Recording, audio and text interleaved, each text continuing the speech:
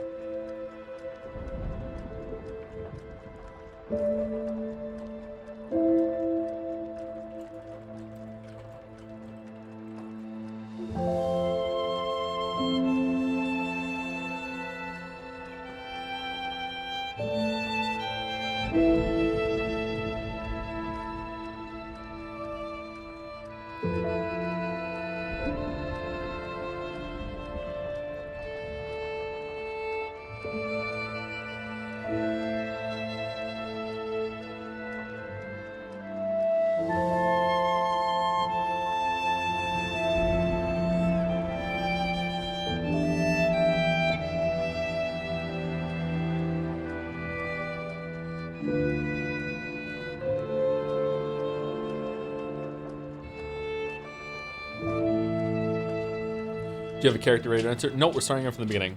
So if you don't care about that, you can come back later, or if you do care about spoilers and you want some extra time to play yourself, you might be able to watch the stream. I'm not going to be fully explaining everything. I'm going to try and rush through as fast as possible. Thank you for coming over to the microphone and licking my face. Yep, okay, yep. What is it, boy? What is it? What is it? What's the matter? What's wrong? Yep, yeah, hi, yes, hello? Okay, don't lick my hand. Don't lick my... What are you doing? What are you doing? What are you doing? No, don't lick my hand. No, see you later. No, stop licking my face.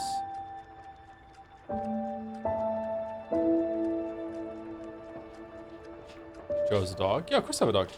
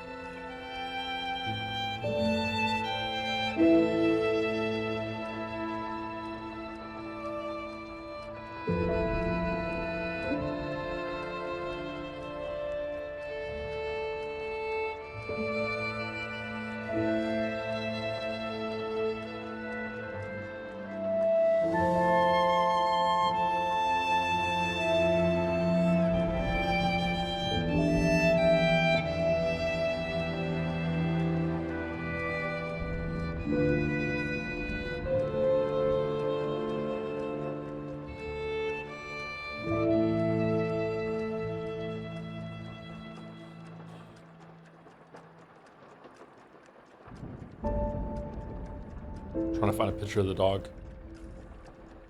Can't find a picture of the dog.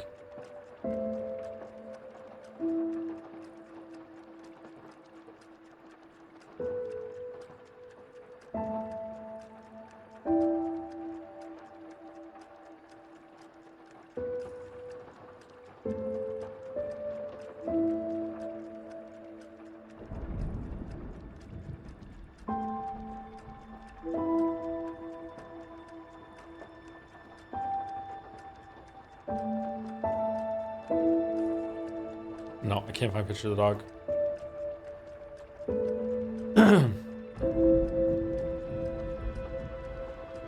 24/7. I'm sorry, Nadja. I'm sorry. Tom Stiff, I won't stream Les P on Sunday, Anderson. Could it be that I live?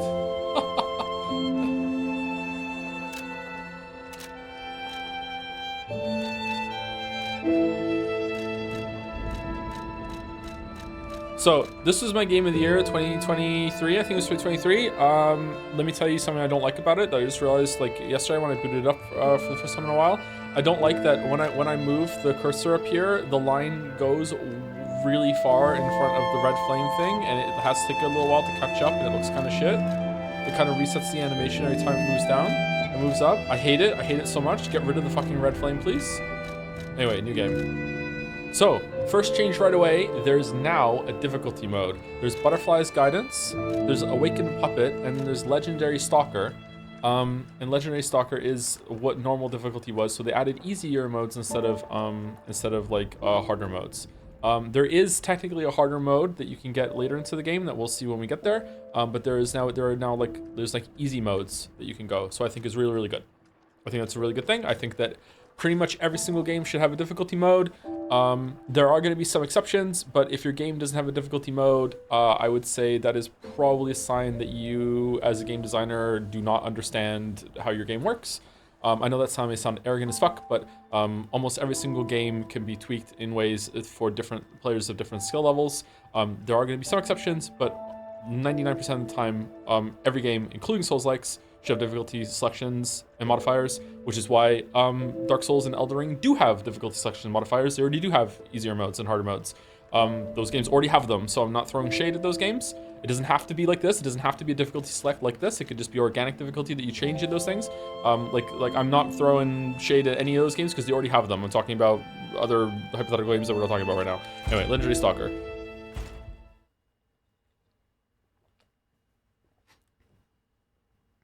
Is the hardest difficulty similar to the game at launch? They patched it to make it easier, right? No, I think it's the same as it was like a week ago before the game came out. I'm skipping the cutscenes at the beginning. Sorry if that bothers you, but we're going through it. I've had boss rematch. Through the Stargazer and Hotel Cat, you can relive battles against the bosses in your memories. The specific boss can be selected and challenged in battle memories, or multiple bosses can be selected and challenged consecutively in Death March. I don't know if this shows up the first time you load the game now when you get it. I'm not sure. Anyway, I've gone through a lot of character development since we played this game, chat, and streamed it before. So I just wanted to say before we start that I think he's pretty hot. So there you are. Death March, Witcher 3 reference?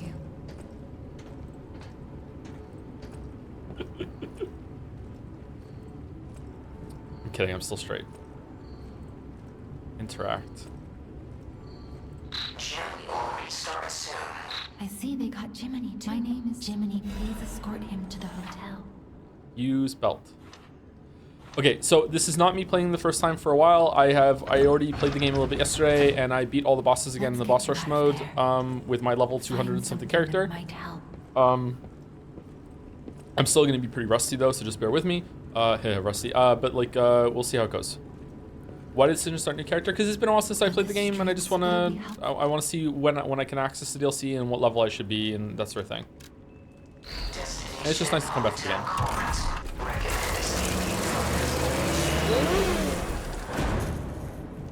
I know this game fairly well though, so it shouldn't be too long. I don't think I'm going to fully explore areas and stuff.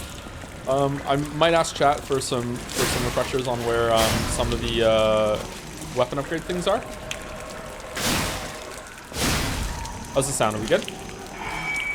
Game is quite a bit too loud.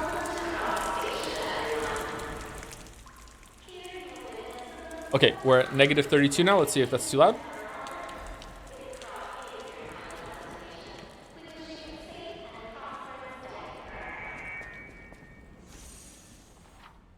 What if you need to be in the endgame to access the DLC? Then we'll get to the endgame, but I don't think that's the case. I think you just have to beat Archbishop.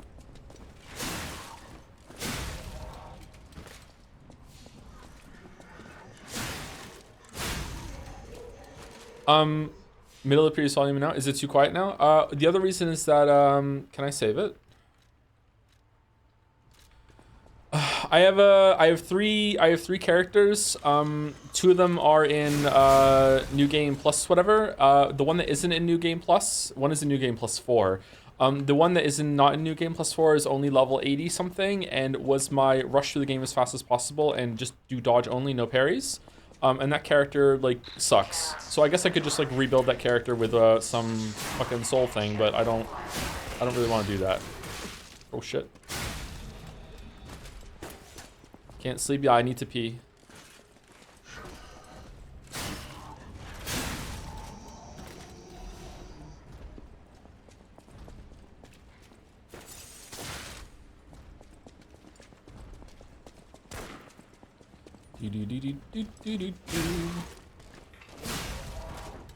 Begrudging +2. Sorry.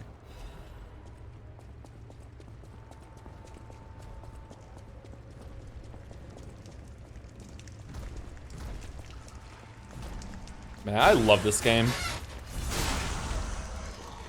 I love this game. So doing all the bosses again, my favorite boss yesterday was the swamp monster. I really enjoyed finding the swamp monster. The second favorite boss that I had was, surprisingly, Scrapped Watchman. I think Scrapped Watchman is just an amazing fight. I like that it puts stuff on the ground that you have to like not know about in phase 2 in order to like dodge out of it, and you have to use like both the parry and the dodge. I really like Scrapped Watchman. Luxasia was the most difficult for me. After I died to Scrapped Watchman, no, I died to Parade Master on level 3 with my level 80 character because he was like one-shotting me, and I switched over to my new game +4 character, and I first tried every single boss easily except for Luxasia. Luxasia almost beat me. I had to use all my healing to beat Luxasia, and then I did Scrapped Watchman on level 4 and 5 on my like geared as hell out fucking level 200 something character. That might sound impressive. It's not. I had the P organ upgrade that meant that I could block red attacks, so whenever I fucked up the parry, it was fine, like I'm going to right now. Yep. Fucked up. Washed. Staggerable.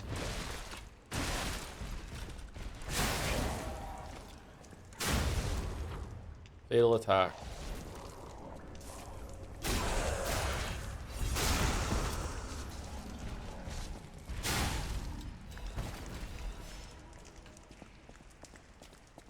What weapon do you plan to use until the DLC?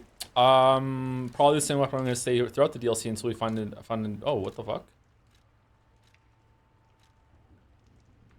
What? What's that?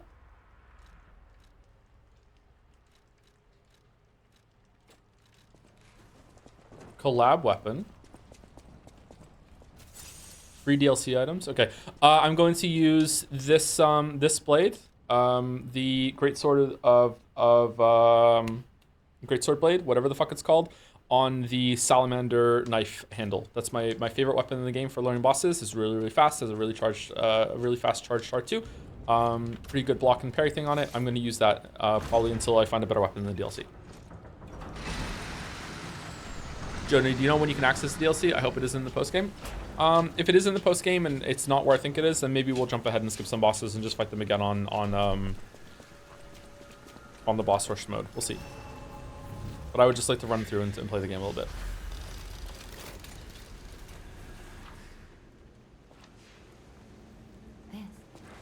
This chapter, I don't remember the chapters.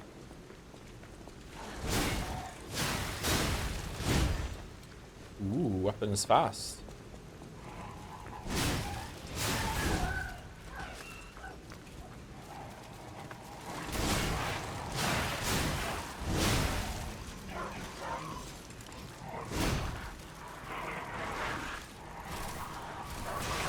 Wait, what? What's the Fable art? Special parry? Deflect counterattack. Storm slash for 3. Buddy, you really have to get on my face, Gatsby. I'm sorry. Like I don't really know what you want right now. I'm sorry.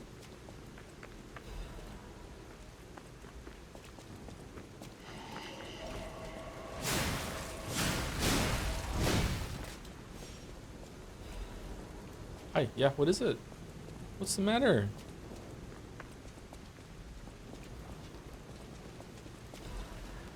Let Gatsby live, man. I would, but he's coming over and he's like putting his whole entire weight onto my arm, and he's like a huge dog.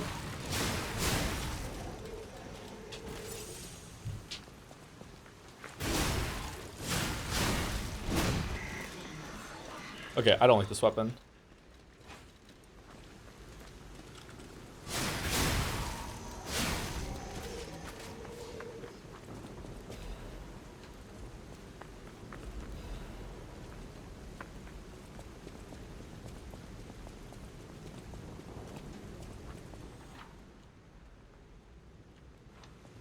Change the settings for dash.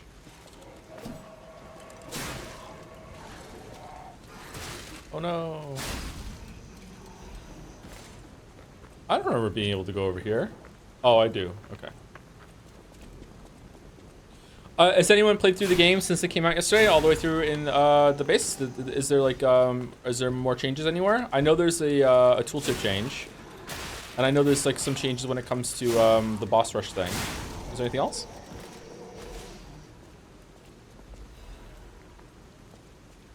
A lot of quality of life changes.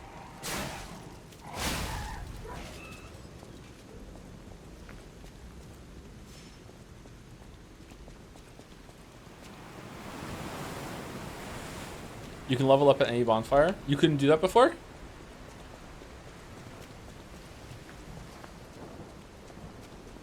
you use souls while leveling? Don't have to leave and go to inventory? That's good. So this is a tooltip they changed. I actually pointed this out in the video. I don't think it's because of my video they changed it though, although, you know, catch me on an arrogant day and I'll say maybe I helped. This is a really good change. It makes it clear that you can actually dodge red attacks. You just can't iframe through them. This tooltip was different before. I'm really happy they changed that. He says fucking it up.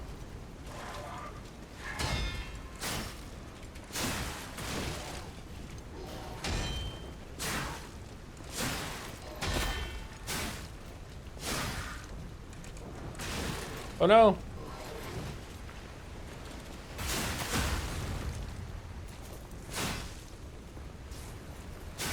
Oh, he's not dead. Okay, we got him.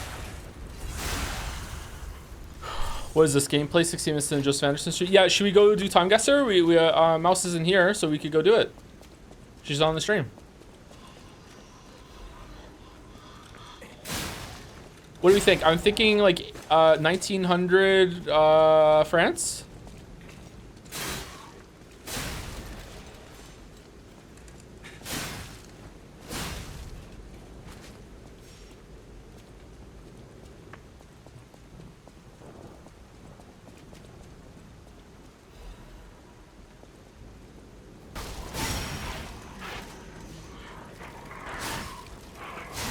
What game is that sound effect from?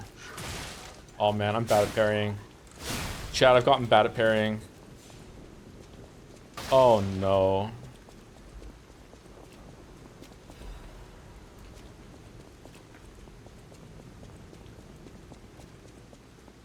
I've gotten bad at parrying.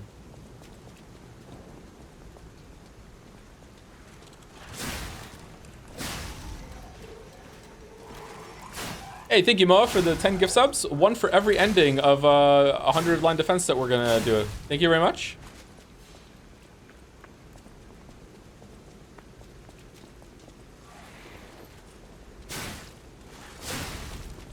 Age cap catches up fast. You have no idea. It's true.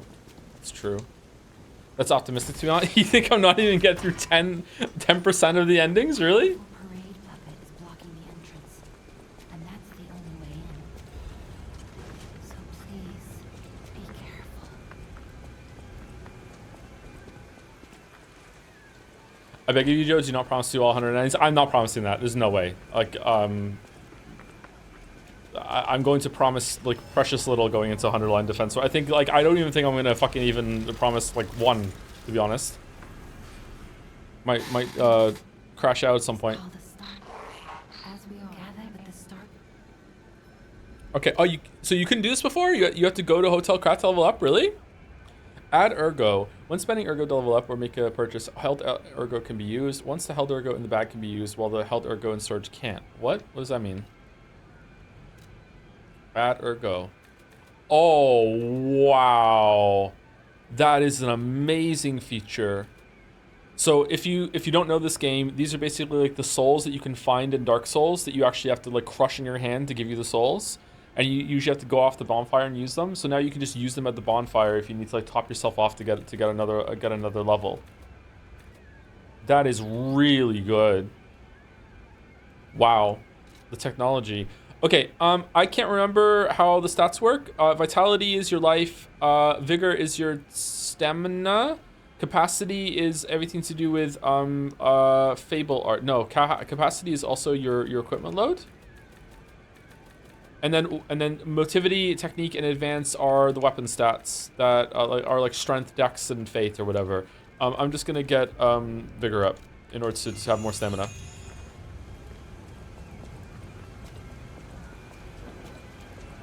Used to be that once you reach the hotel, you need to go back to Sophia to level up before the end game. Before the end game, let you do it again. Now it just lets you do the whole game. That's good. Does it do that even if it's a brand new game?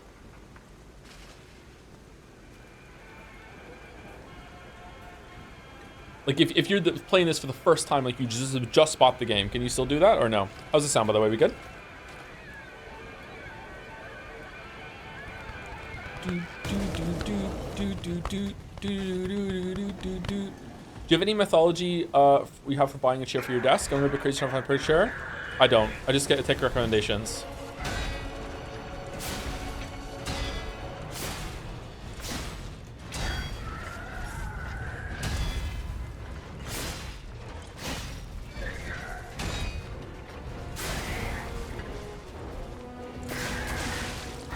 Oh no, I got hit.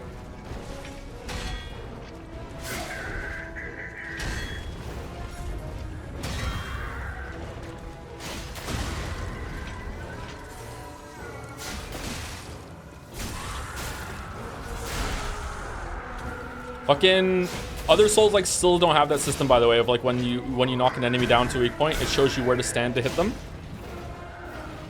God, so many good decisions in this game.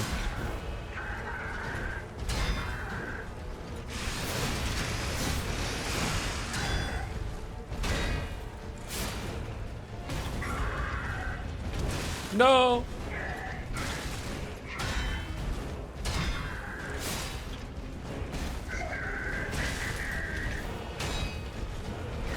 Had to heal on the first boss.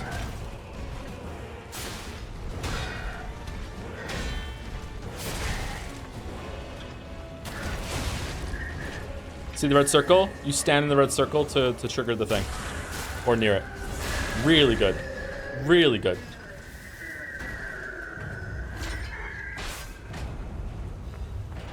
Eliminated. Got some quartz. Parade leaders. Ergo.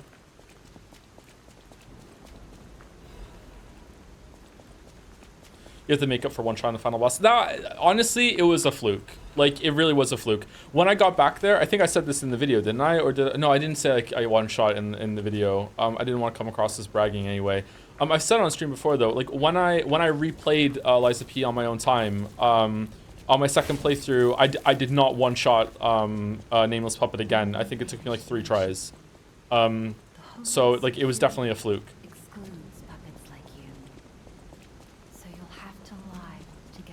I love the way she says lie. You're a special puppet after all.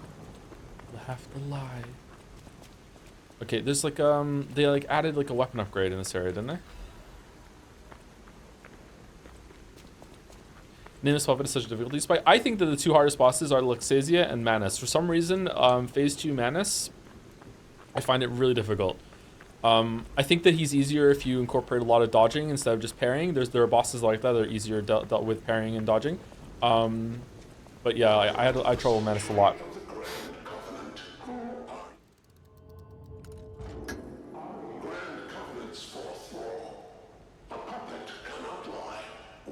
Manus is wicked hard parrying. Yeah, he has a bunch of moves. There's like this, his magic hand does this wave attack that's really hard to parry. You have to, like, it's easier to dodge through it. Yeah. What happens if you don't lie there? You don't get in. You have to lie to get in. The more you lie throughout the game, the more human your Pinocchio becomes. Thank you to Twitch Paint Spellies for the new sub while the stream is down. Thank you, Nye Anima Plus for the resub. Show P Organ. Oh, you have to pay for that. Sorry, you have to pay for that on a different website. Thank you, Axel87 for the bits. No Sleep Gang. Thank you, Snizel92 for the resub with Great Puppet. Great Puppet. Got no strings. Thank you, Kismeti for the resub. Whoa, peak hours for Japan viewers. Excited to catch a stream live with a peak game too. Thank you very much, Kismeti. Thank you, None to Spare for the resub. Stuck in VODland. Hope you're doing well. Your streams may make my life better when things look grim. With a hug. Oh, thank you, None to Spare. Hopefully things get better for you. Thank you, Enticing Ethan for the resub. Resident Evil vibes. A Saturday stream I can actually see live. That's a miracle, huh? a certain miracle. Thank you, P Master Polito, for the bits. I beat Liza P on console, but now I need to beat it on PC for the DLC. So I'll just sleep. Enjoy. I will enjoy. Thank you very much for the message, though. Hope you enjoy it when the DLC when you get to it. Thank you, Nosamil? No 7amil? I'm not sure. I never say this name right. Thank you very much for the resub. Hi, Joe. Long time without watching you live because of master's degrees. Hope you're doing well. Hope you're doing well, too. Good luck with your master's degree. There's a bunch of people that have been gone for a while, actually, because we've been streaming nothing but Baldur's Gate 3 and Umineko for too long. Oh, no. The Buppets are rebelling. Thank you, user name Dilemma, for the resub. With the dancing drums. Incomplete 3 for the resub. Finally, stream I can watch. See, there we go. DJ Squig, and Tanker Smash for the resubs with Hyper Joe, and always happy to see a gameplay game. Thanks for being a great content creator. Thank you very much for watching. Thank you very much. Thank you, Moa, again for the 10 gift subs, and Edicus for the 5 gift subs right now as well. Thank you very much, Edicus. And thank you, Lemonade Standing, for the resub also. 24 months, 25 months. Liza Peak or Peak Lies? Liza Peak. It's Liza Peak. Everyone calls it Liza Peak. Have you played AI Limit? Never heard of AI Limit, sorry. Thank you, Altion, for the resub also. Hey Joe, I forgot I have recurring subs, so you basically took my lunch money. Half joking because my country's economics suck. Love the content. Oh, I'm sorry. Is Twitch like regional pricing bad in some places? I'm sorry to hear that. Thank you for the resub of the message right now though, despite you figuring it out. The music rights in this game are so good. Close your eyes. Blue hair, woke. I'm so happy to see you. Too woke. Too woke to sleep. I am Sophia. I've been waiting for you. You must. He was last seen. Please find. In my hotel suit. Look at Jenny. I'm wait. Be careful. Okay, I'm gonna like watch the boss intros. I'm gonna skip everything else for the sake of getting through it. All right, boss rematch. Okay, so I don't know right now if I could fight a boss that I'm not ready to fight. Battle memories, you can relive battles against bosses you have defeated. Bosses and battle memories each have their own unique stats. Defeating a boss will allow you to fight against the same boss at higher difficulty. The most difficulty is fixed at Legendary Stalker. For some reason I can go up to 5 on this one. Do I have the badge because I did it on another character?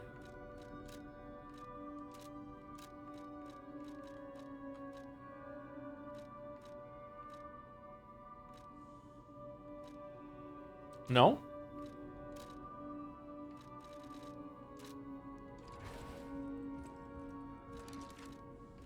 How much did you progress on Blueprints, or you dropped it? I played it for a couple days after I stopped streaming, and then I dropped it because it was getting too difficult for me. Becoming too much of guess what I'm thinking for my liking. Okay, so can I just just fight Nameless Puppet right now? Really? Oh my god.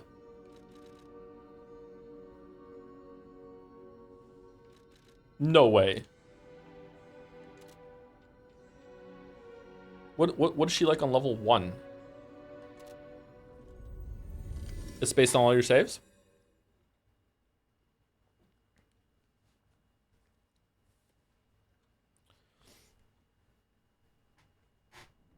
Does it do any balancing around what level you are? Okay, so this is the boss rush or the boss selection mode. A real cool thing is that it gives you a little stargazer that you can go over, and you can like change your legion arm and stuff. I don't know if it, yeah, I'm not gonna have all of it because I haven't unlocked it yet because it's a new save, but you can like do some level up, change your shit over here instead of having to go back to Hotel Krat. And then after you beat the boss, a stargazer will actually spawn next to the boss, and it will let you pick another boss instead of sending you back to the hub, which is really cool.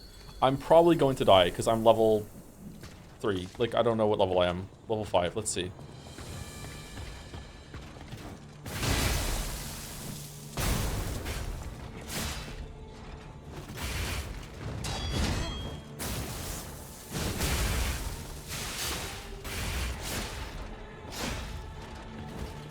Uh-oh.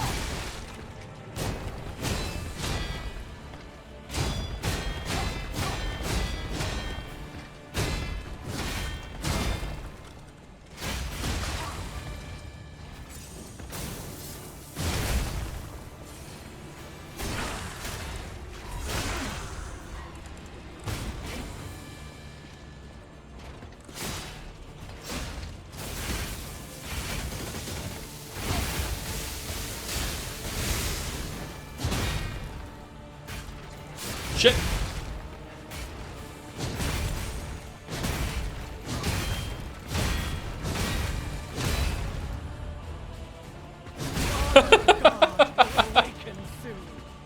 Honestly, doable? Yeah, probably doable, yeah, but not for me right now.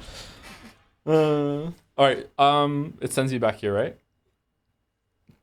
I also don't think you lose your souls when you die in boss rush mode. Yeah, you don't. It's pretty cool.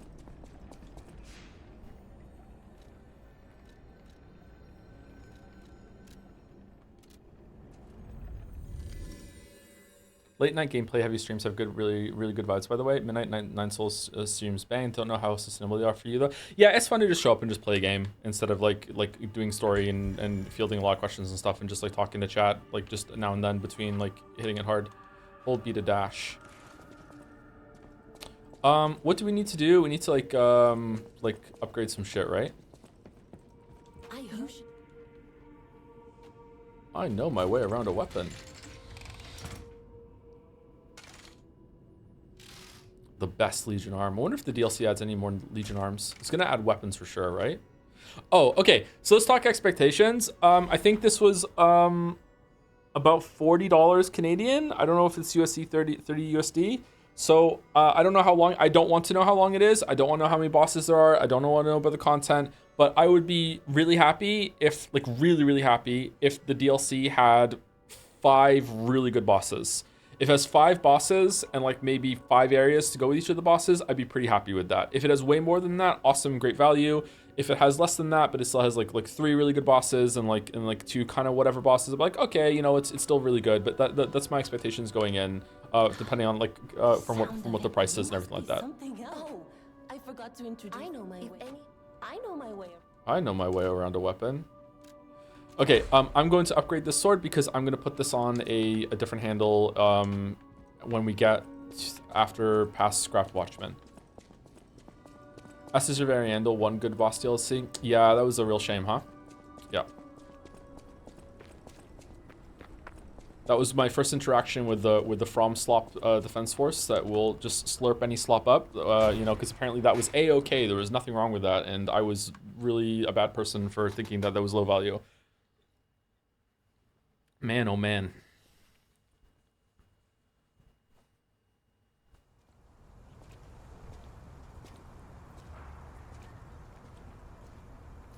Ring City was really good.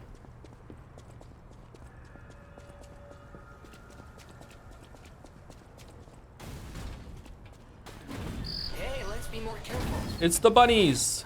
The Black Rabbit Brotherhood. I hate these guys. Me too. Worst boss. Don't be alarmed.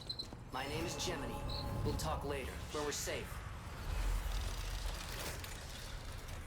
Nihi? Have you listened to any of the original versions of the records? They're from a rhythm game they published called DJ Max and his Crazy Head. I have not. No, I did hear that though. I heard they were from a rhythm game. I think someone said that when we streamed it last time. I was so disappointed when I played Ashes at launch that I looked up and missed the entire area. Yeah. It was a regular rich people row. You wanted fancy boutiques and shops. No place better. This is a new save. But that was long ago. Before the puppet frenzy. I think Ashes Variandel would have been acceptable to me if the wolf boss had been a boss on par with I can't remember her name. The Scythe Nun. If it had been on par with that one, then I would have been great. You know, that's fine. Like the area was pretty big. Frida, thank you. The area was pretty big. Like it was like interconnected, like a little mini world. Like it was decent. Like the level was big enough. Just the boss was not.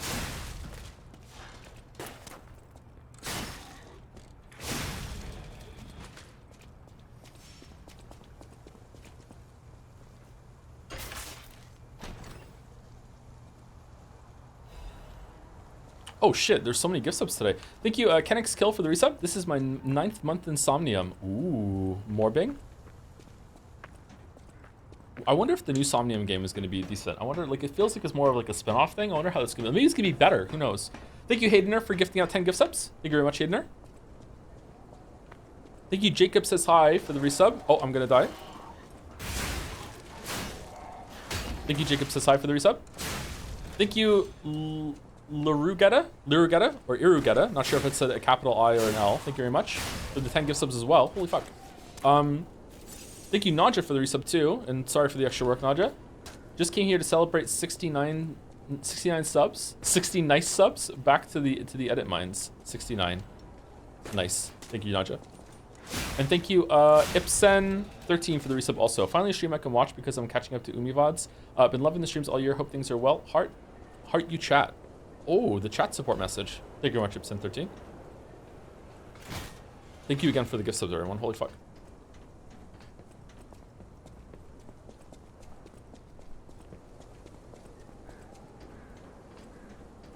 Oh, this guy's actually pretty hard at this level.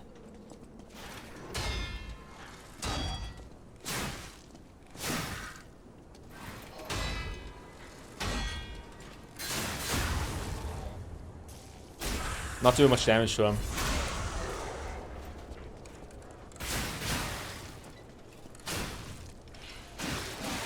Oh my god, he's faster now. Wait, is there a parry indicator now? Is there? If there is, I haven't noticed it.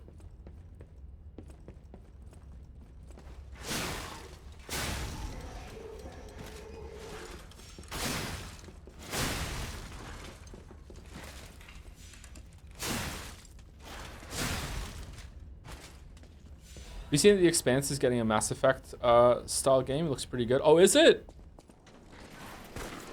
Oh shit. Shit.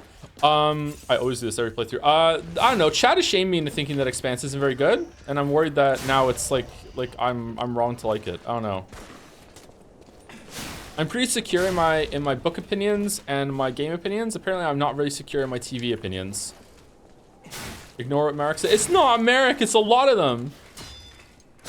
It's Balder. It's Marek. Is it Jelly? There's a bunch of people that don't like The Expanse. The Expanse goes crazy. Yeah, I really liked it too. Like, there were times when I was watching The Expanse, I was like, this might be my new favorite show. Like, oh my god, I like season. Is it season 2 or season 3 combined? Like, I was like, oh my god, it's so good. I agree that this has some flaws and a lot of stuff to do with the detective guy in season 1 is kind of cringe. But like man, oh man, I really like that show. Did you watch Severance show? Despite being white, no, I have not seen Severance. Sorry, I keep meaning to get to it, but you know, I just don't really want to get another service. I just don't know. Sorry, that's a joke that I saw somewhere. I can't remember where.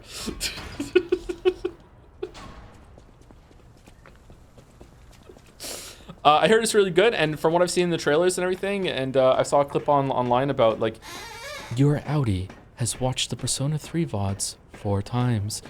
Like, you know, stuff like that. Like, it seems like my shit, but I haven't seen it yet. Sorry. I just don't want to get, Apple TV.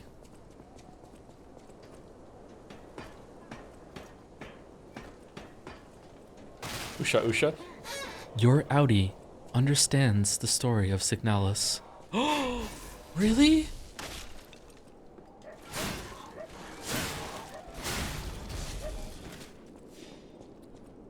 Is this what late night streams are like? Yeah. Just pirate it, Joe? I don't like pirating.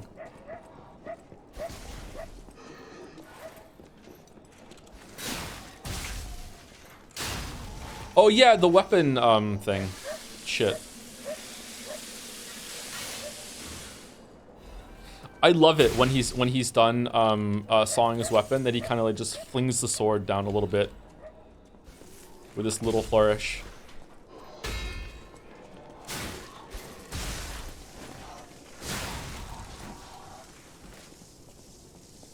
Oh yeah, this part is actually pretty difficult because it's a long like gauntlet of enemies, and you might run out of healing.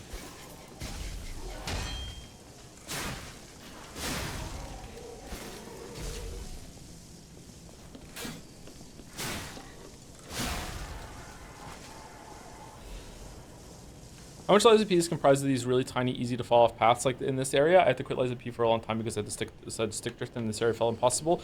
Well, first of all, any game that you have stick drift is gonna suck. But this is probably the worst level in the game for that, and also just in general, this is the worst level of the game.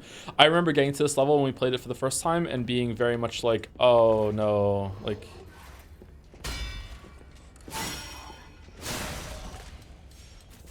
There is a couple areas later on. Oh, there's the tower. Yeah, Chad's saying the clock tower. There's like a Sen's Fortress later on that's kind of like this a little bit.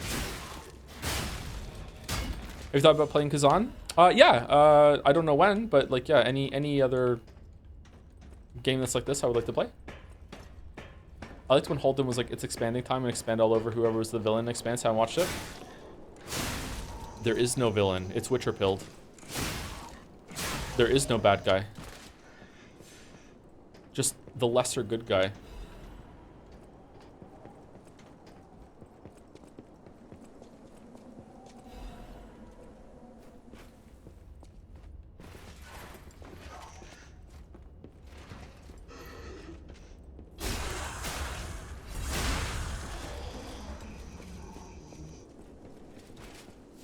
Okay, do we have balls? Do we run past and get the Stargazer, or do we fight him?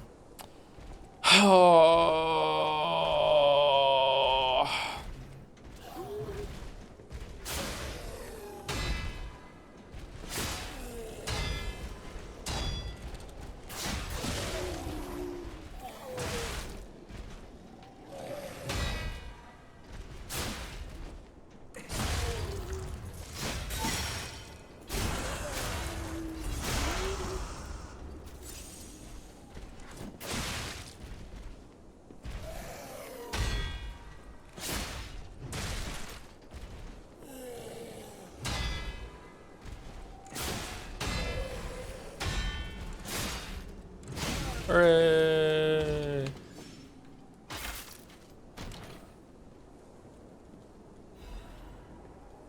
Just unlock the DLC.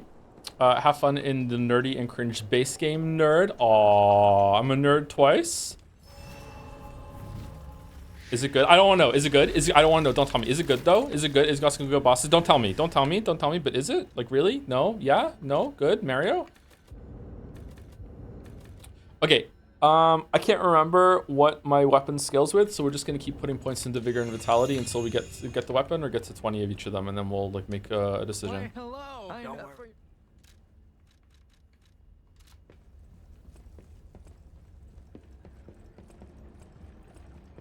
Haven't got to the boss yet, but I really like the first area. Wow, spoilers. Oh shit.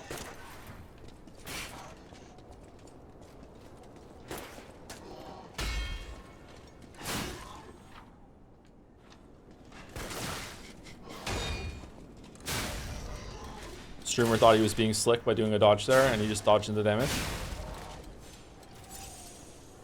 Is this the harder difficulty of the base game? There is no harder difficulty of the base game. This is the hardest difficulty of the base game, but the hardest difficulty of the base game is still just like what normal difficulty was when the game first came out. They didn't add hard modes, they added easy modes. I'm gonna get hit by electric thing. No, we're good. All right, yeah, that's my understanding of it. Yeah, it says that the hardest difficulty mode that they have is like it said this is the way the game was intended to play or whatever. Like I don't know. That's what I'm taking it to mean. I think it's a really good thing.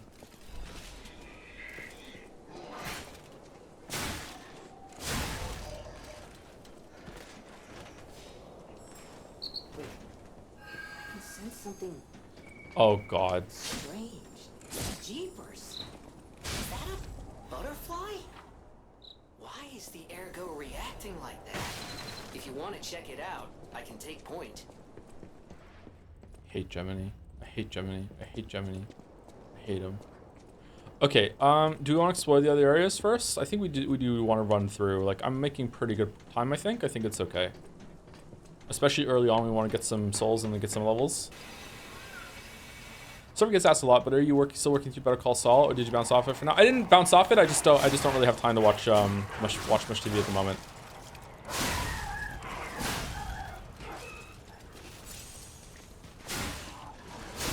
I would like to get back to it.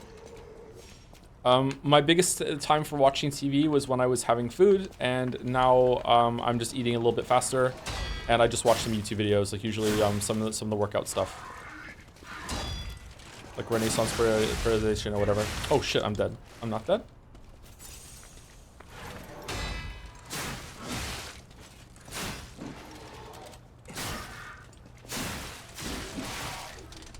Nope.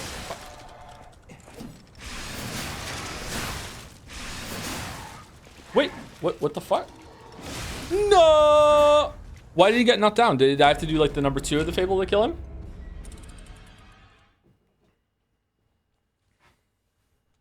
Owned.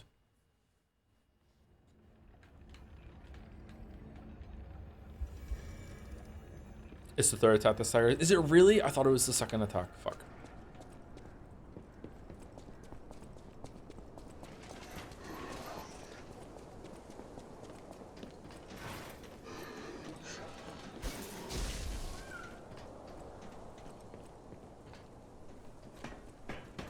Joseph, I'd like to know what you think about if whether or not the Shadow of the Erdtree and the Overture with the Souls-like difficulty has reached critical mass and is really nowhere higher than they can go, and they have to make big combat changes. I'm gonna have to see what happens with this. Sorry, before I can answer.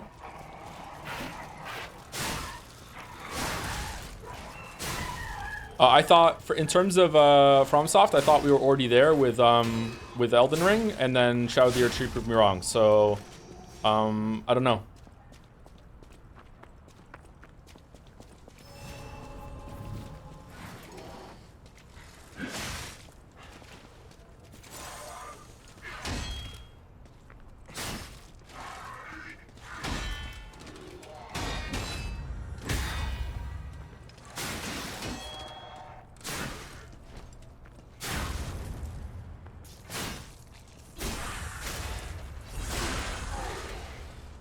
I heard Kazan is giga hard. Lamayo, Iron Pineapple said that their boss is some Millennia tier shit, which is insanely funny to me. Oh, Kazan is really that hard? Oh, shit. Fuck. Where does Nine Souls rank in terms of like the meta of difficulty at the moment in video games? Because I found Nine Souls to be really challenging. So I wonder if I'm just getting like kind of slow in my old age.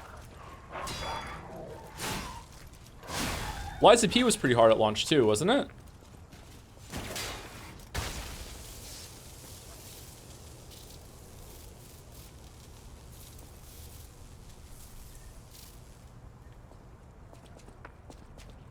You ignored a whole ass mechanic in Nine Souls. Yeah, but I think using that mechanic would have made the game harder for me, not easier.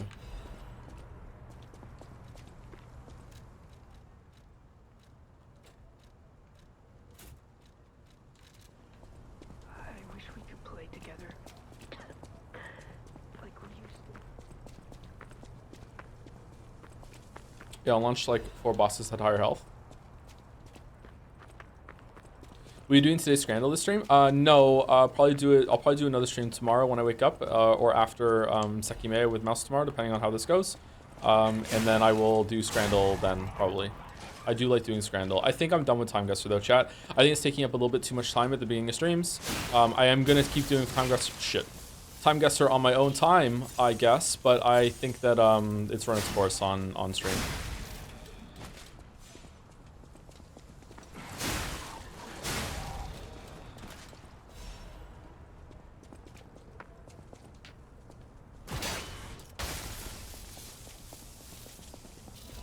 Can you replace it with Pokedoku?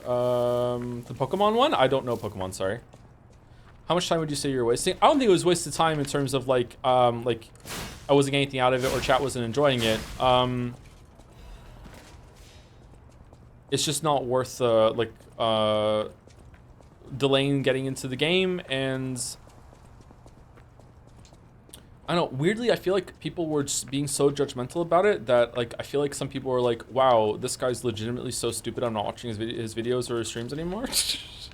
Like, people are really unforgiving about this sort of thing. It's like, oh, I'm sorry. Like, yeah, I feel like it would also be the same if we did, like, is there, like, a math dull? I feel like a math dull would be the same thing. Be like, wow, Joe doesn't know a lot about math. It's like, I think I could do okay at math, and I want to stress, like, the okay. But, like, I feel like some people are really judgmental about that sort of thing. Nerdle, yes, it's great.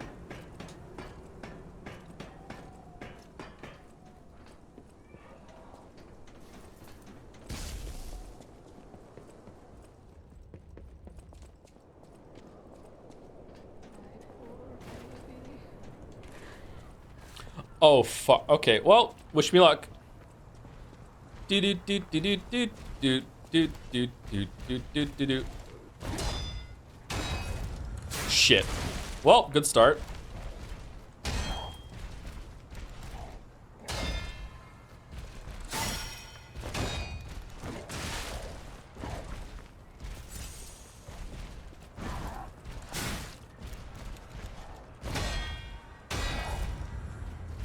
shit.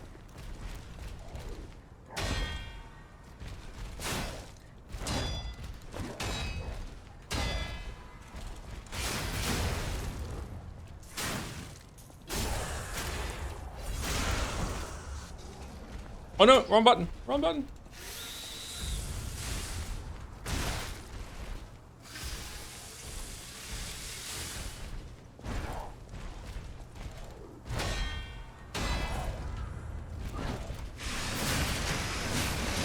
No.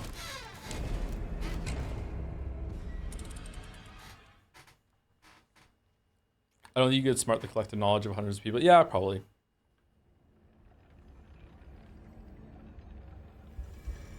Well, not probably, absolutely. It's not that I can't outsmart them. It's that people are weirdly like, how could you possibly not know that? Like it's strange. People are really judgmental about things that other people don't know.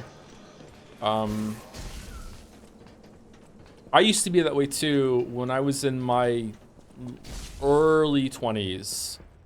Early 20s.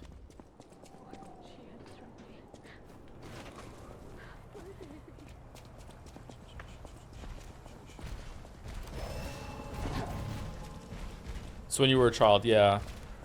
Are you 40? Yeah, I'm 40 this year.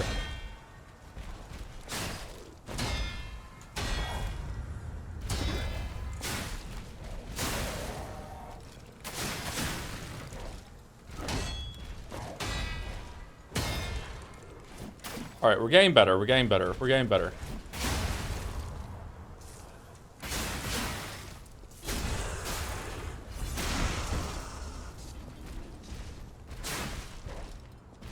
Can we call you Unk? Yeah, if you want to. Yeah, you can call me Unk. I prefer Unk to Daddy.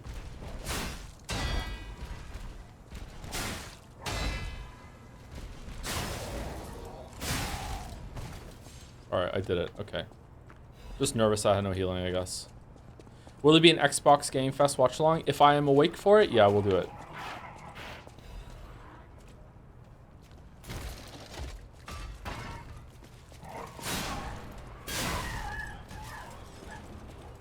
When is that? That's a really good question. Is this the least used enemy in the game? This type of robot? It is, isn't it?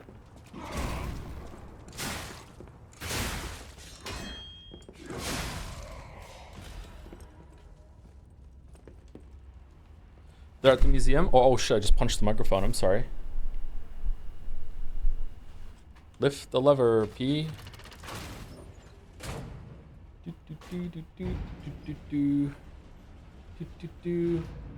Thank you, Pink Hair 3D, for the resub. Nothing like a satisfying late night piece. So true, so true. The older I get, sometimes I take more than one.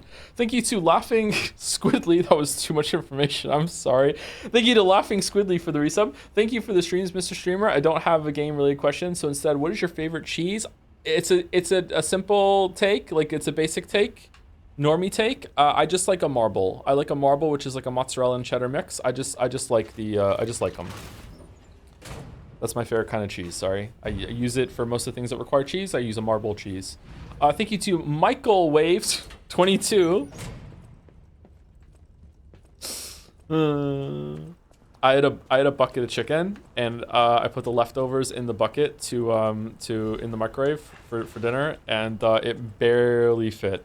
It barely fit. Joe, can I have a marble? You cannot have a marble. Sorry. Thank you, Michael Wave 22 for the new sub. Welcome. Thank you, B-Dog Lol 69 for the bits. Nice. I've been playing through the DLC after not touching the game for a year. It's been very difficult for me. Also, I started reading John Irving thanks to you. I love A Prayer for Owen Meany so much, so thanks. So I haven't read that one. I hear it's really good. Come out, Geppetto. Purge Puppets. Got a lot to answer for. I think I'm a little scared to read that one just in case I don't like it. Congratulations on getting into John Irving. Don't you? You're their maker, practically their father. You and the Alchemist. What's your... Wait, you can't sneak past me. Die! Think you can take me?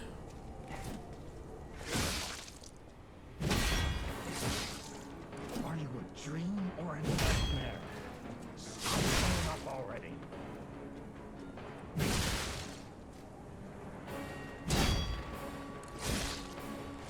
Oh shit.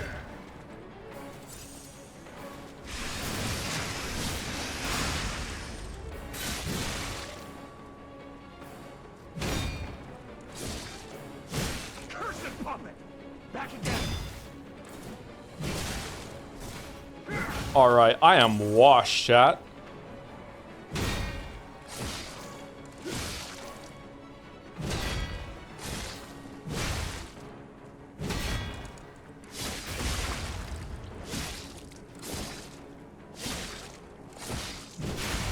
Oh, I thought he was gonna do the critical. Shit.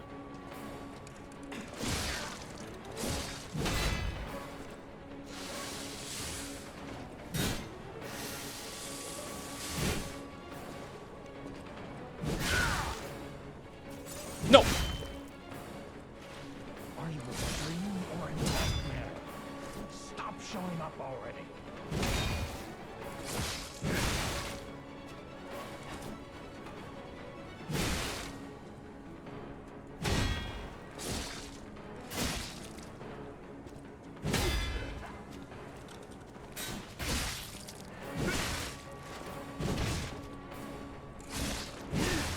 Cursed puppet! Back again!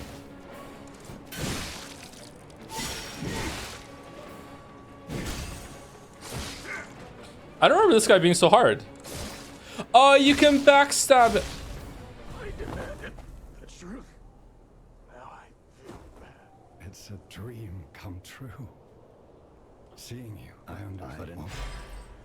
I forgot you can backstab them. That's why I don't remember him being that hard.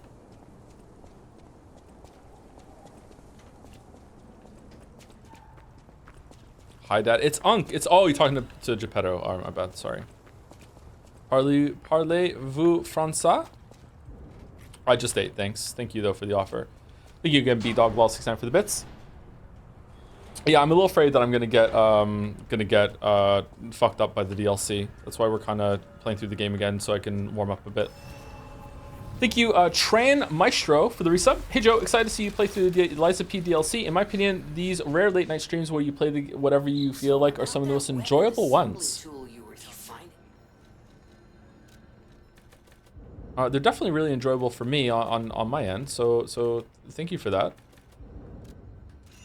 They don't seem like they go down a treat with most of the audience, but for those that do, like them quite a bit, so that's good. Okay, I'm not going to assemble any weapons. I might go back and get upgrade my weapon though. Thank you, Tran Maestro, and thank you, Zorgox, for the bits.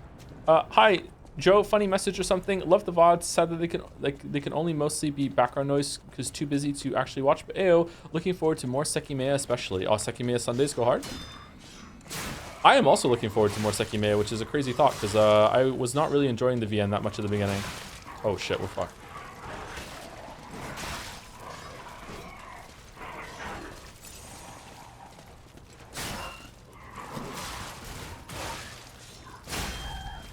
All right, the dog is dead.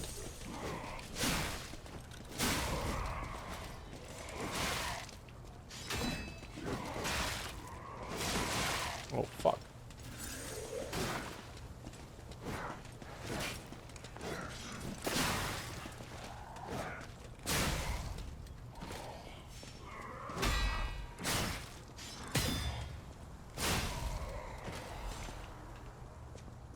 Sometimes these games can be like weirdly way more difficult at the beginning when your health is a bit low and your damage is a bit low. Makes me think that a lot of these games inherently let you over level a lot of the challenge just by not keeping up with it because players can do different things as the game goes on. I wonder if that's one of the reasons why Night Rain can be a little frustrating as it just resets all the time. It doesn't feel good to go into like a group of enemies and just be able to just die in like a couple hits. You know, when you're like meant to be the big hero, like going in on your fucking bird.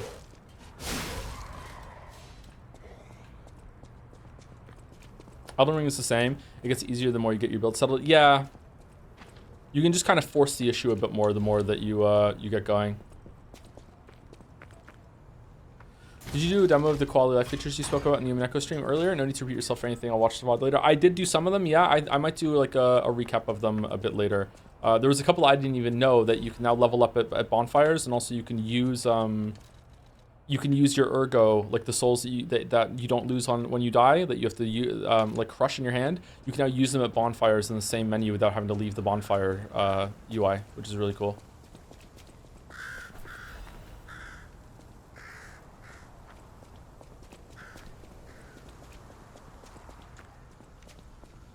Oh wait, you can level up at bonfires from the beginning. Now, yeah, I didn't even know that you can do that. I forgot that you can do that in the base game. Oh shit, we're dead.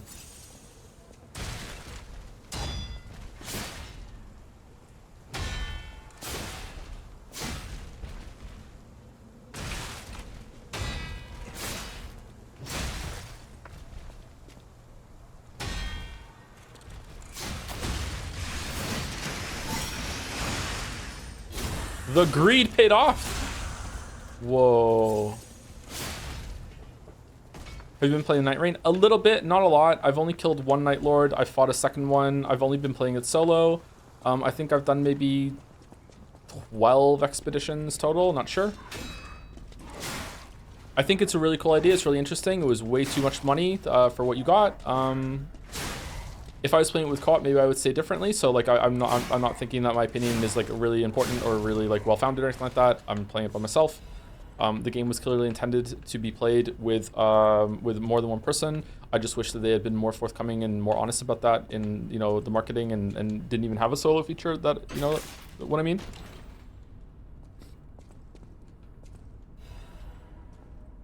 Puppet Destroyer's amulet. Oh yeah, the amulets.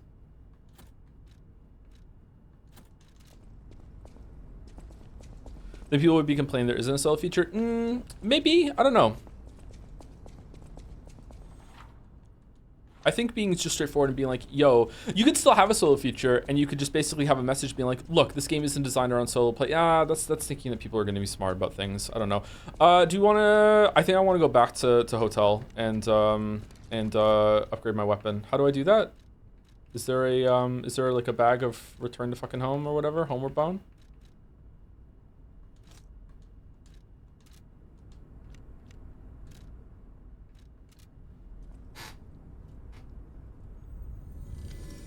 Xbox conference is at 10 what? 10 PT 1 ET. 1 Eastern time, 10 AM Pacific time, so it's 2 PM my time. All right. Well, that's going to be a hard one. Speaking of quality of life stuff, I still can't believe the From stuff still thinks it's a good idea to have you pick up your wallet where you died in the boss room when literally every other Souls, like since Neo 1 just puts your wallet outside the door or in front of the door, or it's auto picked up upon entering. Yeah.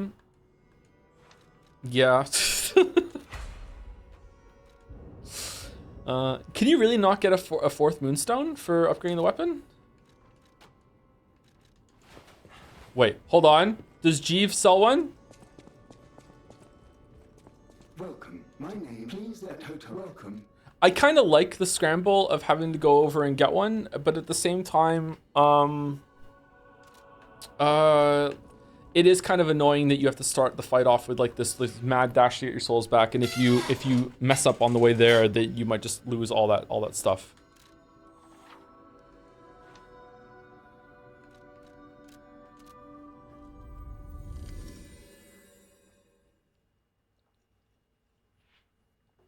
Given how the Remembrance matchmaking barely works, playing solo is like the only way to do the character quests. Oh, is it? Are they hard? Are they balanced around 3 players? Is this a whole replay? I'm not sure yet. We're gonna play the game until we can get into the DLC. If it's really later on, after I like do some warm up, I might switch to a different character. I don't know if I have a good character for this, but I'm enjoying rushing through the game right now, and we'll see how it goes. When did I get 4 heals? I don't remember getting a 4th heal. Was it in this area?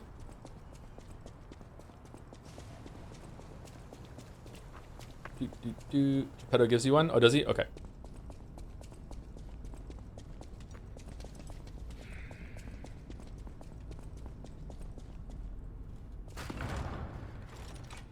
Alright, so this is the boss that made me start to fall in love with the game. I wasn't all the way in until this boss, and after this boss, I remember being on stream. I remember chat being like kind of iffy on the game too. And after this boss, I was like, this is one of the best Souls-like bosses I have ever fought. And I just remember just being like just what the fucking after it was done. Like this boss is amazing. Like in terms of like all the bosses and all of Souls likes, like it's not like the most difficult thing in the world or anything like. But I like it being this early on, this boss is really good.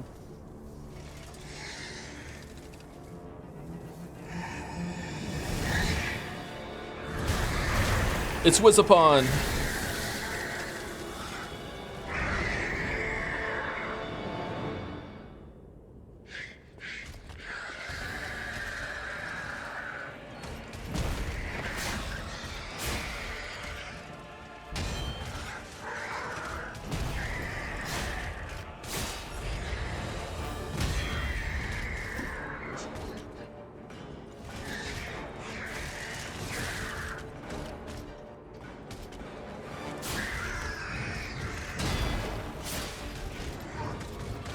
We will rock you.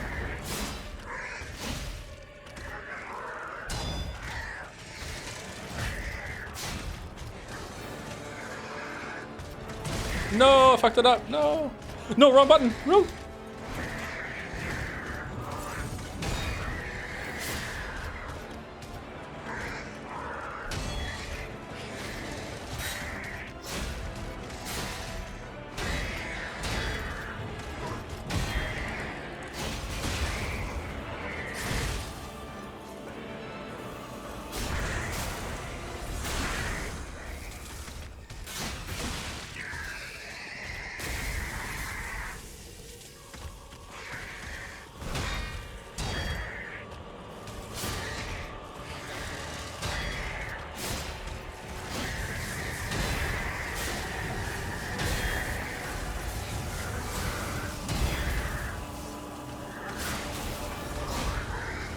Shit.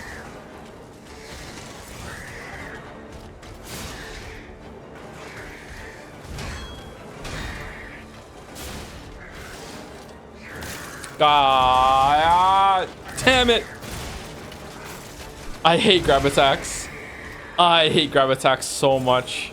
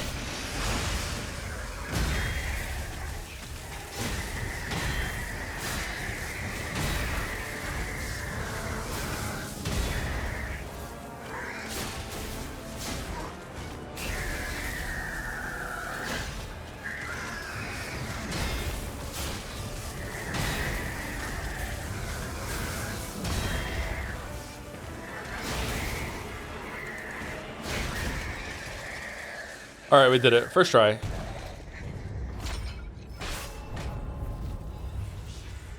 Overcharged storage battery, broken heroes, ergo, core, quartz. Okay, so just in full disclosure, like I fought this boss a bunch yesterday on different modes and everything like that. So like this is not like me coming back to the game like fresh and one-shotting this boss, okay? Yeah, this boss is kind of easy. It feels like I think this boss is actually pretty hard. Like I was struggling there at this level, man.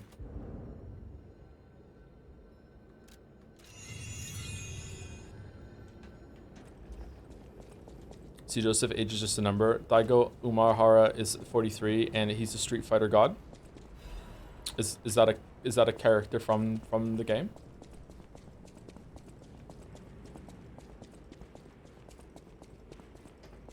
Whew, I think we're done here, pal. Someone was praising the animations. The animations in this game are really, really good.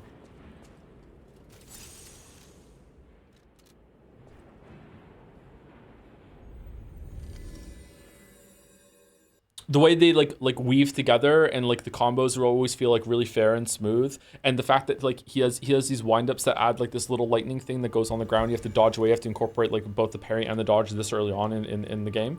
It's just really, really good. But then you still have like people like me that were too stupid to realize that you do want to do both and prioritize the parrying way too fucking much.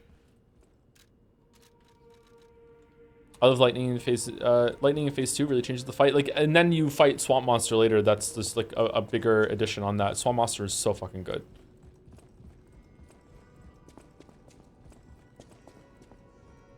You can parry lightning. Can you really parry the lightning? I didn't know you could parry the lightning. Always, my friend. All right, time to play with our P organ. P organs are the source of your powers. Remember, be. Okay, what do we want? Fable slots, stagger window, link dodge. I think we want this one. Increase stagger duration, enhanced charge stagger attack. Enhanced fatal attack, And I think we want that one for sure. And then can we put another one in? We can't. Do we need another quartz for that or what? I can't remember. How do we get these? You can only put one of each type in? Something like that? Yeah, one of each type. Okay. Survival type, guard, enhanced guard, regain recovery, low damage. Some of these are really good, aren't they? Perfect guard, fable, charge enhance, weaponry ability, recovery speed, increases ergo upon eliminating enemy. That might be pretty good in order to get our level up as fast as we can. And that's the quartz. Oh, could I have gotten another one over here instead of spending my quartz there? Whoops. You can get from City Hall to the factory with the key. Can you give me ideas for a writing prompt I have? Probably not. You can give it to me and I can see if I see it and I can riff off the cuff like while I'm playing the game. Sure, I can try, but I can't promise anything, sorry. I've never been into this game. How does it incorporate the Pinocchio theme? It's based on the book, not the movie. I haven't read the book, so I can't tell you. Have I read the book? I haven't read the book, so I can't tell you about it. Apparently, it's actually quite a thoughtful link to the book. It's not just window dressing.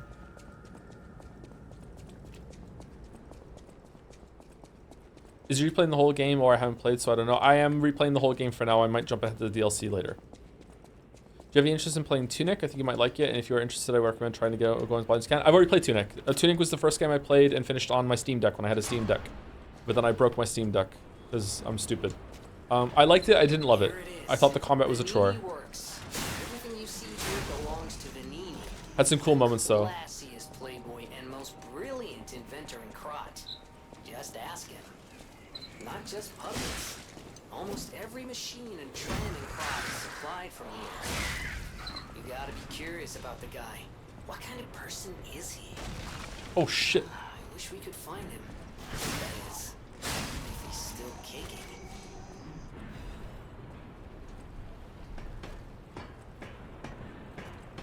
Loyalty in the face of betrayal, or betrayal in the face of loyalty? Loyalty in the face of betrayal. Again, I'm stupid. Literally battler.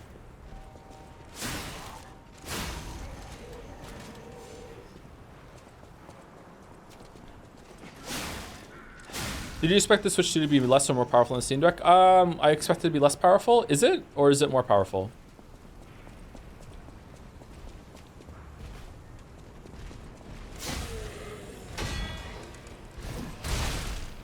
Oh, shit.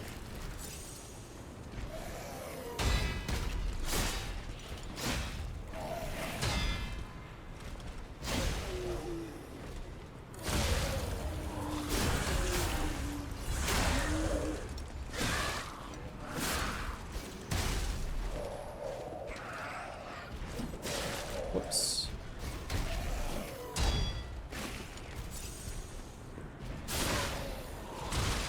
Oh no. What?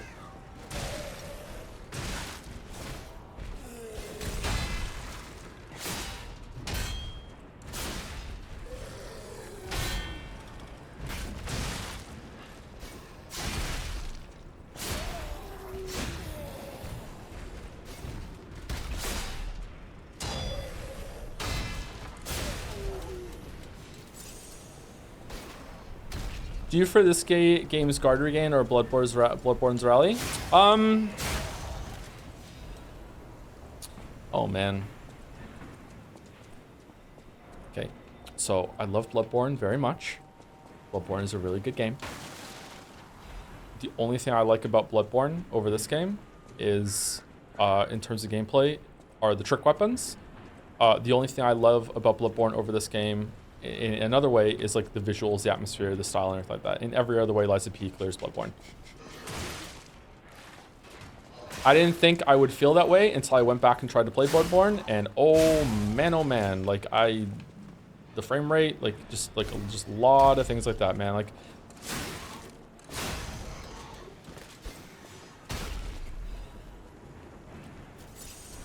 even level design. I would say level design is probably around even. The world design in Bloodborne's better, but like it's still like it's only a little bit better, so I guess I would give it to that. But it's like I like the world design better.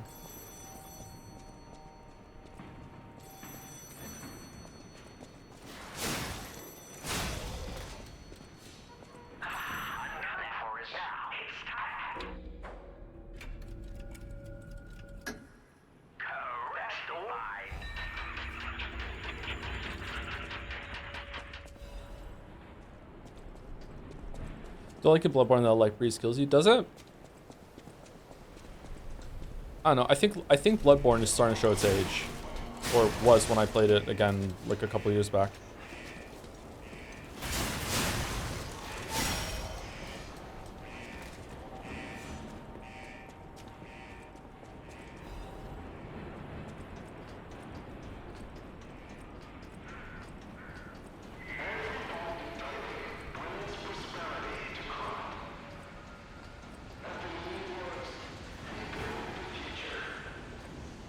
This is why they should make a Bloodborne 2. Chatter, they are. It's on Switch too. It's called Dusk Bloods.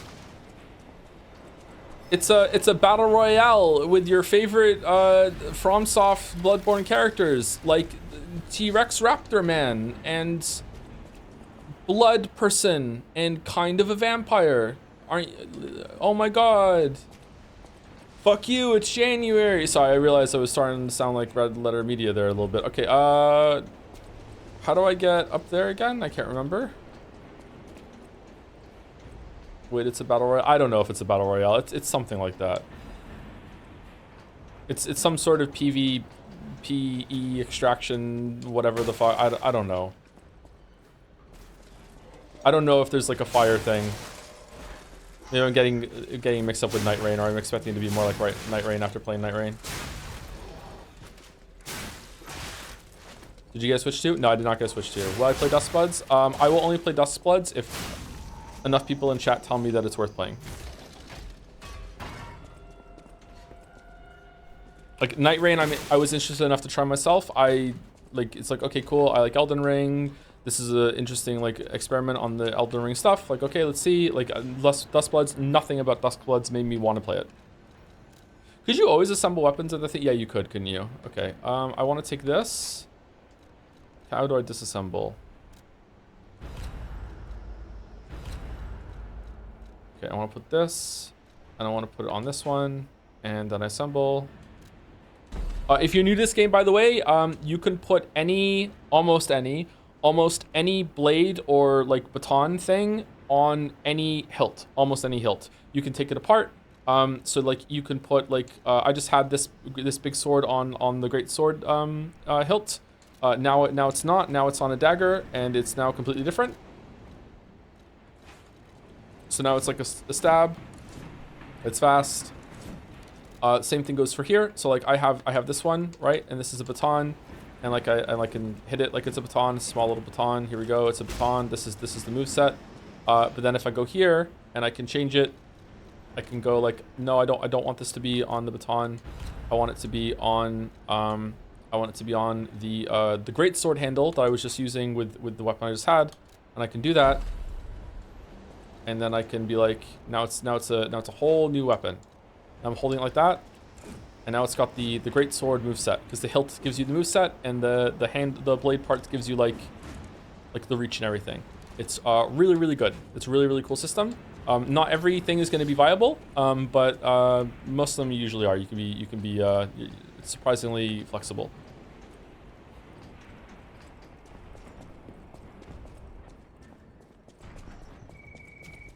This place gives me the creeps. It's like something's gonna jump out any second. It's okay, pal. Just looking out for you.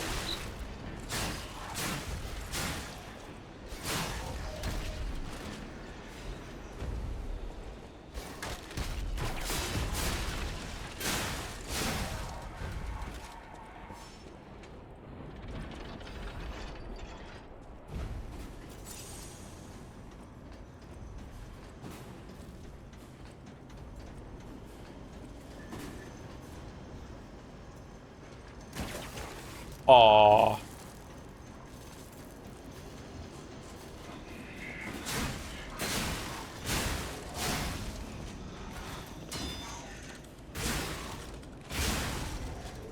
Wait, you can walk on that ledge? I don't know if I ever went up here before when I played this.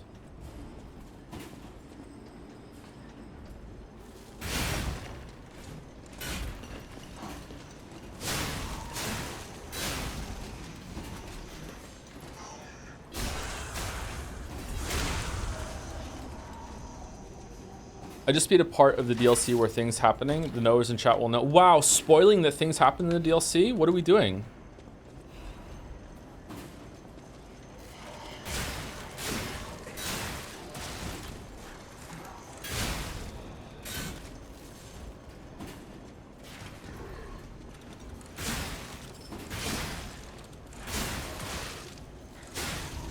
I hate these guys. They don't stagger very well. You can now bind sprint and dodge separate buttons, so the sprint can be left stick and dodge can be still be B. Amazing quality of life. What? How can you do that? How? How can you do that? Tell me how to do that right now.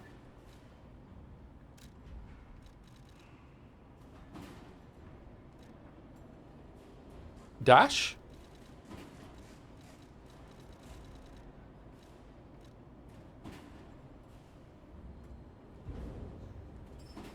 Unable to set. Unable to set.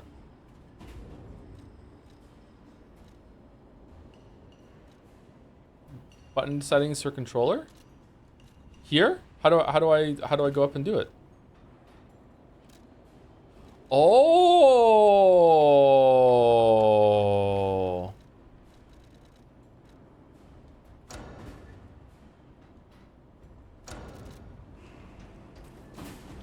I didn't lock it in. I didn't lock it in. I didn't lock it in. I didn't lock it in.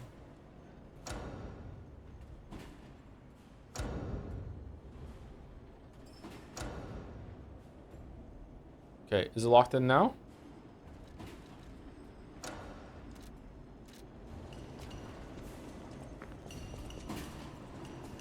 Oh man.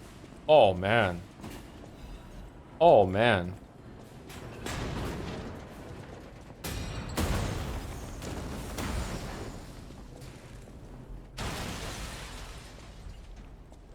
How do I jump now, though? Oh, you still just hit the button. Oh, fuck.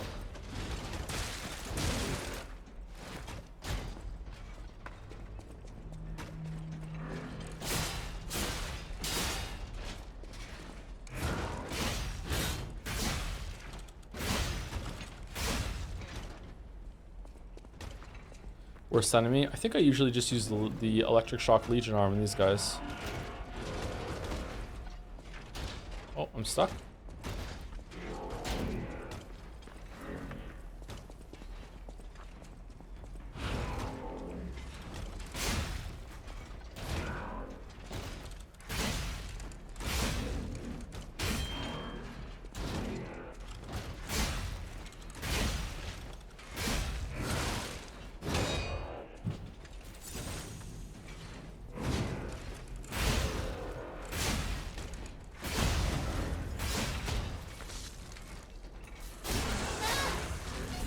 My damage being higher at this point in the game.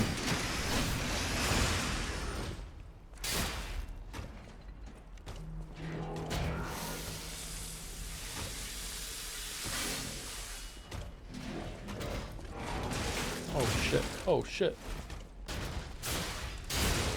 This is all the New Game Plus runs I did.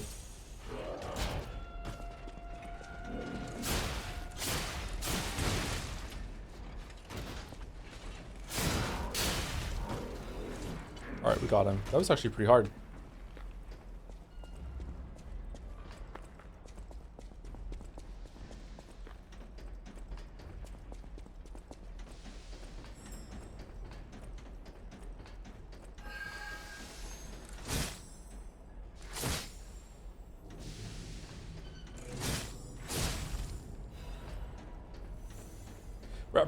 Rapier just does a lot more DPS. Maybe used to that. This is the weapon I settled on. I liked it. I like the poke. I like the R2.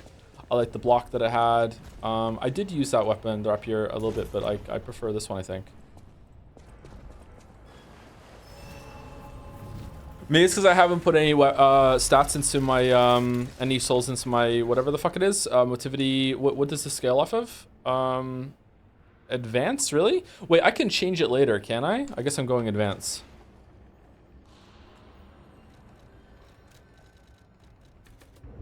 My god.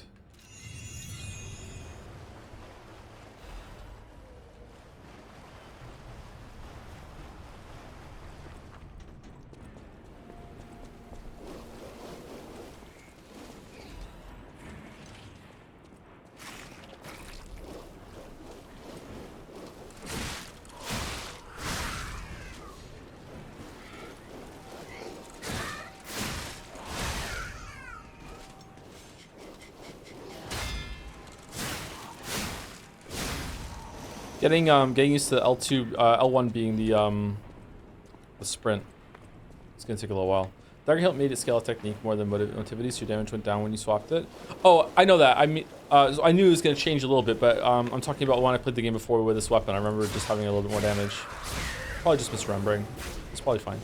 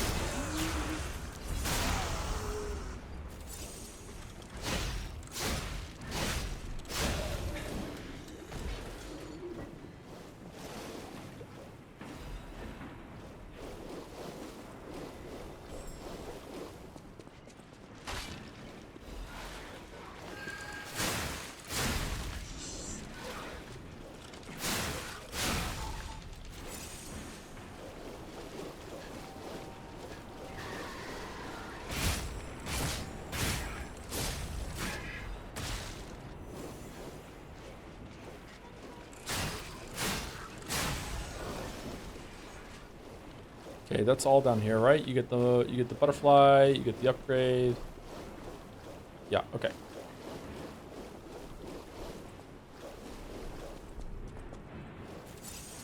Neo 3 is the thing. Oh, they have a demo out? There's too much shit to play, man. I also think the Salamander Dagger got nerfed. Also, I remember doing way better my first playthrough compared to my most recent. Oh, did it? That sucks. Maybe it was busted. That's why I liked it a lot when I had it before. Well, whatever. I like the moveset on it, so we'll just stick with that for now until we find a new DLC weapon to try. Did I go up on that side? I didn't, did I? Just FYI, but advanced scaling only increased damage for blades that have an elemental damage to it, so those levels in advanced did nothing. Really? Why does it say it scales off advanced then? Attack abilities. Is it just for the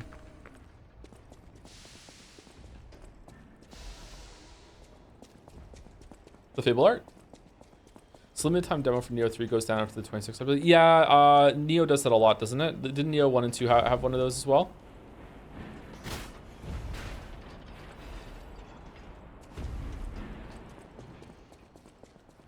I don't know if we can open this. Yeah, we can't. It's an advanced handle, but does nothing about an elemental blade. Okay, I didn't know that. Thank you for telling me.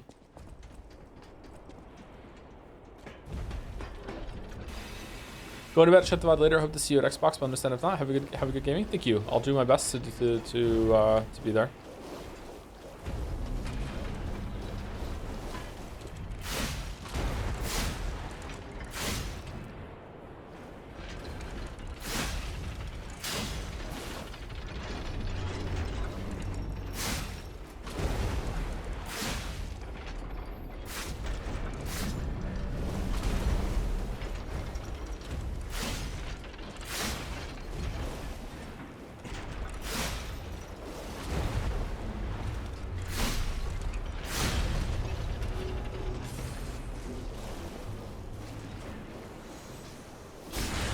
Now this is pod racing. Not the best boss in the game.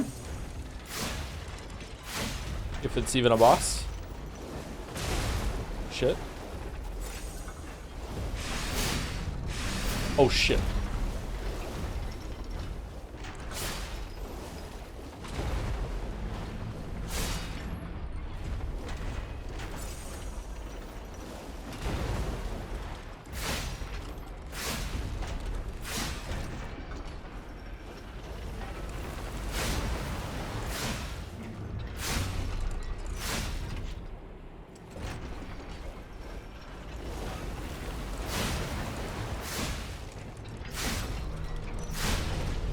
Door Guardian is bad. Yeah, Door Guardian is very bad. Probably the lowest point of the game. For combat, at least.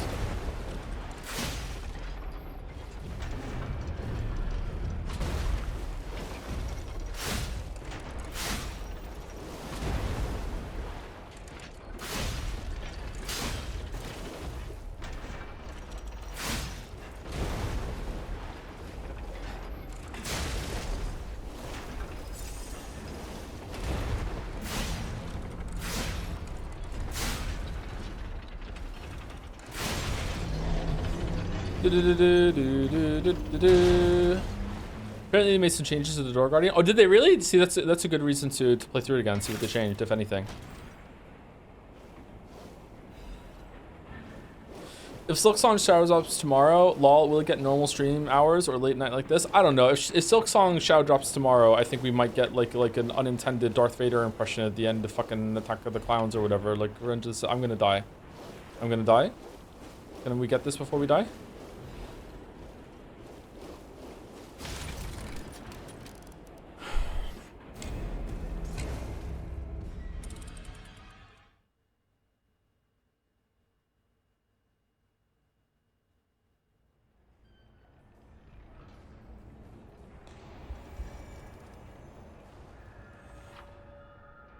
Corruption occurs when corruption damage builds up. Yep, that's true.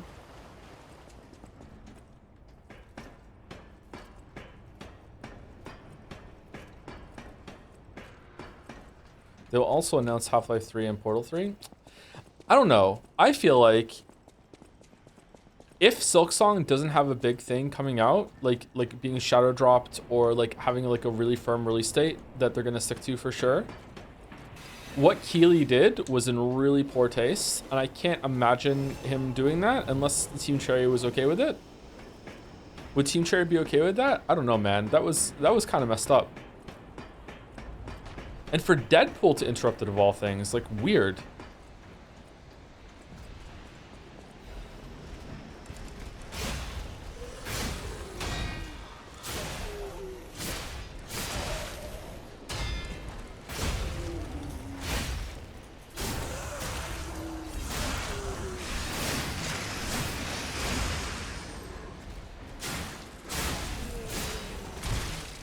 Whoops.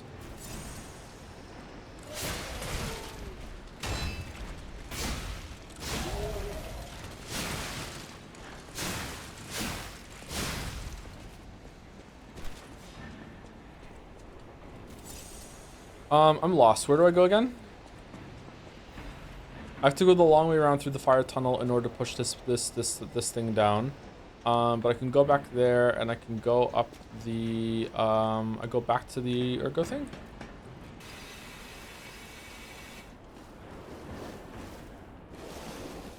We go from this side?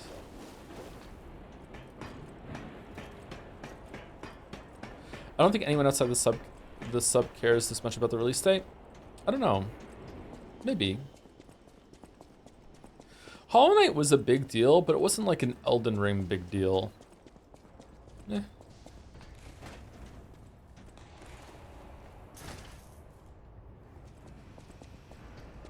What did Jeff Sayer do? He said that he was about to announce like a big thing. Like he was really happy to make this announcement. And then someone walked off from off stage and said, "Jeff, your mother collapsed." And after he said that, he was handed a red envelope. And the red envelope was basically like, you know, sorry to interrupt this Silksong release date trailer, but you have to do the Deadpool trailer instead. And then he did the Deadpool trailer instead. What do we want to do? Attack is going at what? 103, 102. Yeah, you're right. It's not doing anything. I guess we get motivity.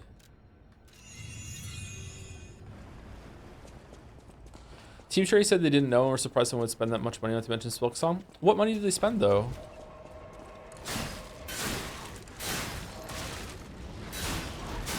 I don't think it cost them anything to mention Silksong if they didn't know about it, right? They didn't pay for it.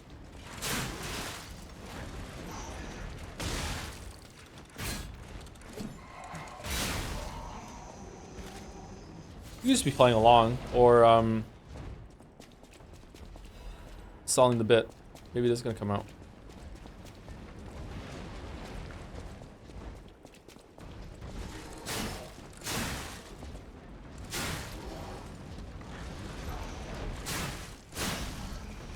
To be honest, it's really easy to say this when it's not in front of me, so maybe I would change my tune. I'm not really that excited for it anymore. And the reason for that is not because it's taken too long. It's like I'm fine being patient. It's just that I just can't imagine it's going to be better than Nine Souls combat.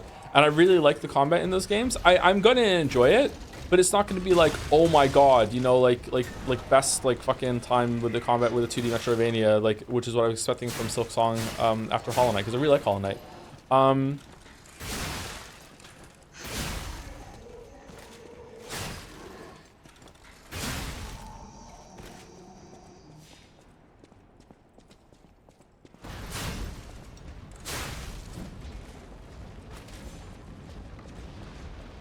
Nine Souls was entirely combat focused, to be fair. Yeah, that's a good point.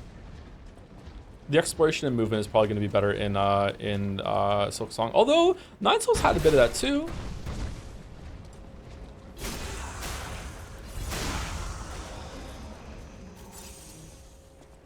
I just know, man, like if I could hit a button right now and I could release Silk Song or 10 Souls, I would pick 10 Souls.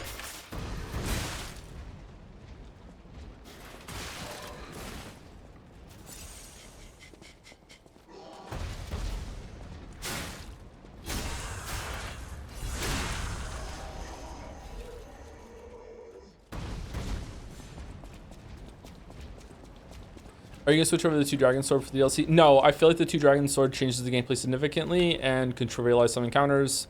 I don't want to use that. If if it turns out the DLC is balanced around doing that and intended, I will switch over. But I don't want to like contaminate my first playthrough of the DLC for lack of a better word or lack of a better term. Ooh, admirers seem to follow me everywhere.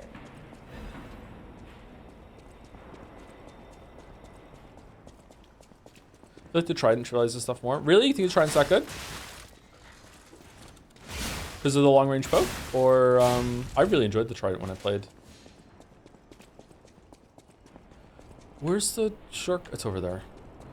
Wait, this is a side. Let's just unlock the shortcut.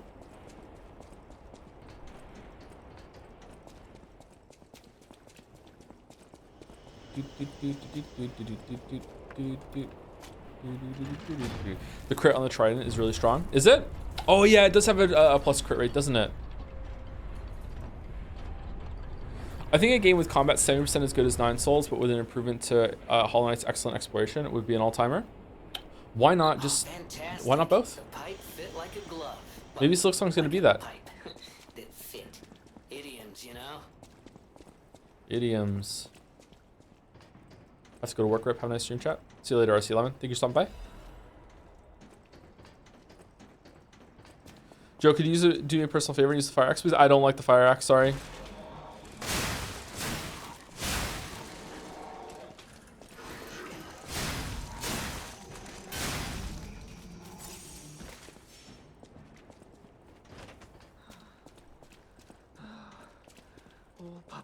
You can't.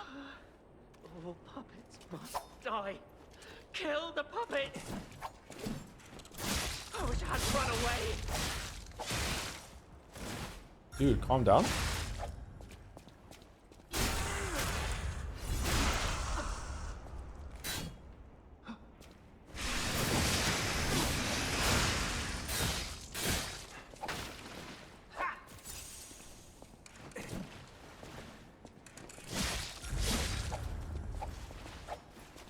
Did I just say I frame that? I wish I had run away.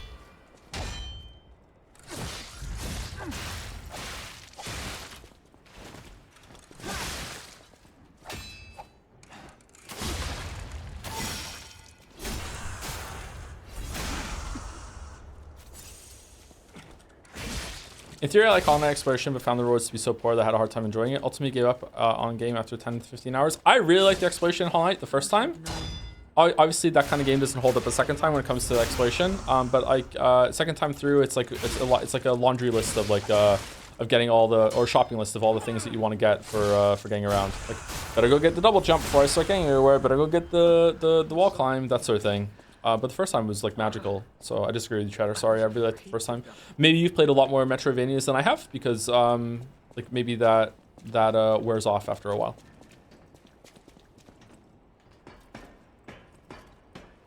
Unpopular opinion, I hated the compass drawing map mechanic. I liked the map mechanic. I didn't like having to spend a charm slot on being able to see where I am on the map. Cool idea what they're going for, but I don't really like it. So I hope that's gone in the next one. Just feels kind of shit. Play off topic of the SpongeBob comment from the summer show was in the reference to leak containing Minecraft Steve and Miku for Sonic Crossroads, also including SpongeBob as playable in the game. Is SpongeBob playable in that game? Has it been haunting you that it was set out of context? Sorry, Chatter. Time for a flourish when it's done. Woof. Yeah.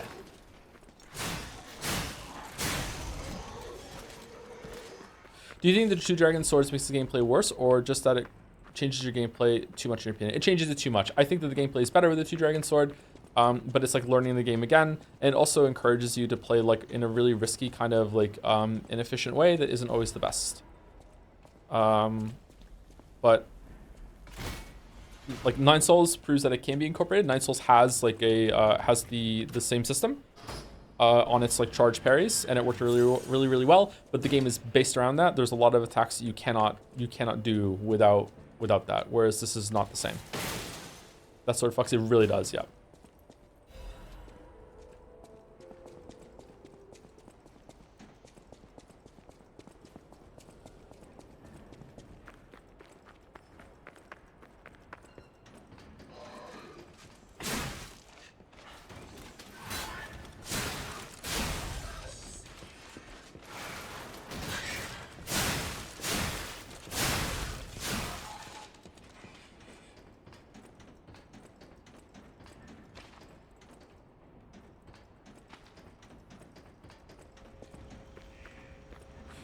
Oh, fuck.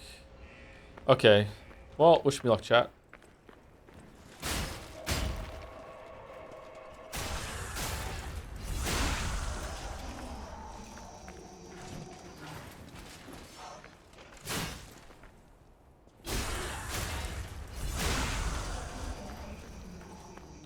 I remember once I got here on a run and I tried to open the door before fighting the guy and he ended up killing me and trapping me in, but I did get the door open. Are we gonna try that again or no?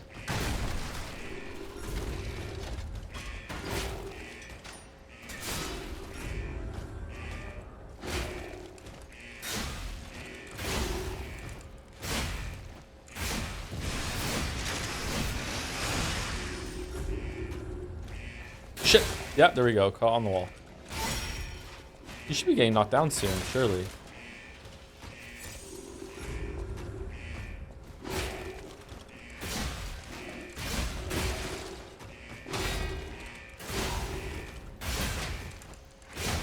There we go.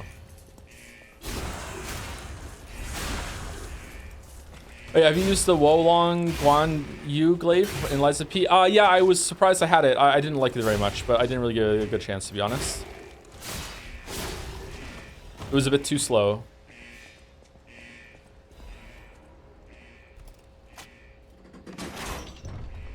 What does that do?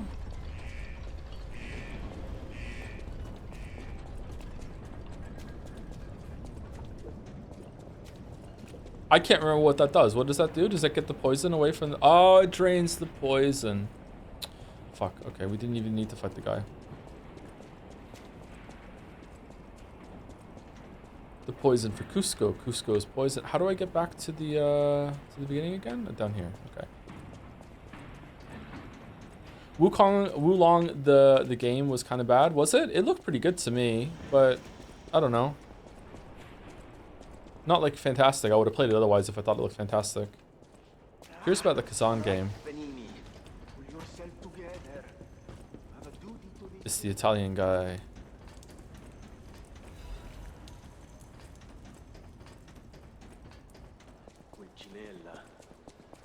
I hope he's all right.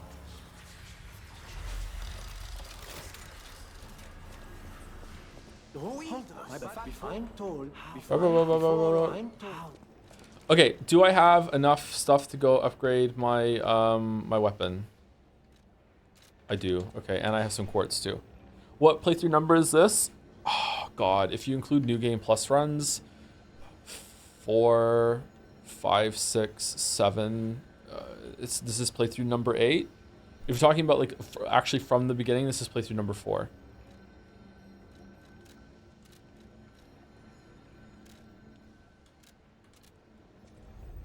Haven't played it again since the video though. Oh shit, you really do love this game? Yeah, I wanted to see what the P organ upgrades were like with the New Game Plus, so I did that. It wasn't I was enjoying it so much I wanted to play it through New Game Plus like a bunch more times. I still enjoyed my runs, don't get me wrong, but yeah. I picked up. Why don't we, Mr. Ving, the puppets? I play games to death for videos. That's why one of the reasons why they take so long. One of. You're going. I heard. I should play the games less. All right, we're +3. Surprised it doesn't drain you? Sometimes it does. I mean, it's playing a video game. It's still pretty fun.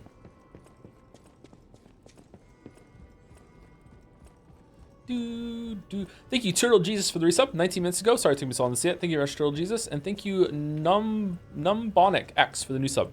Thank you very much. Welcome, Numbonic X. The late night shift subbers. Okay, what do we want? We want this phase 2 must be activated. I don't want the link dodge. Increase staggerable window to get him to hit it. That's probably pretty good to get. And do we want concealed possession? No. Lowers charge attack stamina consumption. I really like that. I like doing charge attacks. And then what do we want? Oh, when we spend 2, we unlock it. So it's good that we did it earlier.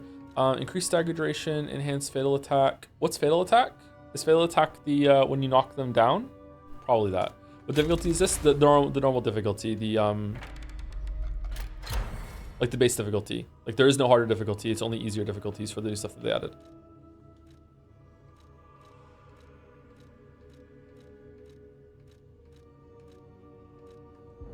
Not enough quartz.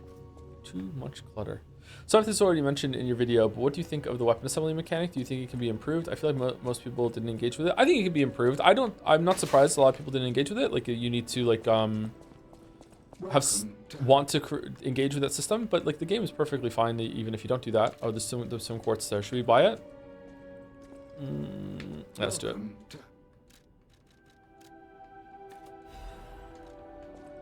Sorry, chat. I should have bought it before I went out. It can be a bit confusing and overwhelming. Gamers have, I have this too. Gamers have this disease that is that they don't want to be creative. They just want to make good decisions, especially in a hard game like this. So it's not, they don't look at this and go, ooh, what's a fun weapon I could do? They're like, what's the most viable thing? I must make a really good thing. I don't want to be behind the meta. What is Reddit thing? Like it's that sort of thing. So I understand where they're coming from for that. But to me, I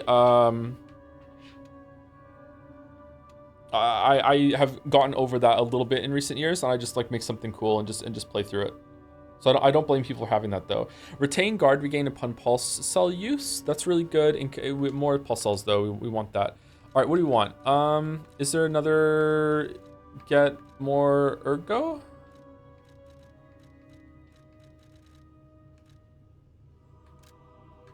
Increase our life and then increase enhanced perfect guard destruction, ambush stagger, enhanced weapon attack when discharged, enhanced weapon attack when durability is at maximum 1. That's kind of shit actually. Lowers weapon durability consumption for ambush attacks, reduces stamina consumption from dash. That's probably pretty good. Here we go. I hate being overpowered. I want the struggle.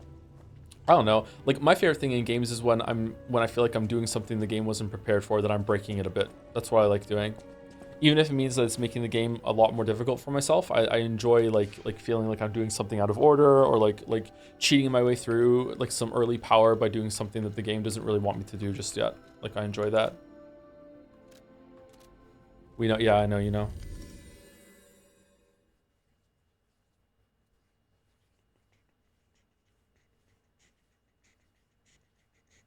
I haven't given any Witcher 3 updates yet since the first part came out. I haven't looked at those comments in a while. I wonder if people are enjoying it. I don't want to have that talk with chat though. Sorry, like it's not me trying to be like, let's talk about the Witcher 3 video. I'm just thinking out loud. Sorry, I shouldn't have said that.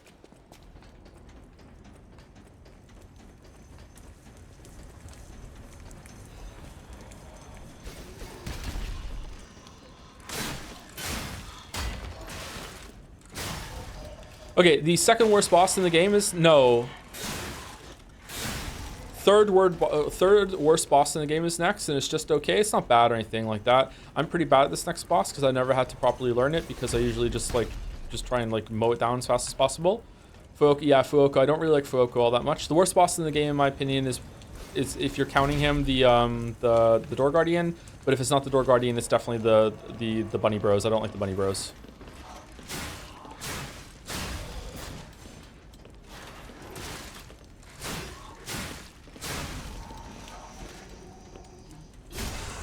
What about White Lady? If White Lady counts, then White Lady's up there because White Lady has like can just parry you whenever she wants. I don't know if there's a tell for that. If there is, I never found it. I think I spoke about it in the video. But that's more of a mini boss to me. The Door Guardian is also more of a mini boss to me too. So I don't know if that should really count as a boss.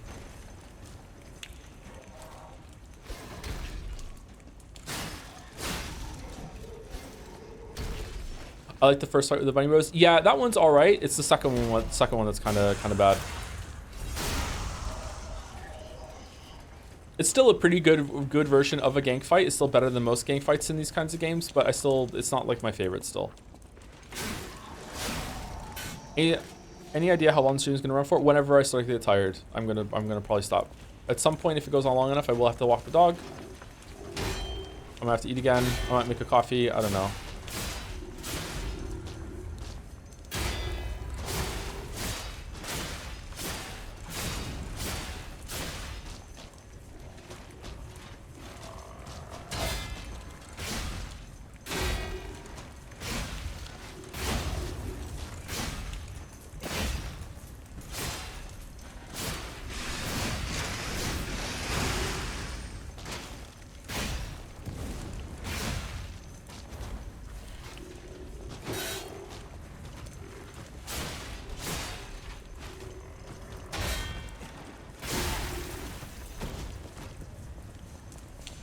Shit, can you use that to level up the weapon? No, it was Crescent one that we wanted, right?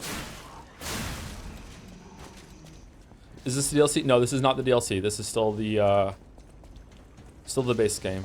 I don't know. I'm kind of tempted to jump forward to the DLC now. I feel like I've had a good enough warm-up, but I also wanted to see if there's anything else they changed. Like, the game's not that long. I'm going through it at a really fast pace right now. I feel like someone asked in the OG streams too, but what do you think about the changing it so the game shows a stagger meter? I don't think it's necessary. I would like to see how it feels, but I feel like it showing up out of nowhere and being like, wow, and then you try and go for it would like add some more dynamism to the combat. But I would like to see how it feels. Like it's definitely not a set in stone thing.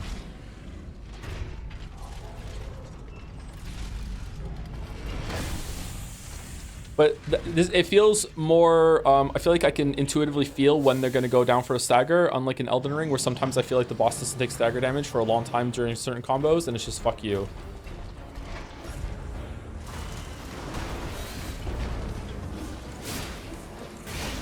Oh, God.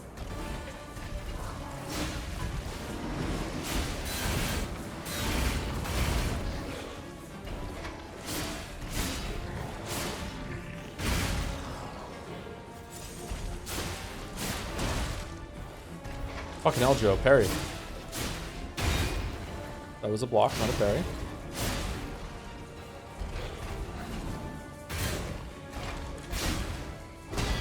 There we go.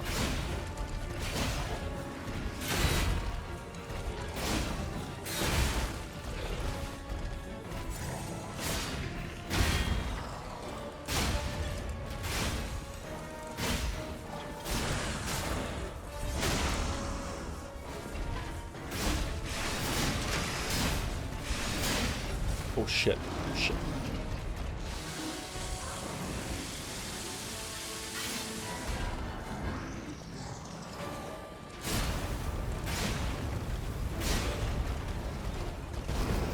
Oh no! No!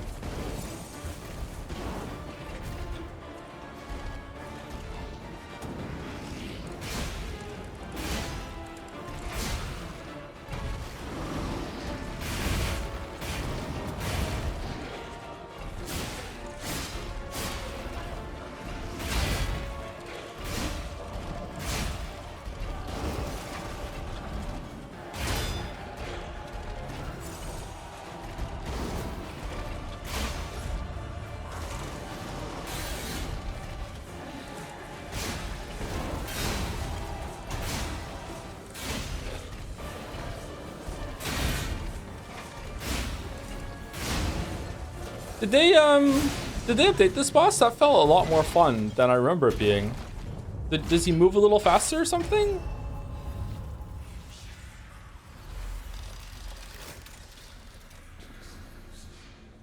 Huh.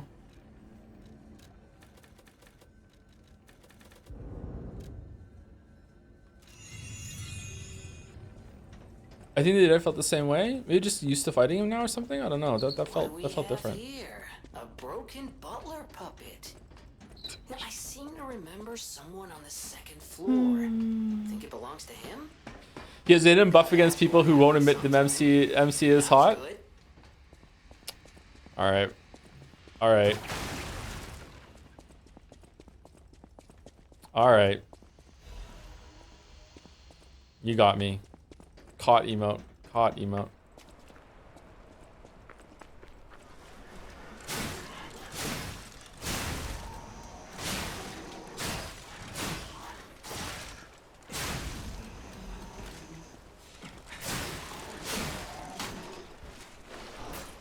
Caught in 4K. Caught in 2K if I switch over to the new streaming stuff. Thank you to FredBet96 for the resub. 96 backwards is... Thank you very much, FredBet. What's up? How's it going? Just playing my video games.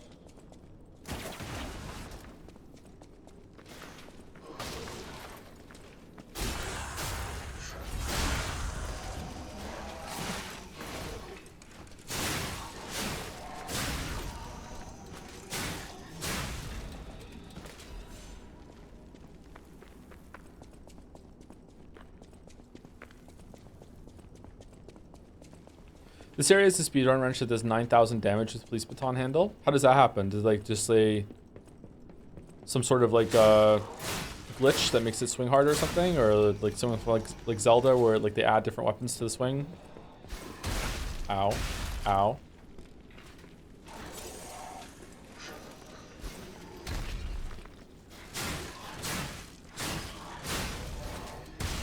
Ow.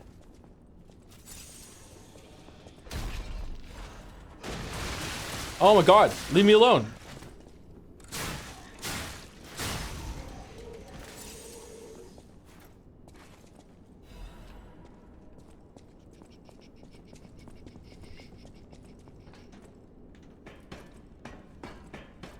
Your video game? Oh, how's your game development journey going? It's on pause at the moment, unfortunately. I don't know when that's going to be resuming. Hopefully sooner rather than later, but like, yeah. I still need to talk to some people about that, actually. Fuck. Oh, sorry. My life is really bad right now. Fucking chaos. Try not to talk about it. Mr. Anderson? Mr. Anderson. Big pipe wrench. It's comically big, isn't it? Has a huge handle, doesn't it?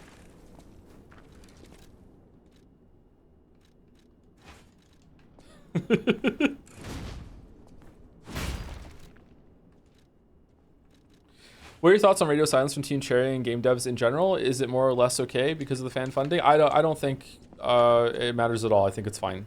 I don't know exactly how the Kickstarter worked with Silksong, or if that's applicable. But in general, I feel like they don't really owe you much at all. But in some certain cases, it does.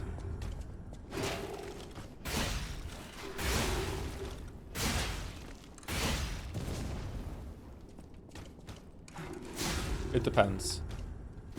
Shit. Shovel Knight disagrees.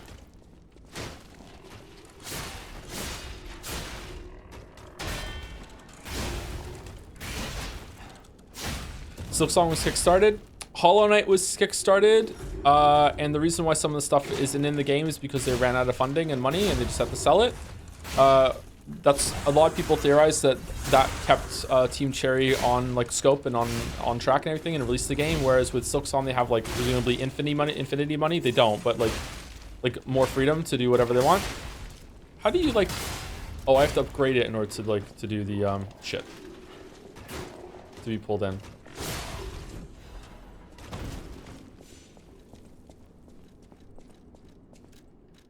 Anyway, Hollow Knight was Kickstarter or whatever, and I think Silksong was meant to be DLC for it.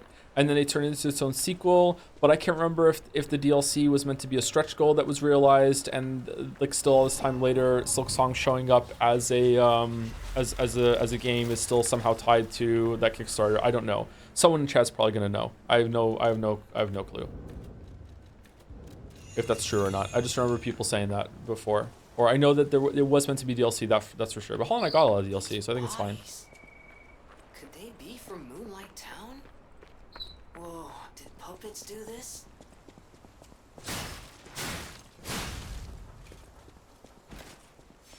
Puppets.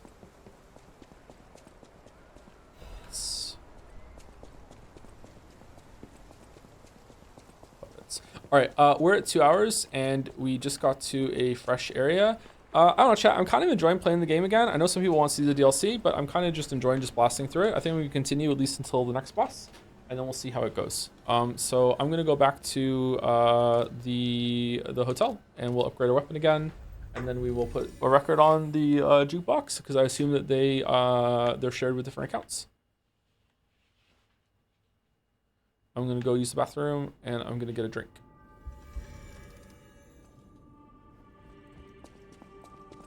I'm gonna see if Mouse is still awake. I'm gonna say night to her. She's going to bed soon. I know my way around a weapon. Are you killing Bulldog? I don't know what that means. Oh, I don't have a Crescent Moonstone. What the fuck did I pick up then?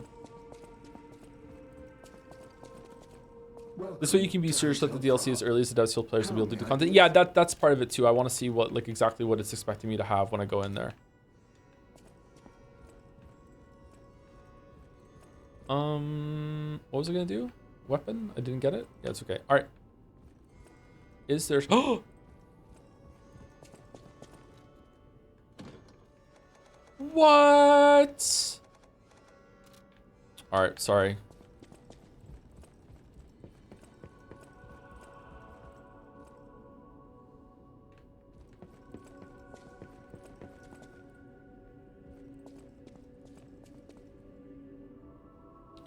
Okay, we're back in about 5 minutes, chat. I'm gonna use the bathroom and I'm gonna get a cold drink because I'm sweating like crazy. It's so hot here in Moncton for some reason.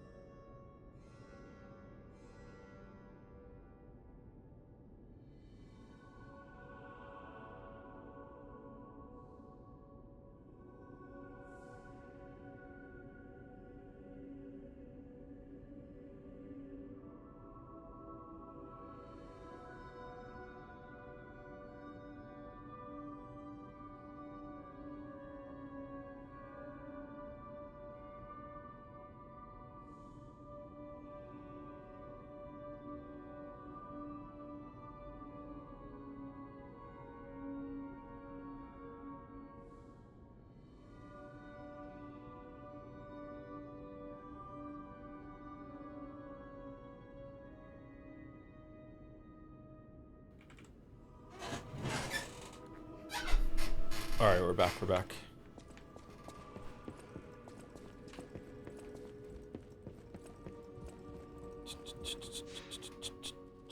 Do we want to use our do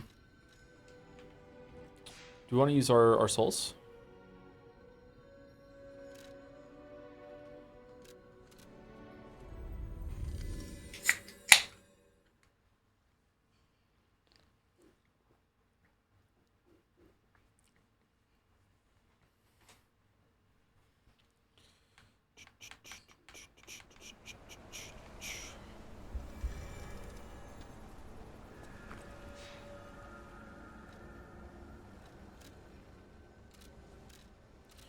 Yeah, you can go over here and you can use you can hit right stick in, and then you go here and you can use all the souls that you've collected like in the bonfire menu, and you can get them all if you want.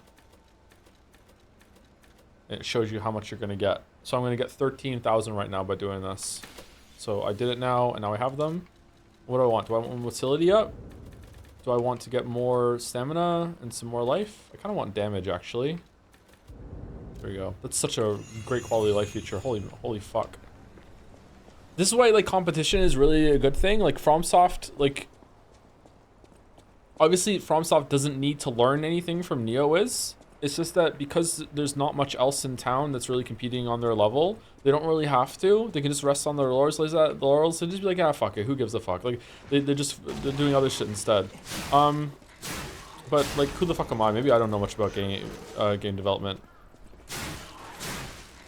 Night Rain has a lot of really bad quality of life decisions, so maybe they're just bad at that. Maybe they think that some amount of frustration is good game design, or I don't know.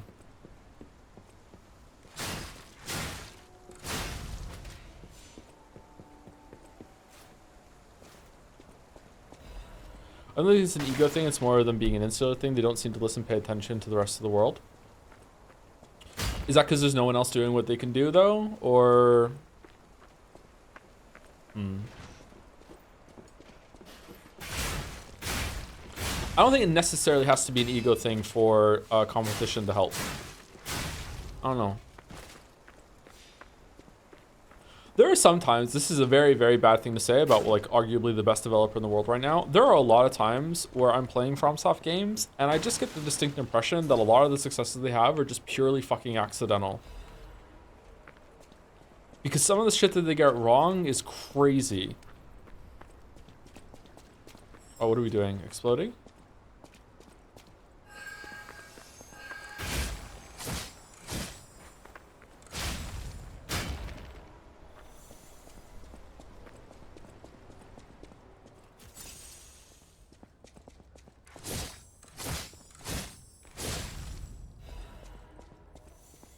I feel the same way as Nintendo as a company. Yeah, it can't be true, right? Because Nintendo especially, but FromSoft, sorry, Nintendo more so than FromSoft, but definitely FromSoft as well. They have so many successes under their belt. But, yeah, I don't know. Nintendo has been less successful lately. Brand power matters a lot. Like impressions, vibes, like how you feel going to an experience. So for some people, it can be the opposite. Like sometimes when I play a game that I really, really like I'm worried about this. I'm worried I'm going in with expectations too high for the DLC. But other people, it's like they're playing a Zelda game, and just the fact that it's a Zelda game is just going to elevate that by 1 or 2 points. Like they're already going in with this huge buff modifier to their experience. Same with the Mario game, right?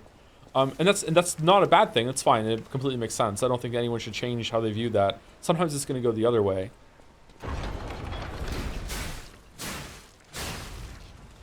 It gives people a benefit of the doubt a lot too. I think a better example of this is probably Kojima. Like a Hideo Kojima game, if Death Stranding was released on Steam without Hideo Kojima like attached to it, there's no way it would have really received a lot more criticism. A lot of people wouldn't have looked into that a lot more. It would have been a completely different experience.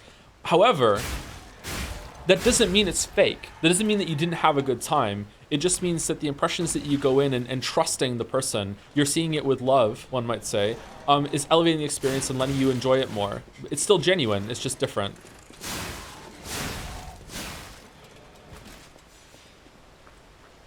And again, I want to stress, I don't think that's a bad thing. But it still happens. I would be interested to think to think if we could interested to say if we could think of an example the other way. Is there a game that if that's right now it's like, you know, middling, like 6, 7 out of 10 experience, if it was like rebranded with Zelda or Mario, or Hideo Kojima made it, or FromSoft made it, would it automatically be like more beloved, and would people be enjoying it more?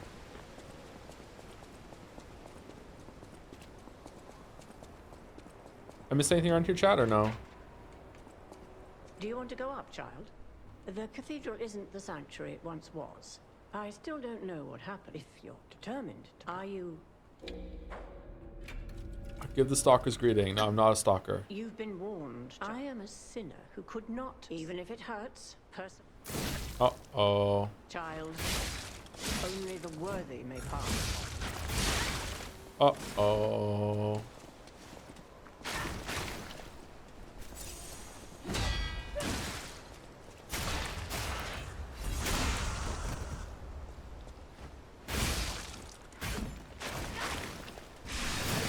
Starfield. I think Starfield would have been received better if it wasn't a Bethesda game. Oh, man.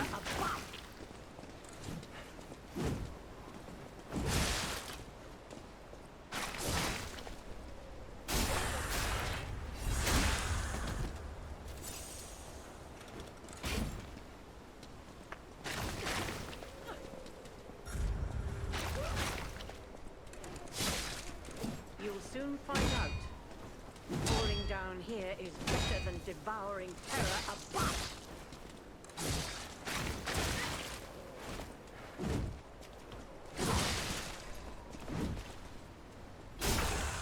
There's so many factory RPG slop games on Steam that got a pass.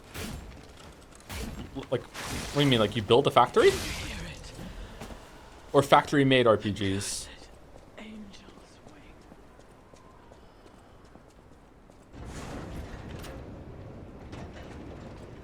Like factory chicken kind of thing? Like it's just like they just churn them out, the RPGs, stuff like that?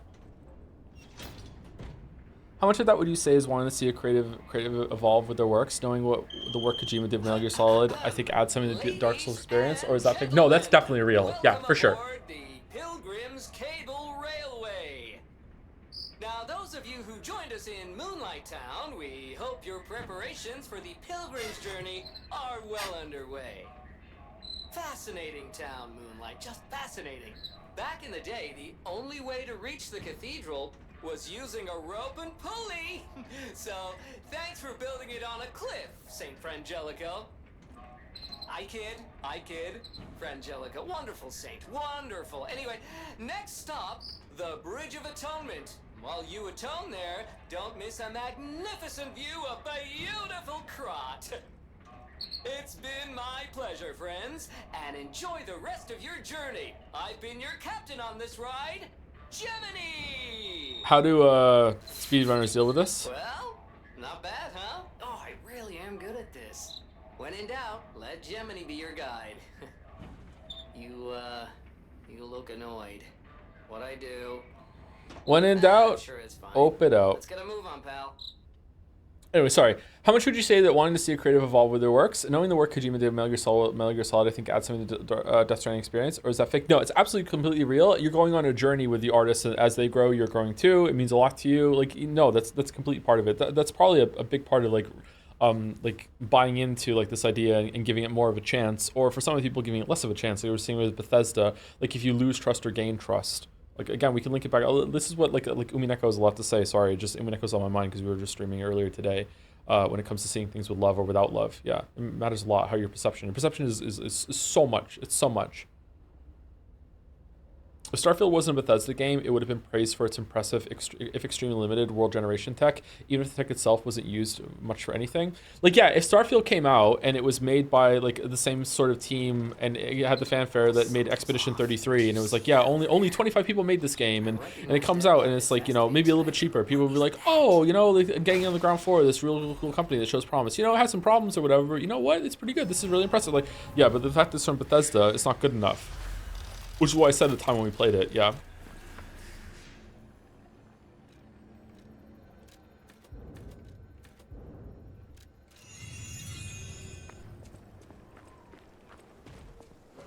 It's time for zombies.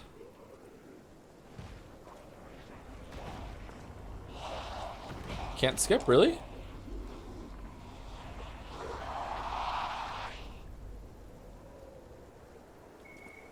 Only people would have given a shit about Starfield if it wasn't from Bethesda.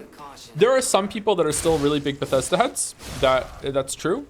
But I think overall, for people who discuss games and are really into gaming, you have to remember the fact that you're watching me stream like this right now and like you take part in online discussions means that you are in like the top echelon of people who engage with gaming as a hobby. Like most people do not do this sort of thing that play games. Okay, so most people who are like discuss games, Bethesda is a debuff.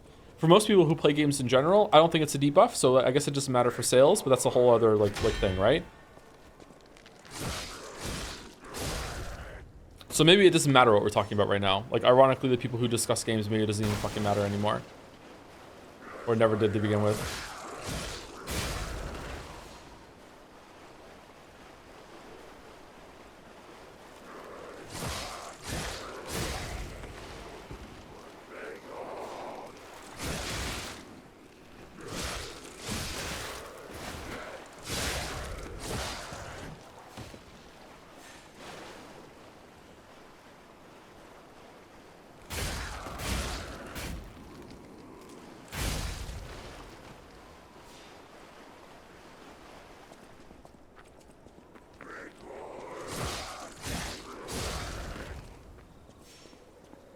My grandmother has 6,000 hours on Elder Scrolls Online, and she only bought Starfield because of the name Bethesda. I don't think she knows what a subscription is for ESO.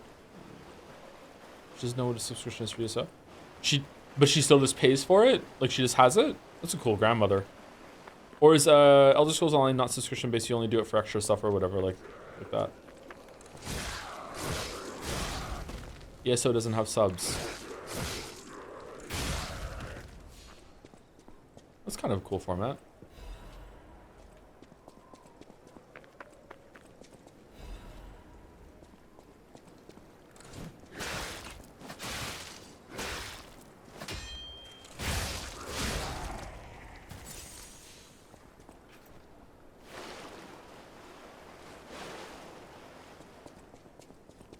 I said I wasn't gonna fully explore the areas, and I still am. Shit.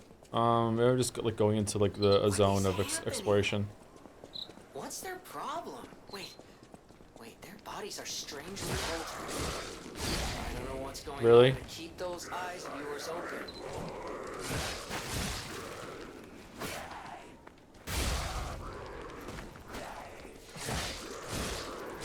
You know what? The more I'm remembering the game now, yeah, Bloodborne has to take it for level design. You're right, Chatter. Whoever said that a while back. Yeah, Liza P does have some interesting areas as it goes along, but most of them are more kind of corridory. Yeah, you're right. I said it. Oh, it was Sony, bro. Of course you would say it, Zangi. Yeah. Defending the Sony exclusive. Of course. Do we want to get the cube?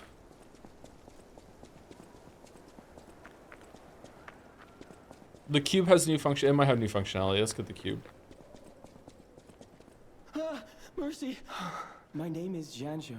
I saw.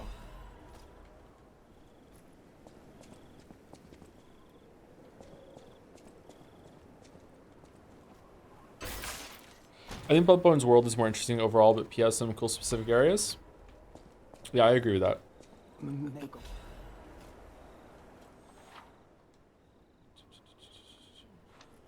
The people, if you seems there's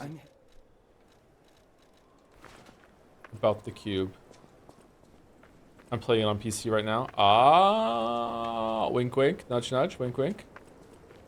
It's the cube from the Summer Game Fest. Am I wrong in thinking that that game looks pretty good? I was like, huh, that's kind of interesting. I kind of want to try that out. Like the big moving landscape. If that plays well. Which game? The cube, Atomic Fall or whatever.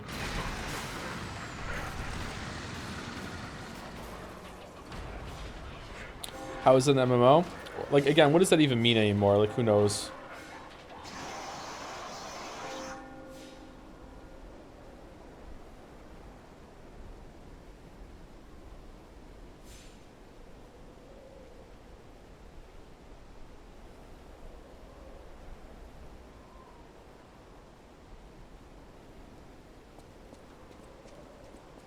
I get big extraction shooter vibes from that. Yeah.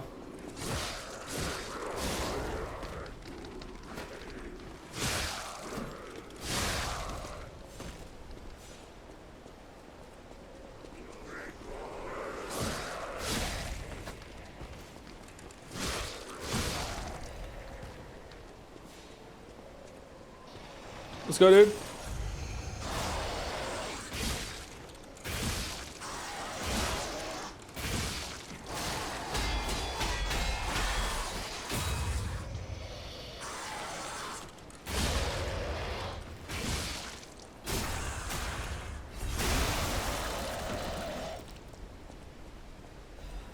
I've only air quotes played Bloodborne by watching countless let's plays of it, and I think it has better level design, atmosphere, and Lies of P. It definitely has better atmosphere, although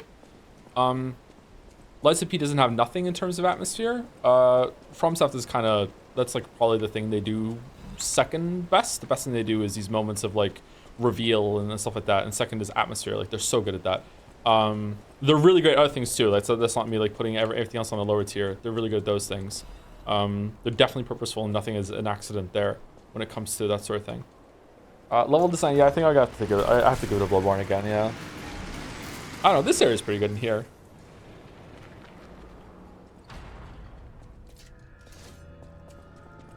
Atomic Heart's success is credited to a 16-second YouTube video call of a steel robot with tits. I played it for a stream. I didn't think it was that bad, but I don't know, I didn't keep playing it. Isn't there some weird kind of like, I don't know, it's hard to know what's real when it comes to feedback of that game, because wasn't there some weird like Russian connection with it, that some people said that it's like funded by Russian connection and they didn't like it, or they felt like it was supporting like some Russian company or whatever, like I don't know, like, and maybe that's right, I don't know. Is he here? He's here! The boss.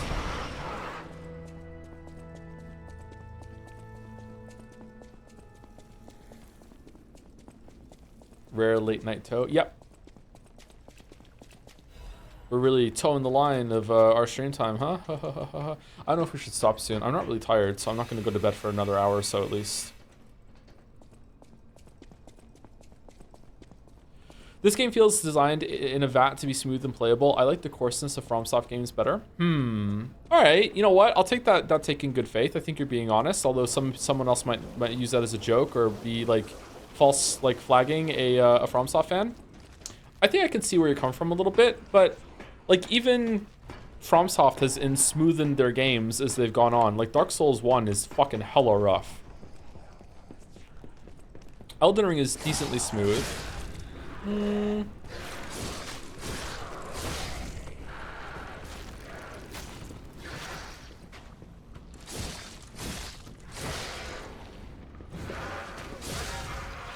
don't know. I would be interested in an argument about whether or not From is even doing that on purpose, or if it's just they just don't know how to do any different. Can I make this jump? How do I get over there? Well, okay.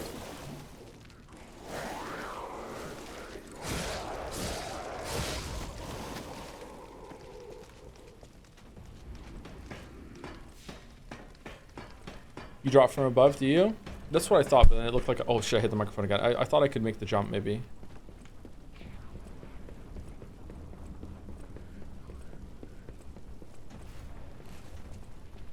Does this area have one of the best bosses? Yes, it does. The boss in this area is where I really, really fell in love with the game.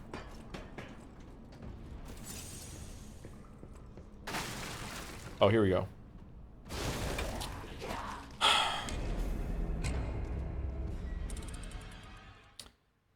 Hope it's a good clip.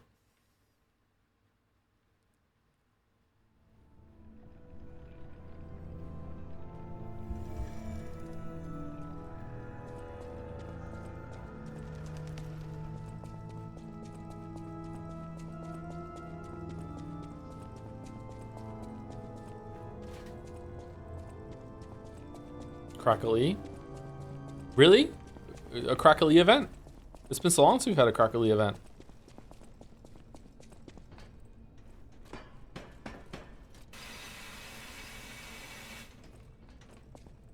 No crackly? Okay.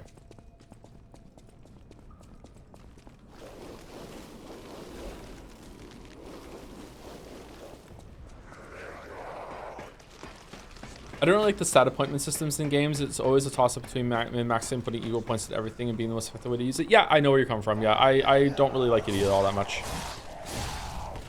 It's nice to have some choices.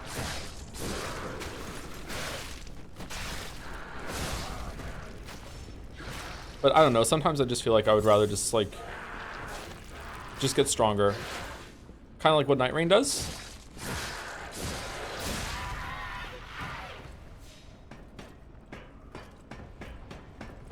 It's a nice way of having a difficulty system in your games though. So like if you want to, you can just grind out some stats, you can reallocate your stats, you can do some work in that regard. So I think that it's overall net positive, but I do agree it can be like some boring busy work sometimes.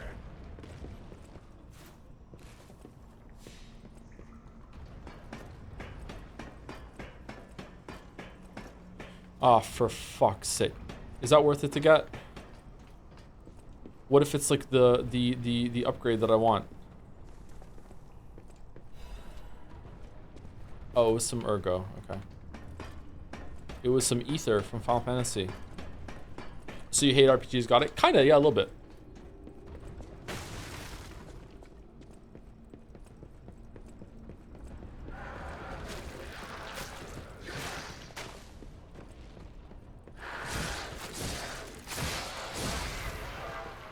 I remember these enemies having more health.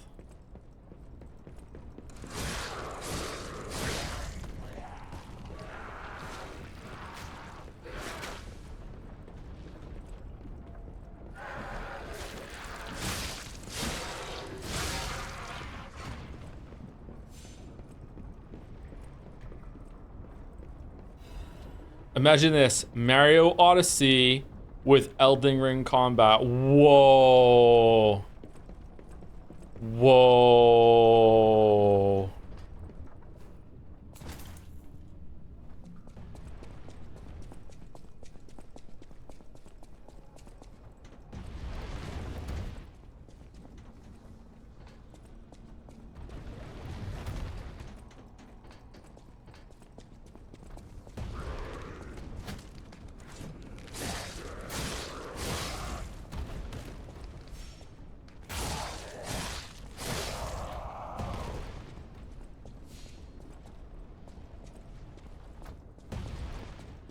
With a pint.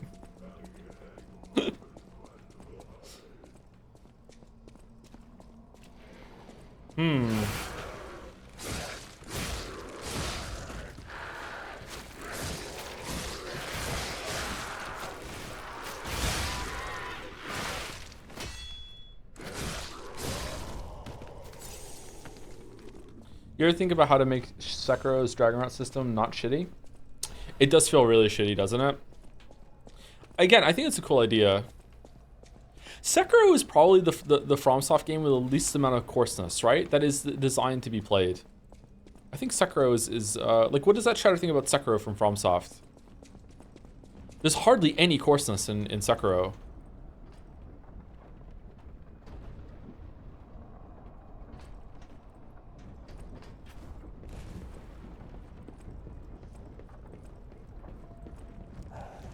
Where do we want to go? It didn't make it. They didn't make a DLC. They did not make a DLC, right? We want to go open the elevator onto the over there, right? The only fun FromSoft game. Oh my god. Glad it wasn't me that said it. Glad it wasn't me.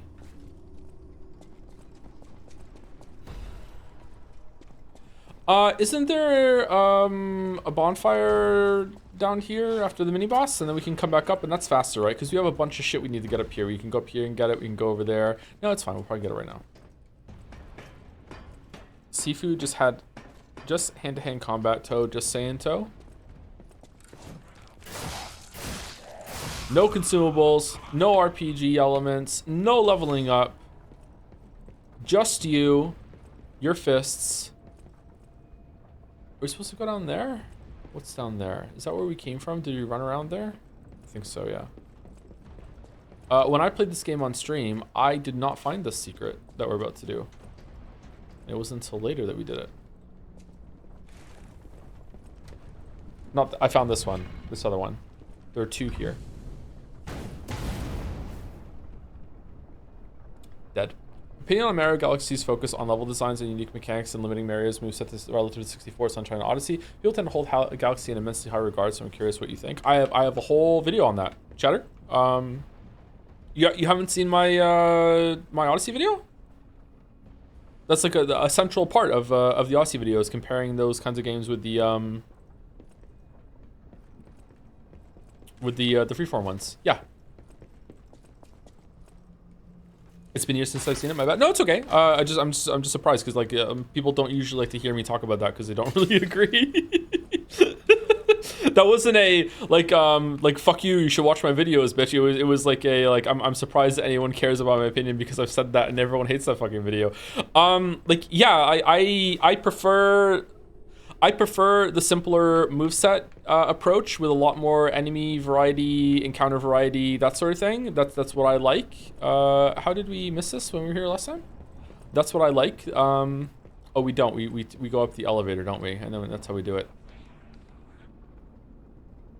Do we drop down? But I think a better game could be made by combining the two of them and having like the moveset variety and the freedom of movement and chaining them together like we have in Odyssey, because Odyssey has the best movement of any of the 3D Mario games. So it has the best camera, but it has the worst level design and the worst things that you're doing with that movement system. So I would like to have both, because I'm greedy. And the example that I pointed to that I did have both was the Yoshi's Island games when it comes to Mario. I don't think there is a 3D platformer game that's like that. Maybe Hat in Time is like that. I didn't play enough Hat in Time.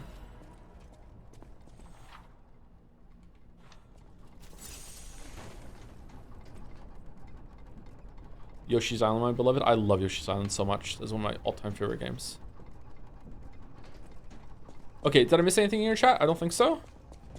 I think I got everything I need to. Oh, we have to go down to the bottom and get whatever spawned in that room. Isn't there something really good down there? There is, isn't there? Yeah, let's go.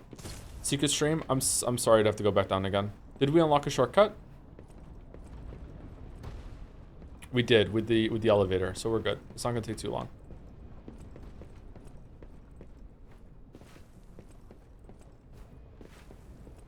I should have done this when I dropped down just now.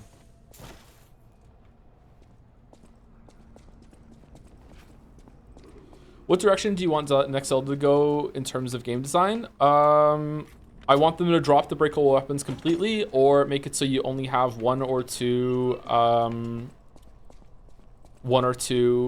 weapon slots, and that's it. You can never make it bigger.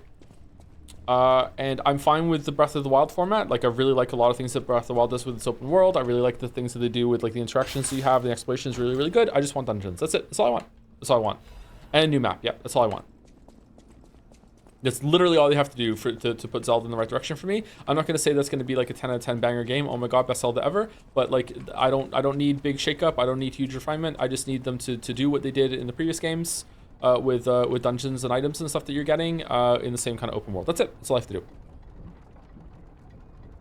And preferably the dungeons that you find you could do in any order, and you would find them through exploration, and they wouldn't be like broadcast to you like big time, like, you know, this is the big castle. They can have some big ones there, but I would really like to be like exploring and find a ravine and get to the end of the ravine, and then at the end of it I'm like, oh my god, this turned out to be like a dungeon. I can go in and have like this really meaty like experience that's going to go on for like an hour or two, preferably 2.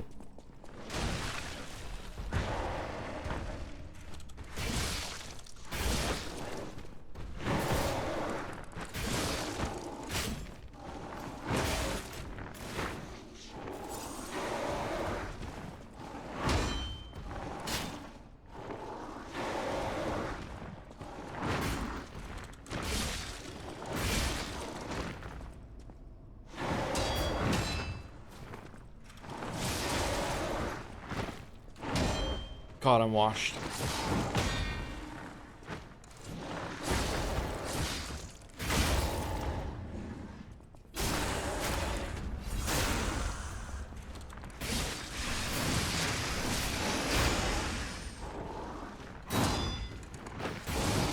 Oh shit.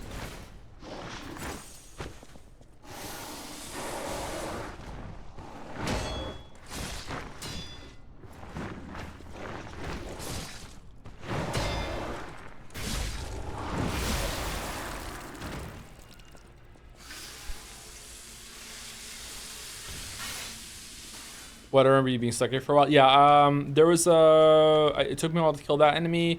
It took me a while to kill the boss downstairs too. I think it took like 15 tries or something.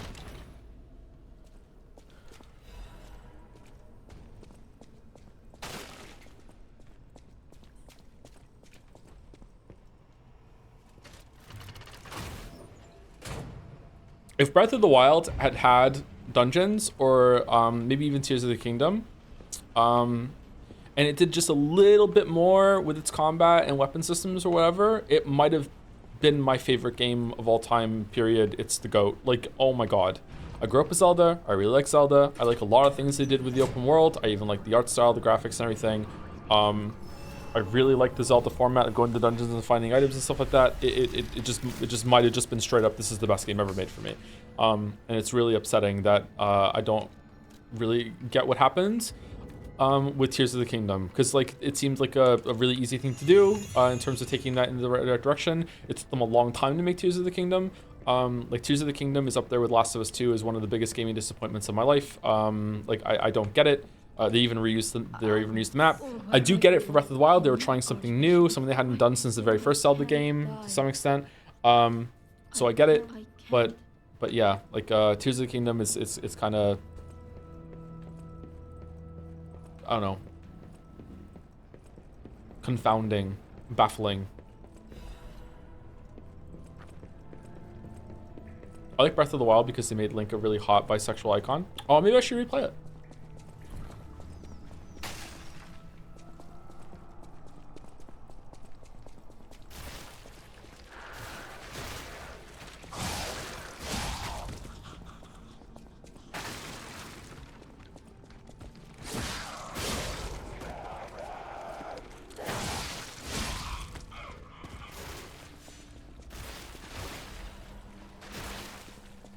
They wanted Zelda to be more like Minecraft to get more social media attention. Do you really think that's why they did the Ultra Hand shit?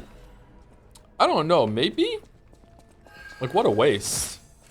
I think Ultra Hand's really cool, don't get me wrong, but like the way that the system works in the game is kind of crap.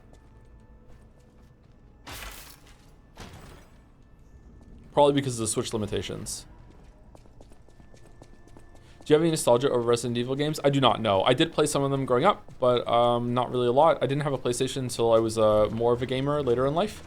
Oh shit, did I miss something on here? Like I played the original Resident Evil at a friend's house. I didn't really play the original 2 or 3, Nemesis, whatever the fuck.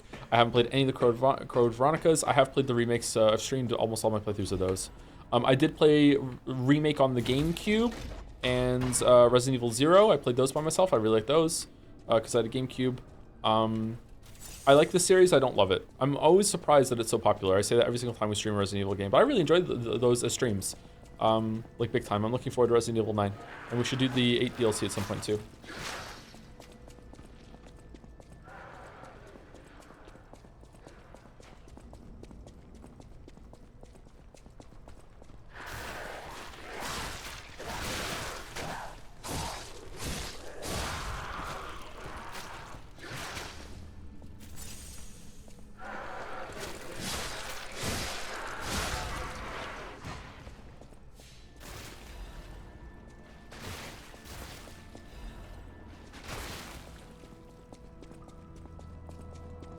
Besides Breath of the Wild was the best Zelda in 2D and 3D if you hold them in different regards.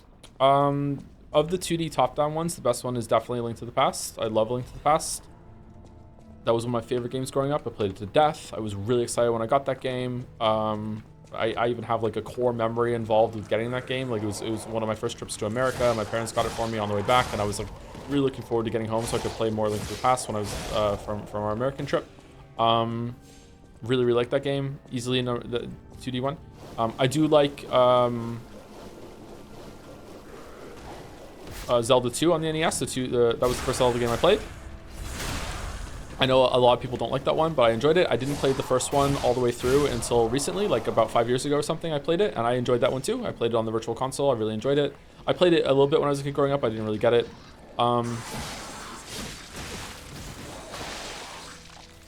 3D is probably going to be Majora's Mask, but I heard it doesn't really hold up all that well. So probably gonna give it to Ocarina of Time.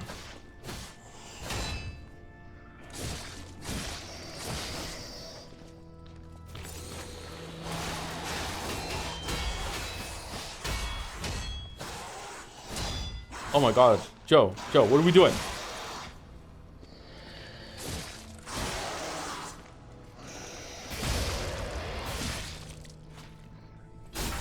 In future, please stay out of America, you filthy Canadian scum. I'll try, chatter. I'll try, sorry. I'm not Canadian, by the way, but I'll try. So Ocarina of Time is probably my favorite because of nostalgia. I played it when it first came out. I was really excited. I got a day off school to play that game when it came out. It was the first 3D game of that type that I played. Like I played like Mario before it, Mario 64. That was the first like 3D like run around sword action combat game that I played. That is definitely going to be like nostalgia. Like it probably even beats out Majora's Mask, but I really like Majora's Mask a lot. But I'm worried that it's not going to be good when you replay it. Yeah. Damn it! I can't find the way out. Ocarina of Time playing that at release was like an incredibly magic experience. Like, oh my god, it was so good. But playing them now today, I don't know. It might be between one of the more recent 3D ones, Twilight Princess, maybe Breath of the Wild. I don't know. Sure, I don't need to know. I'm looking. You know. Oh, since you're so helpful.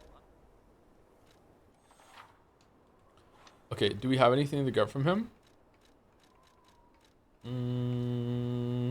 Enables dodging even with low stamina. Increases weapon attack in proportion number of fabled slots. Oh, that one's really good. Upon successful perfect guard, temporarily increased damage inflicted by weapon attack. Also really good. Do we want the Dancing One's amulet? Probably not.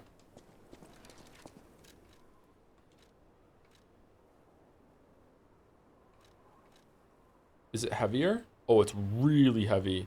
Now we're going to be slightly heavy if we put that on. Slightly heavy. What if we put Carrier's amulet on and then we can put one of these on? Yeah, we can. Which one do we want? Probably the Fable slot ones? Because I always forget to use my Fable slots.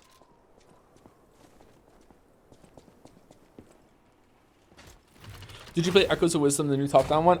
No, I got it for my birthday last year from my kids, and I haven't played it yet. I think Finn has played it a bit. I think that he didn't really like it all that much. I didn't have time to play the present that my kids got me for my birthday because it's scumbag dad. Yeah, I should play it. It's mid, is it?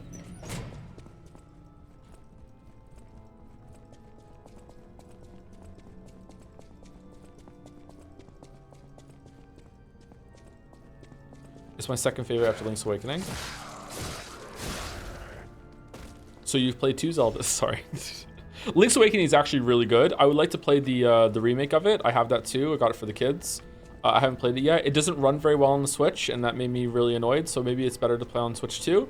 Link's Awakening on the Game Boy was really cool. I really like that you get the feather and you got a jump button. It was really neat. I like that Zelda had a jump button.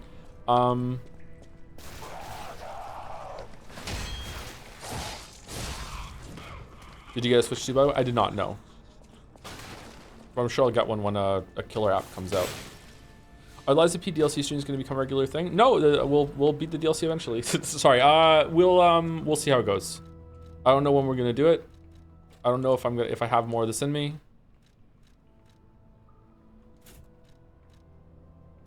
Slightly heavy.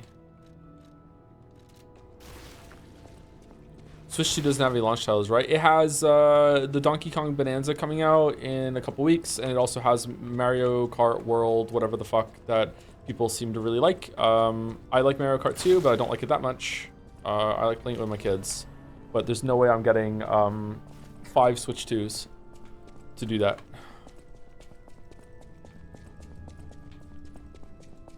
Switch 10.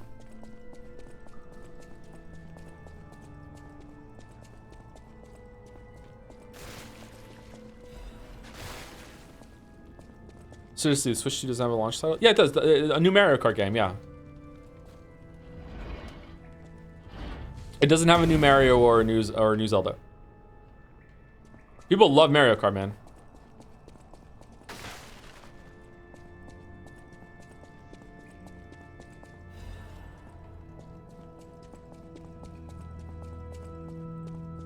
They got rid of local co-op for Mario Kart. I don't know if they did or not, but playing local co-op with the kids is not really all that great. And even if we could, I don't know, could you do 4-player split screen?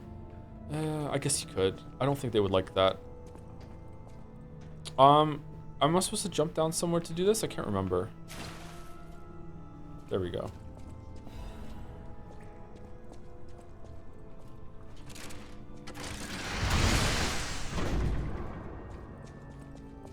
I don't know, to me Mario Kart is something I play split screen with people over. When I play Mario Kart with the kids, like they have Switch lights and we all play it together with our own Switches. With local co-op connection, and it's really fun.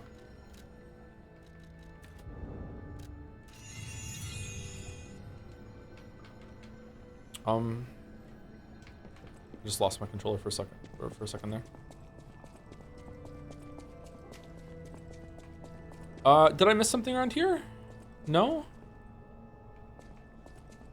Did I go over there? I think so. All right, I guess we just go fight the boss. All right, wish me luck, chat. I was stuck on this boss for a long time when we first got here. Why lie about Mario getting rid of local co-op? I don't. No one was lying, chat. We were just talking about we didn't know. I think the chatter was asking if that's the case after I said that I would have to get Switch 2s in order to play it with the kids, and then I clarified.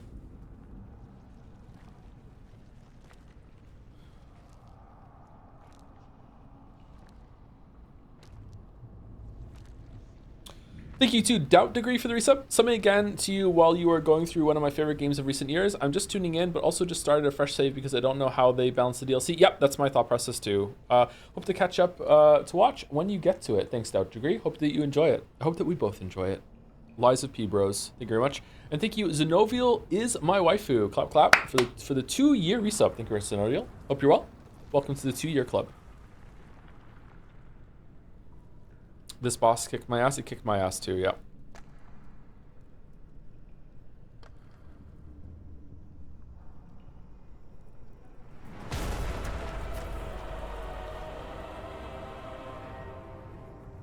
Remember that time you said Nintendo fans get too harsh and then a dude lightly criticizing Tears of the Kingdom was told he was born premature? Yep.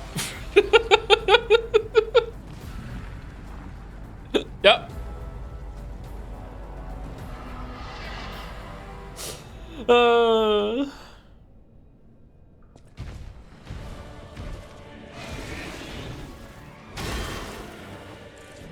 Oh, well, good start.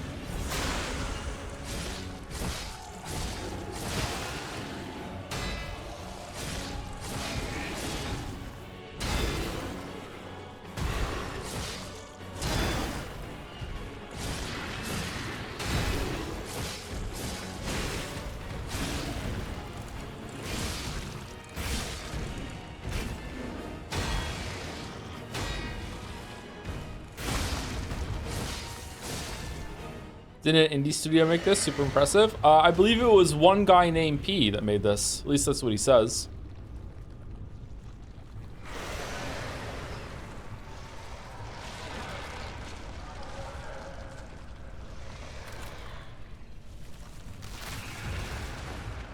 Is the combat as basically Sekiro meets Dark Souls? Yes, without a jump button. Yeah, it's you can dodge. I'm focusing on parrying, but you can dodge, and dodging is just as viable and in some ways better than parrying. I just prefer to parry because that's what I'm used to in these games, but there are some attacks that I dodge. Part of the difficulty and the fun of this game is working out what bosses have strings that and attacks that you need to dodge or parry or just avoid from, that sort of thing. It is a very good combat system. It feels really good.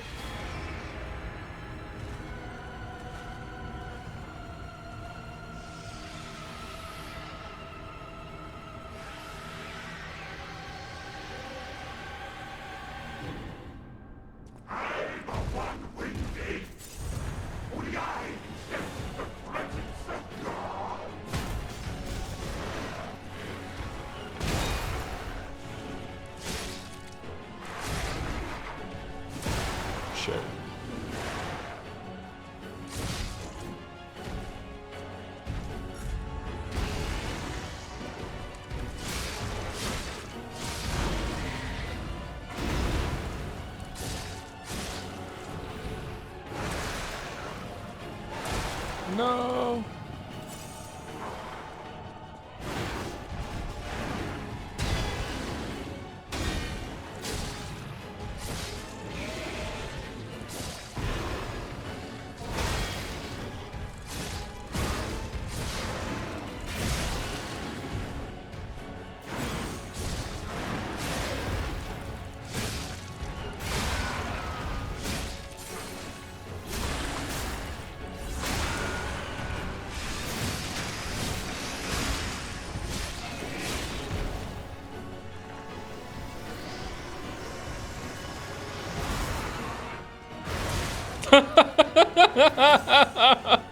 I learned no lessons all those fucking 3 years later still. Fuck. 2 years later. Fuck, man.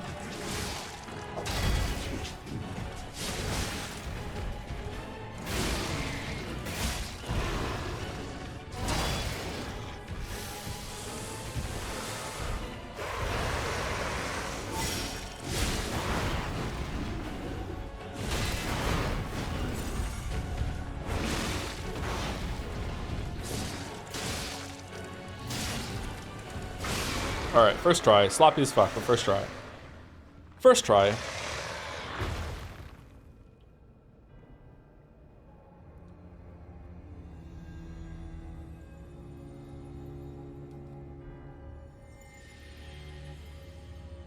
Not wash. Again, full disclosure, I played all the bosses again last night as boss rush one at a time on like my kitted out crazy character that could block red attacks. So like that's decent practice, a little bit of warm up. It's not like I'm coming back like this, all right? So like that character was so powerful that it didn't matter, but like still.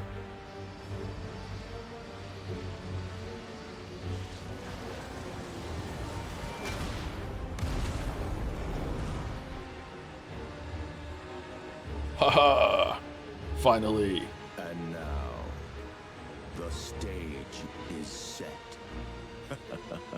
I love it when they say this in the Pinocchio book. Hey, I want to ask how you deal with the bias of the game reviewer. I know you sometimes explicitly say you don't like a certain kind of game. Is it better to keep that information implicit and not bother just presenting your perspective? I feel like trying to account for your own bias is a fruitless endeavor since you can't always 100% unbiased, and the viewer can actually feel your biases even if they've seen enough of your stuff. This is a very complicated question. Back to the old Grant. What?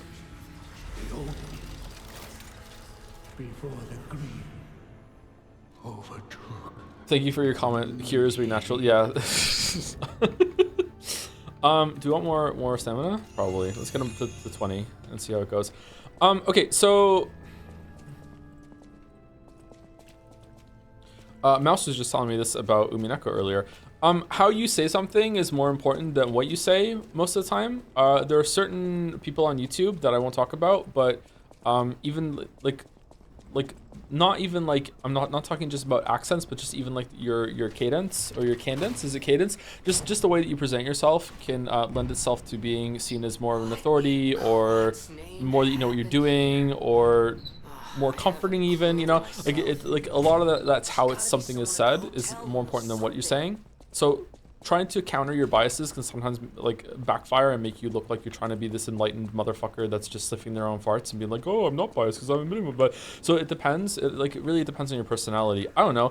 I find that I have a problem when it comes to streams and on YouTube that I feel like I try very, very, very, very hard to like remind people that it's just my opinion. I'm just a person. I don't really know like a lot of these things. Like I'm just like talking, giving my feedback. This is what I think. You know, this like sometimes it's first impression. Sometimes it's like I dug into something and it's not saying anything is objectively bad. And it feels like the more I do that, the more angry people get and the more accusations I get of trying to come across as objective. Almost as if like by acknowledging that I have more authority. I don't know. This is where the DLC starts, right? Before Elysian Boulevard was built, this place literally was all there was of Krat. But when some in the city prospered, they left the old town behind. Through isolation and I'm waiting for Gemini to shut up, sorry. Krat's first incarnation became nothing but dangerous alleys and desperate slums. On the bright side, I guess, the whole city of Krat's pretty much like that now. The old town caught up with the new. It's true what they say. A receding tide sinks all boats. Yeah, anyway, but you are right that biases are implicit, but so is like subjectivity. Subjectivity is implied. I know some people disagree with that. Unfortunately, they're just wrong. Like you can't have an objective opinion. That's what opinion means. That's why we have different words. They mean different things. If you're disagreeing with that, you're disagreeing with the dictionary definition. If you want to say that you want supported opinions, I agree with you. Supported opinions are way more interesting to me than, you know, just pull it out of my ass, this is how I'm feeling because I didn't have breakfast, like opinions, you know what I mean? The example I always go through is that in 2020 or whatever, like if you ask me, was that the year Hollow Knight came out? I can't remember. Let's just say it's Hollow Knight. Okay. In 2019 or 2020, my game of the year was Outer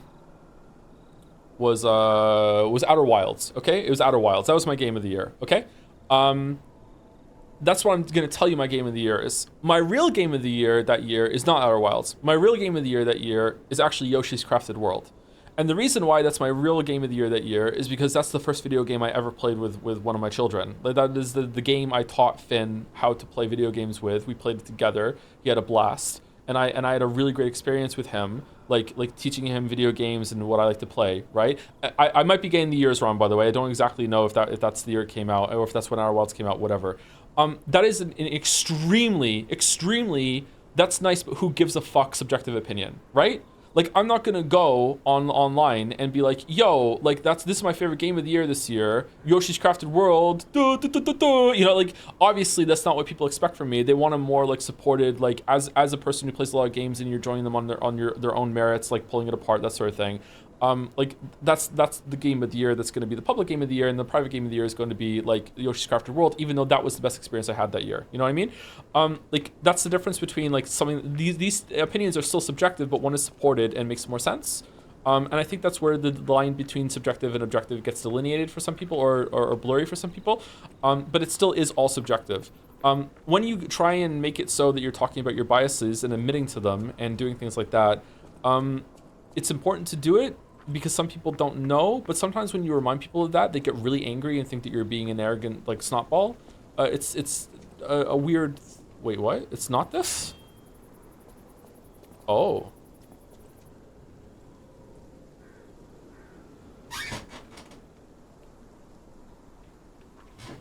Oh, okay. Couldn't you interact with that before?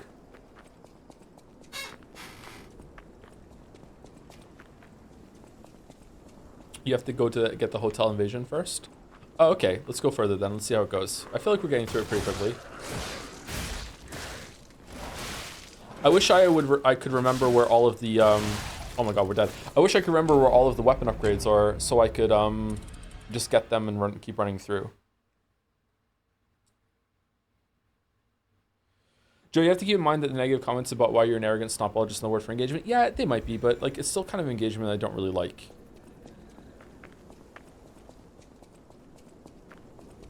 And I don't know, I'm the kind of person that if I hear something enough, then I start to worry and wonder, like, oh, what if they have a point?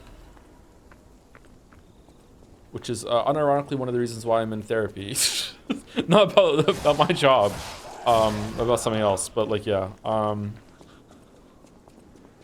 Haven't really spoken about work with the therapist yet. Maybe I won't.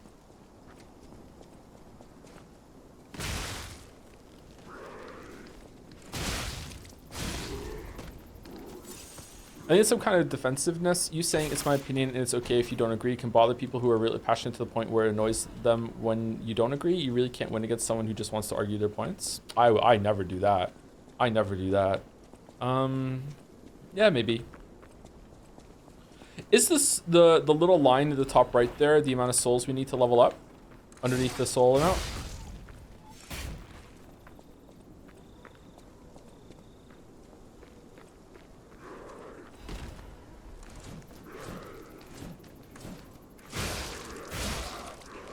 I don't know if I like to argue anymore. I used to really like arguing. I would seek it out, and I used to really enjoy like an in-depth conversation. And when I say arguing, I mean like a good faith argument, a discussion back and forth. I've been in a lot of like shit flinging stuff on the internet over the years. Don't get me wrong. Not for a long time actually, unless you count the Steam chat talks in Umineko recently, but they've been not that bad. But I really like discussion like that. But like it's really hard to get someone to argue with you in good faith.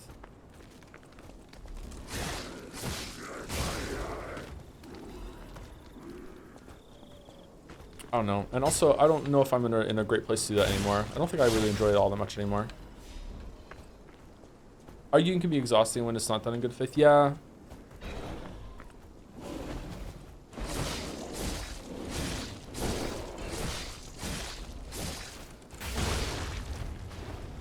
Oh man, this is going well. Bear Bro is usually difficult.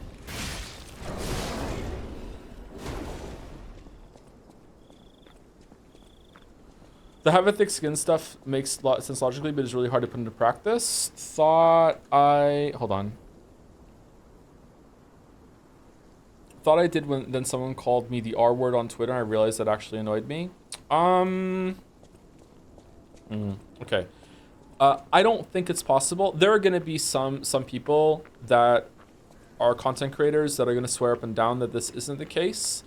I don't want to call them liars, but maybe they're lying to themselves, or maybe they just don't understand how it affects them. I don't think there is anyone on the planet that can take even the status of a micro celeb without it affecting them in some way, and then to the point that someone will say they have a thin skin. I don't think humans are built for this shit. I've seen some content creators that have set up and down that doesn't bother them, and then later on, years down the line, they'll be like, yeah, it was bothering me the whole entire time, and it's become a real problem, and I just didn't want to admit it. Like it's a big thing. Like it's really, and I understand. I'm saying this from like a place of deep privilege, being like a fairly successful person online. You don't know what it's like to like sit there and take like fucking like this, I don't know, sometimes thousands, like in the case of some comment sections, like tens of thousands of lists, like over the years, obviously not like in the space of like a couple weeks, but like over the years, like it's been doing this for almost a decade now, like of just like relentlessly negative comments and personal insults and attacks and like whatever they can pull against you, and then like you respond once and it's like, you have a thin skin. It's like, you have no idea, motherfucker. Like it's really difficult, and not a lot of people are going to have a lot of sympathy for you, and they probably shouldn't. Like I said, like it's a really privileged position, and that's part of the problem, or part of the job, is like having to put up with this stuff. I do wonder sometimes though if it's really fair for like micro celebs, where they have to deal with a lot of public backlash sometimes, but they don't really have like the monetary rewards like a big celebrity does. Like someone who's an actor and is getting shat on tabloids can just pay to just go off to a fucking island somewhere and just ignore it and just like go into another movie. When it's something like micro celeb, like your job might be directly interacting with your audience in a way that you can't avoid it. So yeah, I don't know. Like I consider my community to be pretty good, and sometimes it gets to me still.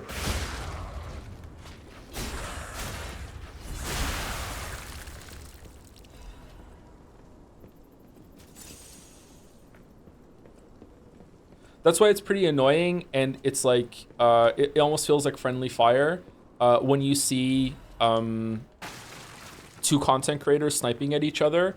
There's someone on YouTube. Fuck it, I'll just say who he is. I never interacted with this person ever. Keemstar, the movie's changed. It seems to be someone that goes after people and like just revels in this drama and everything like that. And it's like dude, like you know what this is like. Like what the fuck are you doing, man? Like it's just so like it's so petty and bullshit, and just like, yeah, the drama farmers. It's like it sucks. Like you know what it's like to be in this position, right? Do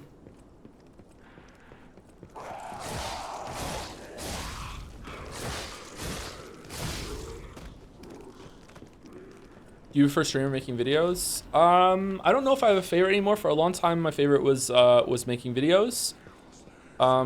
Streaming is sometimes easier, sometimes it's not, depending on how my sleep disorder is making it so I can't sleep very well. Videos are definitely more fulfilling, but there have been some streams that have scratched that itch for sure. I really like interacting with my audience. I really like talking. It's also a social thing for me, which is why sometimes when I get some backlash from chat, sometimes I feel like it hits me a little harder than it should. So yeah, I don't know. I think it's still probably videos. I wish I had more time to do it, but that's life at the moment.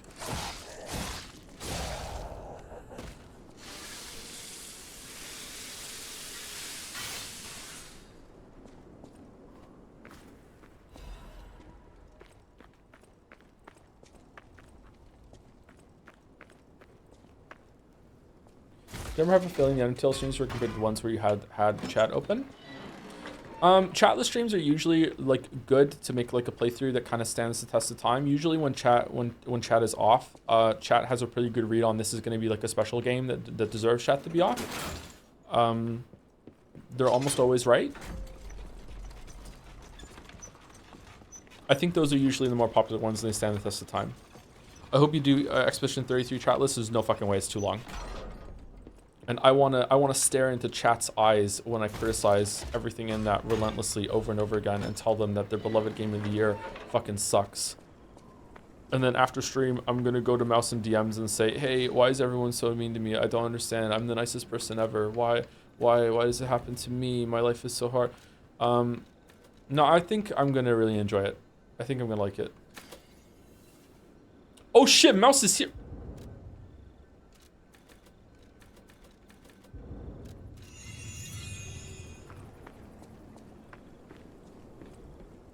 Hey, honey, thought you went to bed. How's it going? Caught in 4K. Should I go upgrade my weapon?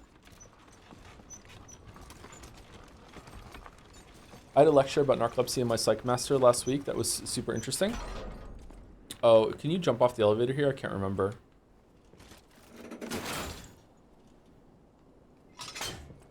There have been some improvements or developments in narcolepsy that I think there's a new drug in trials that are in human trials that's meant to be really, really effective. I don't know how I'm gonna get my hands on that, but I really want to try it.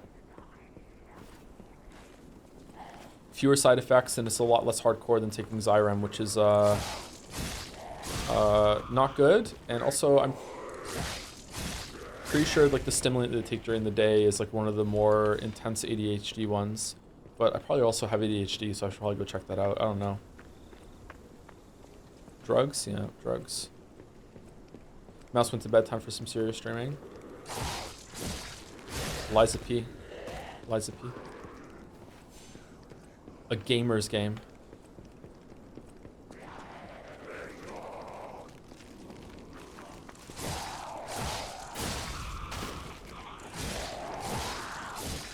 Someone asked what kind of games are best to play without chat. Usually kind of puzzle games. Some heavy story games that have some spoilers in it are good for that too. I don't know. Undertale... So games that have like a really fervent fan base that is built over a long time are really good for that too. If I had played Undertale, especially back then when I was new to streaming, I don't know who it was. Maybe it's a mod that's still around. I don't know who it was that suggested to do a chat list, but you were absolutely right because otherwise it would have just been nonstop full.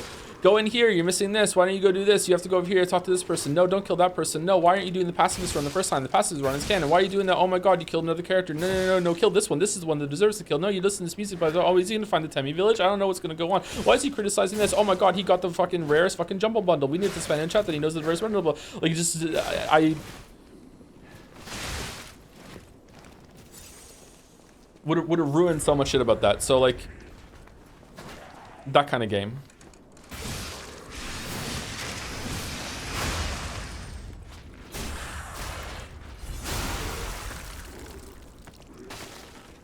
That's exactly why I want you to know chat with Expedition 33, but it hasn't had a fan base built up like for very long. It should be all right. Yeah, right.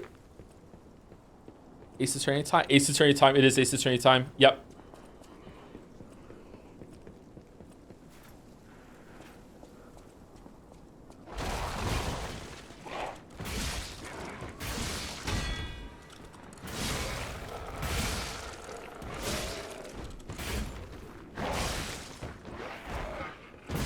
Oh my god.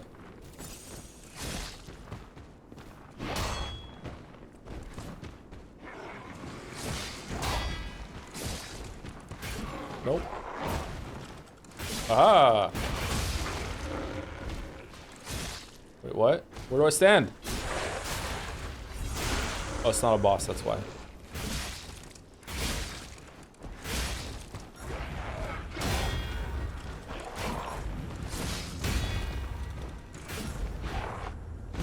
Fuck.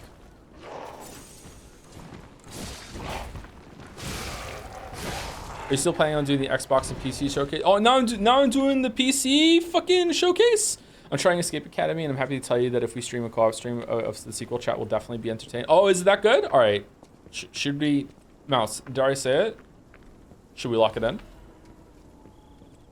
That's a streamer's bond. If you say lock it in, it's locked in. Except if it's a weird anime game that you just set on a whim during one of the game showcases about being trapped in the subway 3 years ago. Let's be clear.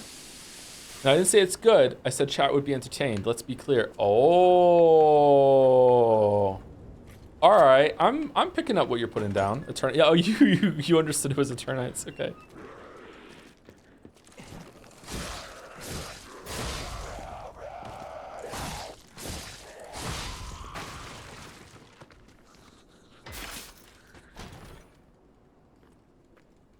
Though amazingly, the worst stream for backseat criticism was absolutely the Monster Hunter World stream, despite it not having puzzles or a story that mattered. Yeah, Monster Hunter World was really bad. That was the worst chat experience ever, still to this day.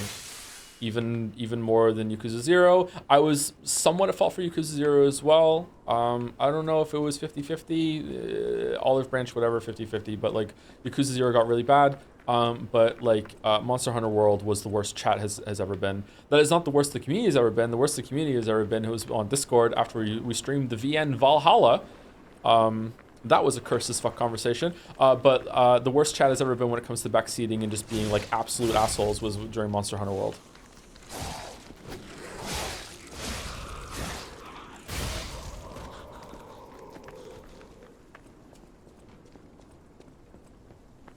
Yakuza 0 chat was absolutely out of pocket. I'm actually kind of afraid to go back and see what chat was like back then. I haven't watched that one back. Usually, eventually, I watch the streams back to see what it's like. Although I haven't done that with any of the streams I've done this season so far. Haven't had the time. What happened with Valhalla? There is a controversial character in Valhalla that the community liked. And a lot of the community realized that they probably shouldn't have liked them that much as the story went on, but a couple of people got really dug in and had some really fucking yikes takes, some of them on stream and then others on Discord afterwards. That's all I'll say about it because I don't want to rehash the thing. But yeah, chat was the worst when it came to Monster Hunter World. I wonder if Undertale or Outer Wilds would have been worse if we had chat on compared to Monster Hunter World. I think it might have been. Undertale 100%? Yeah, probably, yep. Have you played the Factorio DLC? If so, did you like it? I have played the Factorio DLC. I didn't finish it. I loved it. But I also played the mod Space Exploration beforehand. I loved that too. I would like to see a combination of both. The DLC has gotten some cool like extra planets added. There's one where you're in a submarine. I want to try that out. Mods are really easy to add to Factorio, by the way, if you are interested, but kind of scared of them. It's all done within the game main menu.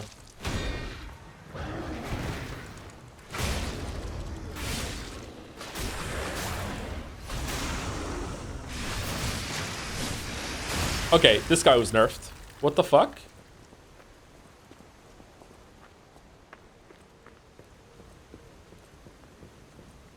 Factorio's best idle game? So true. If Kingdom Hearts 4 got nominated for Game of the Year and you had to play it, would you play the whole series to understand properly? I've already played Kingdom Hearts 1 and 2. I probably would do that, yeah, but if that gets nominated this year, is that this year? Is Kingdom Hearts 4 even out? Was it just 3 that they made? I wouldn't have time to do it.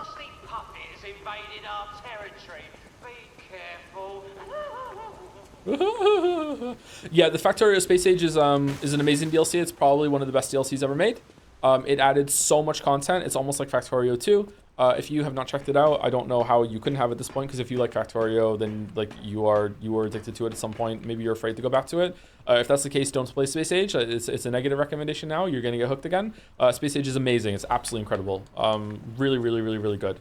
Except for Gleba. Gleba sucks. I'm a Gleba hater. I don't care. I know that's a normie take now. I know a lot of people love Gleba. I fucking hate Gleba. I've been punished for it in the game now. I fucking hate Gleba. Reddit take? Yeah, I know. Thank you, Altopa Wee for the resub. Not oh, we're here? Oh god. Is that the first time I've ever died on that tower? Thank you, Otoba Wee, for the resub. Not sure if I thanked you, but I went through some hellish cancer treatments last year. Survived, no recurrence yet. Congratulations. Fucking congratulations. And your streams and content was something that really heavily kept me afloat and going. Love you, man, and hope all the best for you now and in the future. Fucking let's go. Exactly what I was saying. Fucking let's go. You're very welcome. I'm glad I could help you with that.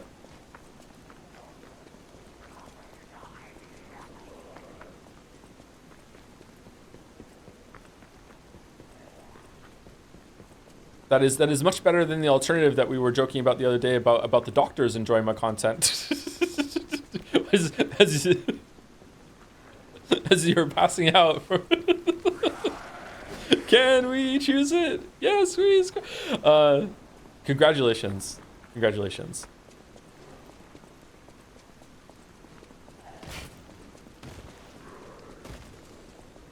Oh, thank you also to Soappan as well, or Sopan for the resub. Silk Song tomorrow, do you think so?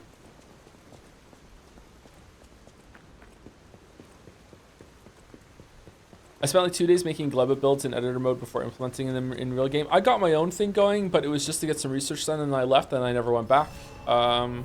I don't know. I have a problem when it comes to Factorio. I don't know if this is also another ADHD symptom, but like it gets to the point where I want to redesign my whole entire factory and I want to tear it all down because I don't want to leave this like subpar factory in the middle of nowhere. And I just can't do it, and it just becomes too much work, and then I just like, oh, maybe I should just restart from the beginning and do it better. And then when I restart from the beginning and do it better this time, I just like, well, I need to get some easily research to do first, so I might as well just build a star factory, and then just rinses, repeat, and this time I get a little further. Like, I don't know, I find a lot of problems with that. I really like modded Factorio though. I played C-Block. C-Block is really cool. I like the idea of like water being the only resource, and you have to make everything from refining and processing water.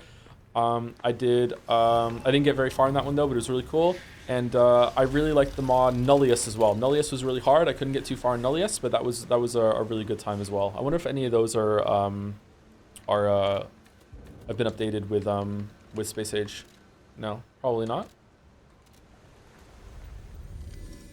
You're supposed to rush bots and then build a real base. Yeah.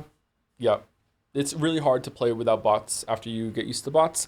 I don't know, using a bot network for logistics and everything is kind of feels like cheating. I try not to do that very much because it just feels like bots just solve everything. But construction bots are a must. Holy fuck. Favorite chain restaurant? I don't have a favorite chain restaurant. My favorite fast food place is McDonald's because that's the only place I can rather eat with the gluten thing. Thanks. I see. I see. People on the app. Maybe you have. Oh, anyhow, it's up to you. Has a chance of them being consumed when using pulse cells. Okay, we don't want that. When I play Factorio, I was kind of disappointed with the combat. Do you feel the same way? No, I don't really need a big combat experience from Factorio. If you want something that's a bit lighter. It's a supply box, officially approved by the city of Krat.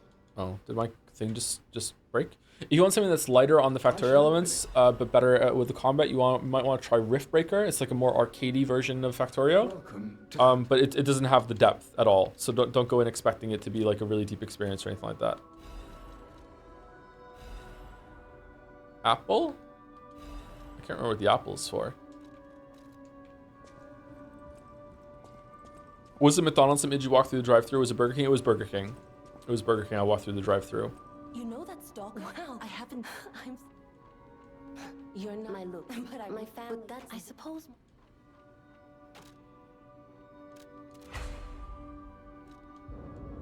Not enough material.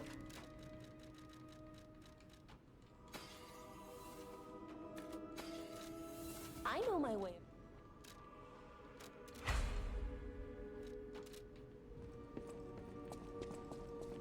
Bonjour, the house. I am at the house. Oh dear, I don't be. Don't forget to save upgrade materials for DLC weapons. I'm only gonna upgrade this weapon, so I don't think that's gonna be a problem. I've been in. What? May I? What? I always will. No, puppet. I don't remember any of this shit.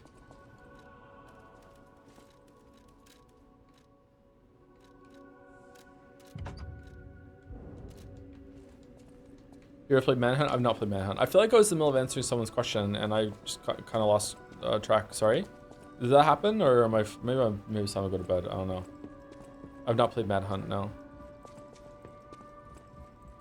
Is the parry timing easier now compared to when you stream the main game? It feels the same to me. I don't think did they loosen it up?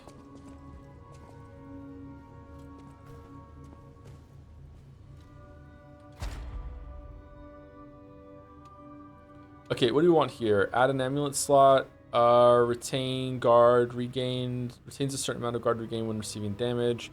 That's actually really good. We definitely want both of those. The extra amulet slot is just like, obviously we want that. So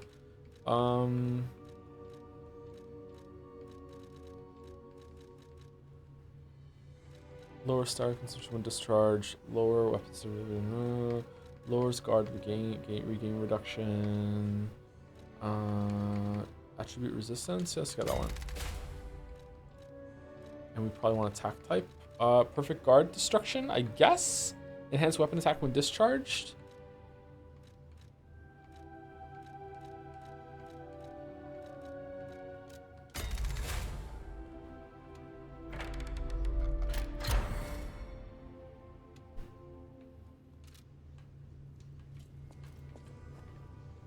You said you go over the quality of life once more. Yeah, it's mostly the boss stuff that I want to show in the boss rush thing. The rest of it you've seen most of it, when like using the souls when you're next to the bonfire, the updates to the UI, and like being able to remap so you can sprint on left stick now instead of holding down B. There was another one too. What was the other one? Oh, you can now level up at bonfires instead of having to like go here and talk to her. Maybe the more I know without gather more in the as you. And everything to do with the boss rush mode is really, really great. So like here, you can go here and you can just select which one you want to do, and then you can just go in and fight them again. And then you like you can select the difficulty mode. It goes above the base difficulty. It goes up to 4 and 5. I already beat it on 5 on another character. You can also make your own like gauntlet of bosses that you can do if you want to do that with limited resources. That's kind of cool. And when you go in, you have your own little bonfire in there to like change some things. You don't have to come back to the hotel to do it. And when you beat the boss, there's a bonfire that spawns that you can use to pick another boss instead of having to come back here, going through a load screen, going to this fountain, and then using it. You can just pick another boss right afterwards. It's pretty cool.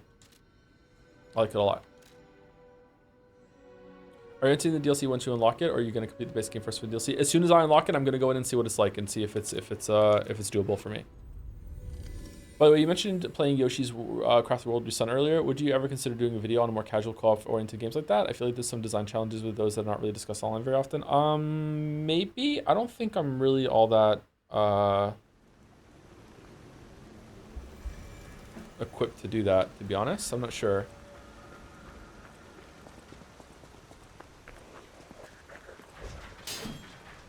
Damn.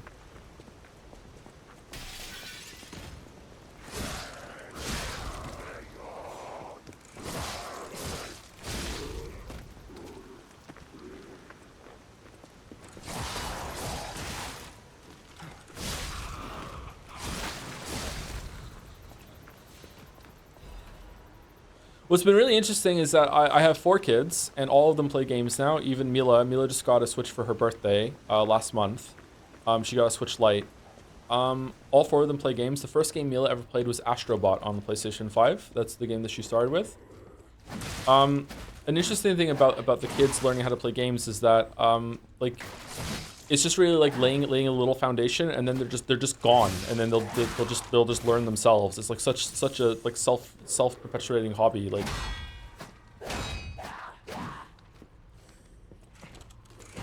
Seems like a good start. Yeah, she loves it.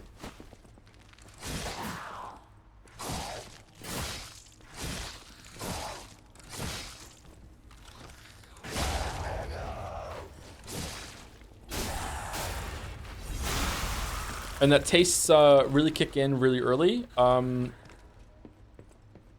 Finn really likes difficult games. He likes playing modded Terraria, modded Minecraft.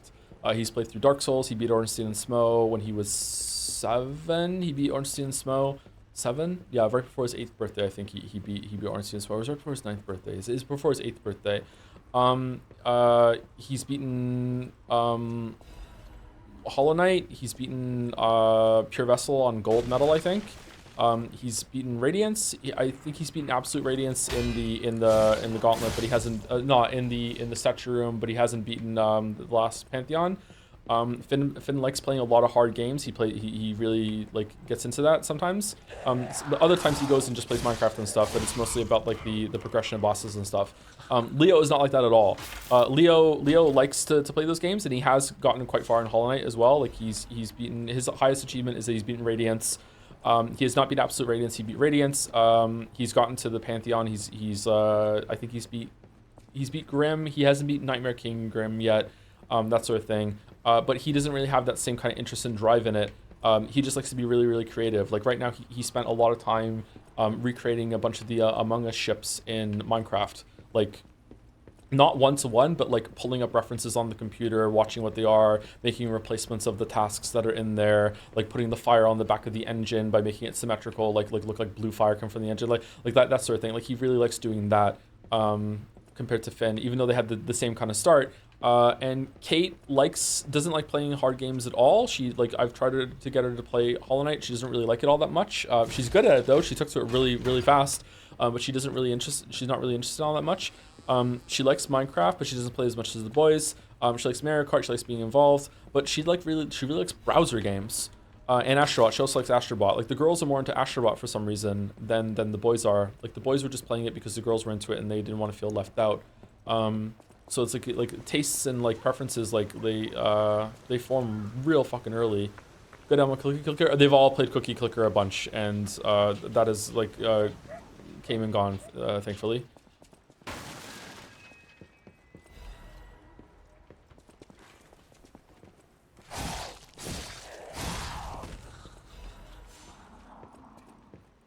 But yeah, I thought for a long time I would have to like sit down with them when they got a new game and teach them how to play it. But I can just sit down and just watch them, and they just do it. They just take to it. Oh, this room's really hard.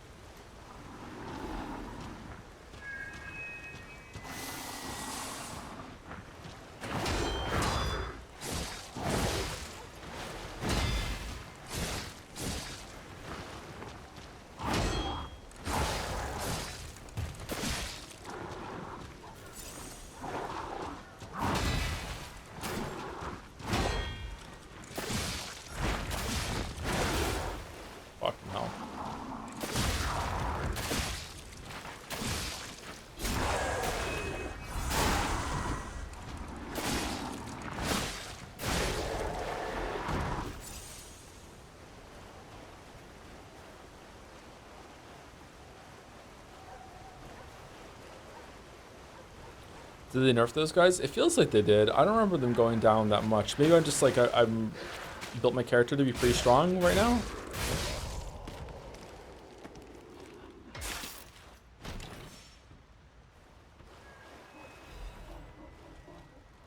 We also have another one of these right now. Do we want to put this one on? That's going to make us slightly heavy. Mom Spaghetti. Okay, stamina recovery speed is always good to have.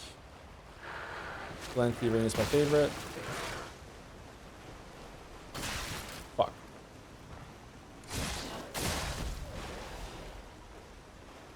Honestly, I grew up playing whatever my brother did, so I never really learned anything on my own until like Skyrim. Yeah, I worry about that. I think that I've kind of made that okay for a while. Like Leo would follow his older brother. I don't know why I'm talking to the kids about the kids. I should probably stop it. But like for a while, he would follow what his older brother did a lot, and he would also defer to him a lot. And it's like it had to reinforce for a while, like consciously for a couple months there, being like you know, Leo, like Finn's your older brother. He's not your boss. Like you don't have to do what he says. Like if you don't want to play that game with him, you don't have to. Like if you do want to, that's great. But like you know, like and I think that's gotten a lot better. I'm not saying that's what happened to you, Chatter, but like he would defer to whatever Finn was playing, Leo would want to play too. So it's a similar mechanic, at least a little bit. Are there any games you got into that you would try to steer your kids away from? If I ever had kids, I'm terrified of getting them into WoW. There are some games like that, yeah, like an MMO sort of thing, yeah. That's right. No, I can tell you.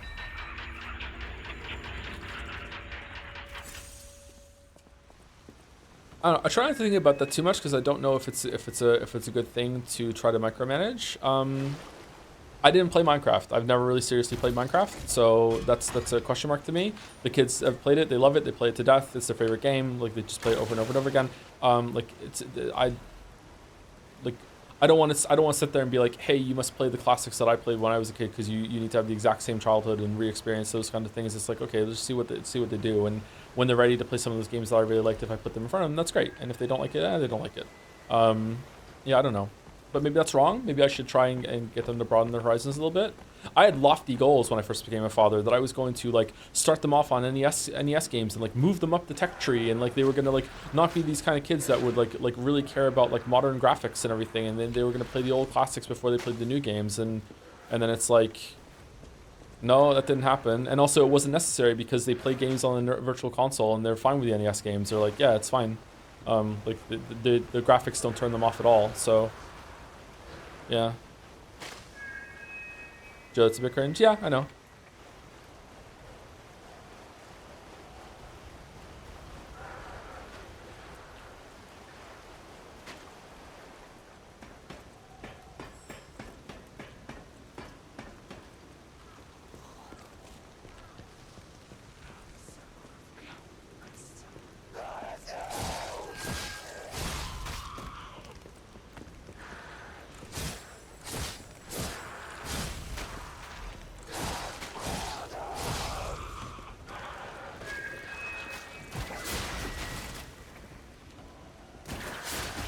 Yay!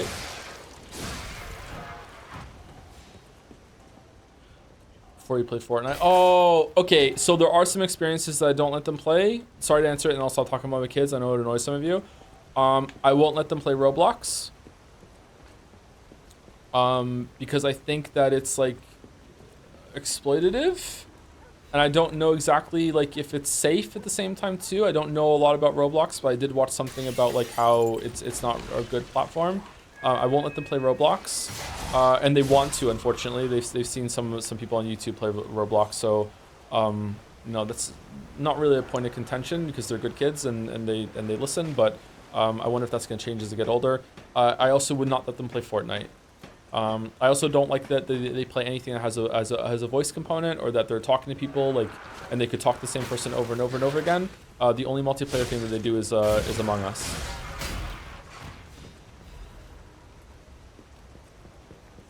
And they cheat.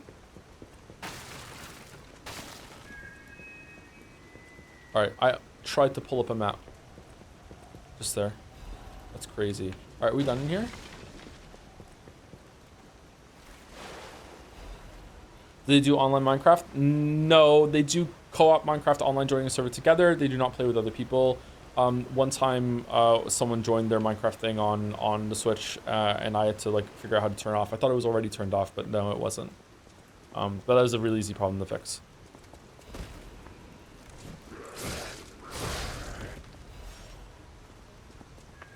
Maybe you can curate the Roblox worlds. They can be invested to probably. Yeah, maybe. I don't know. I don't know if it's worth it or not. Is Roblox really that cool? I guess it's not for me to decide. It's for them to decide.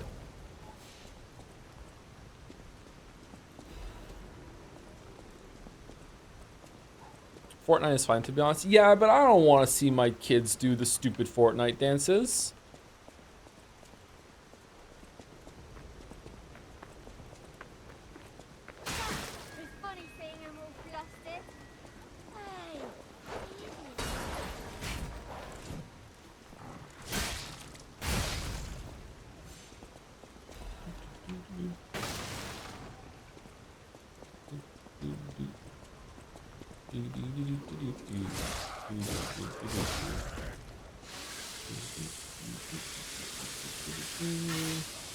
Red Lobster Inn. Boomer take. Yeah, it is probably a boomer take. Yeah, I'm sorry.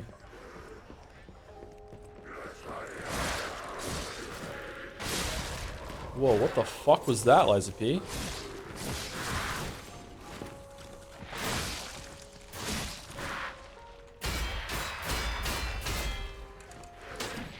Whoa, what the?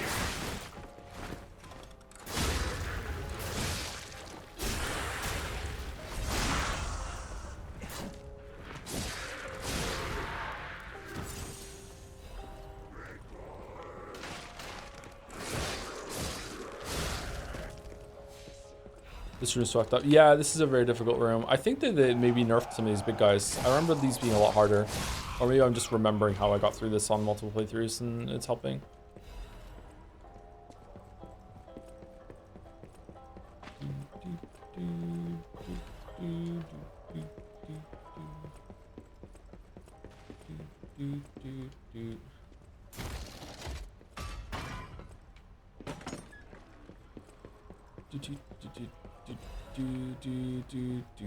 Have you read Citeen by CJ Cherry?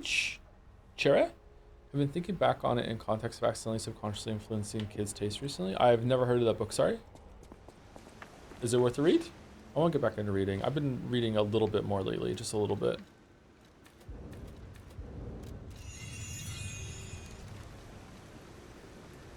The stream chill. Yeah, it's pretty chill. Yeah, we're having a good time. Having a good time.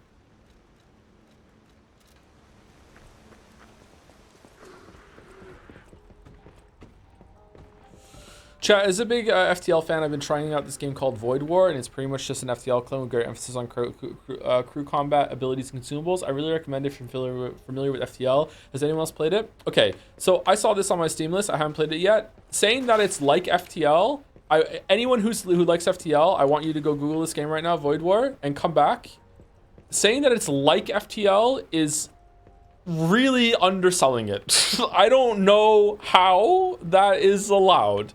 Like, did they have, like, was it a mod and the FTL people were like, sure, you can release this game? Like, it is, like, it is literally FTL. Yeah, I'm not, maybe it's good, I don't know, but, like, I don't understand how it's allowed.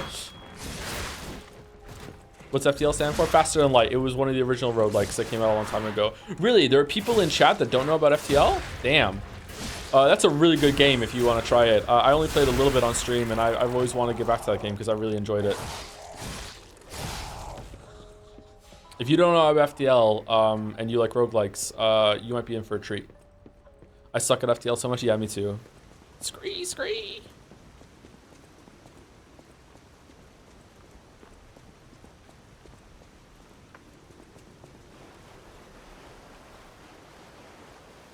Ah, fuck. All right, well, here we go.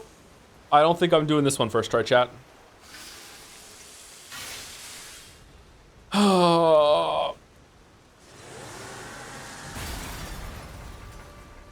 Thank you, Peepo TF 126 for the bits. I generally hope when your kids get older they read Steins Gate, not because you hate it, but it's better than Umineko. There, I said it.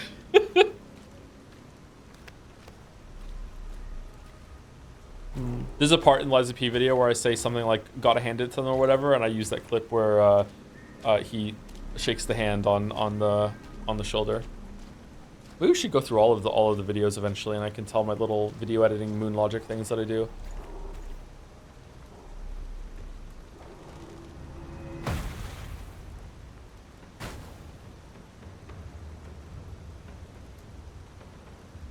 Liar.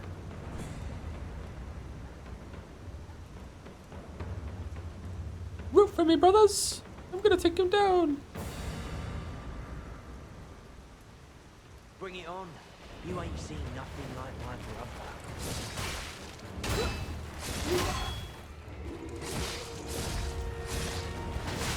brother. Uh-oh. Why are we in the rain when I'm already washed?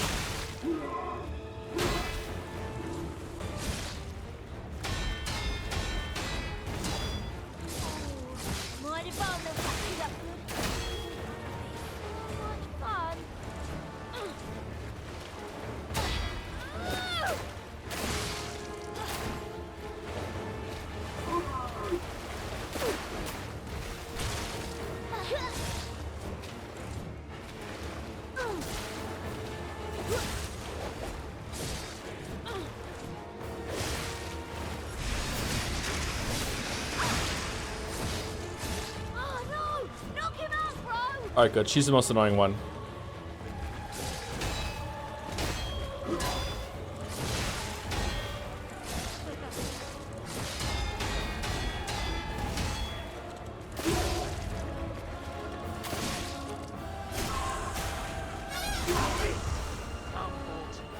It's my turn!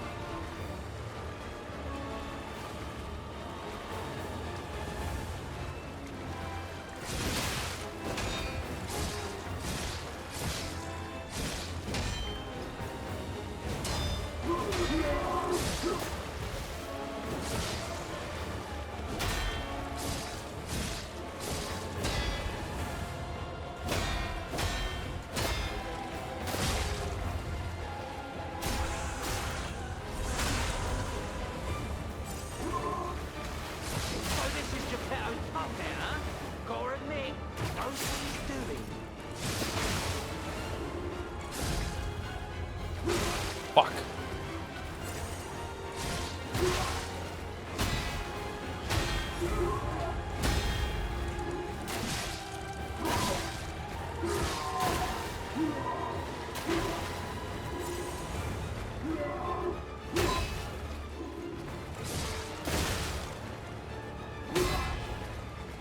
Don't get extra fighting fair. Survive and win. That's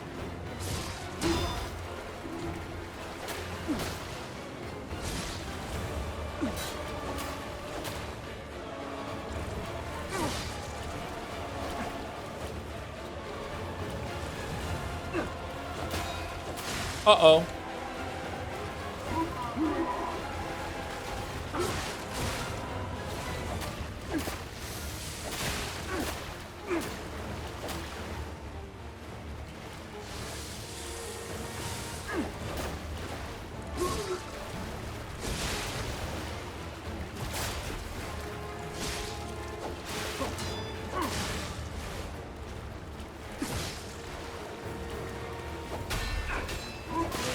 No! Alright, lost to a boss. Lost to a boss. Lost to a boss. Oh, so much to getting an extra heal. Now you played them all. What was your game of the year last year? I think my game of the year last year was Nine Souls, wasn't it? Didn't we like talk about that? That came out last year, didn't we? First death?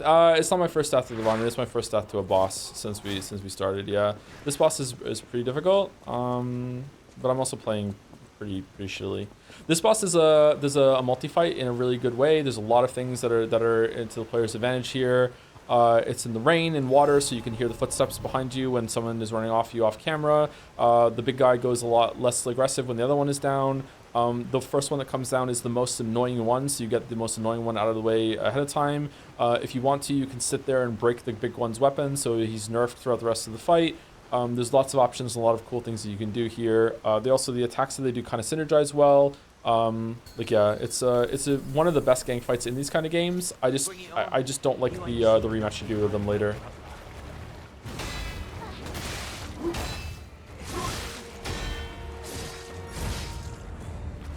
Fuck.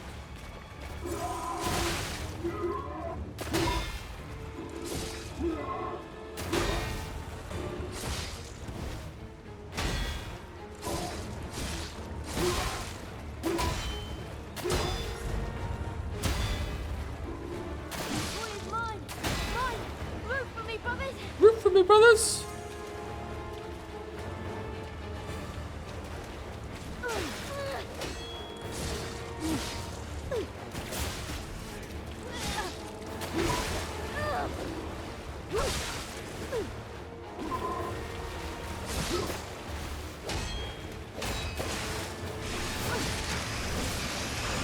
No!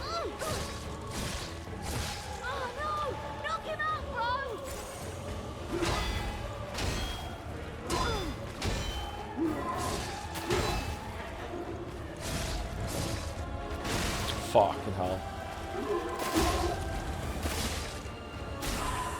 It's not looking good for Romeo. You played nice with the others. Don't you want to play with me, Mr. Puppet?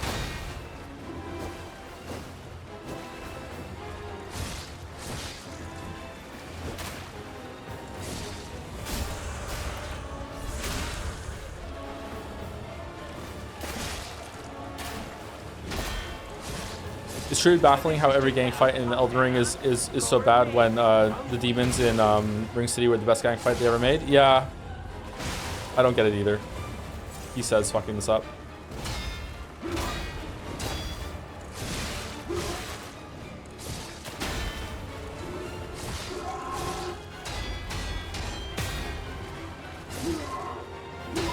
Okay, they've lowered the durability on this guy's sword.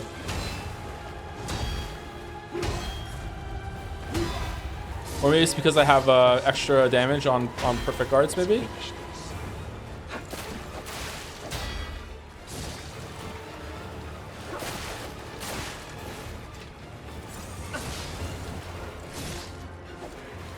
That might be my favorite multi-boss ever. The demons from Elden Ring? Sorry, from Dark Souls? Yeah, it's a really good, one of the best fights ever.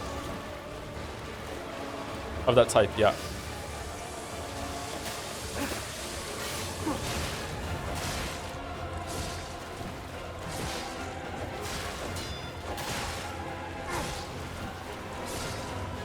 What is your experience with Souls like PvP? Non-existent.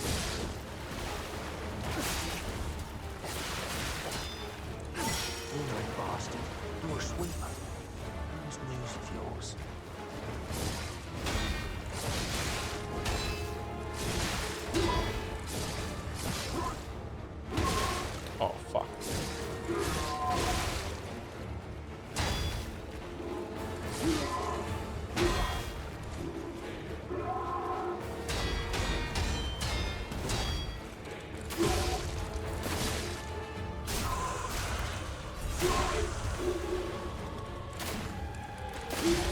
All right, we got him. We got him.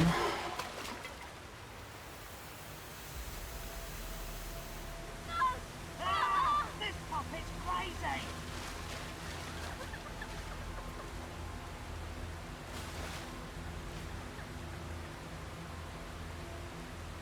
Grave Robbers from 2 or Black Rabbit Brotherhood 2? What are the Grave Robbers from 2, sorry? This puppet's crazy.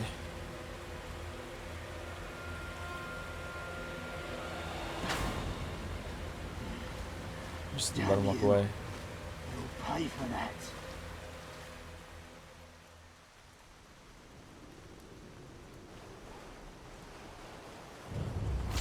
Grey Robbers are the gang squad from Dark Souls 2 DLC. Oh, that is one of the worst bosses in all of Souls-like history. Like, catch me on the right day, it's even worse than Beta Chaos. That is like unbelievably goddamn awful. No, Black Buddy, the Black Brotherhood 2 fight is it's okay. Like, it's playable. Like, whereas that the Grave Robbers is like fucking like wow. Yeah. It's not that bad. Okay, can I get rid of this one now? What? Why is it messing up at the top? Because it has to do a new calculation. It doesn't know how to do it. I have to put it on first to see it. I guess so. Okay.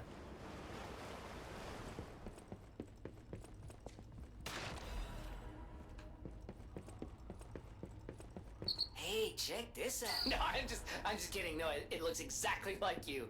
I mean, you see it, right? With the nose and the... Right?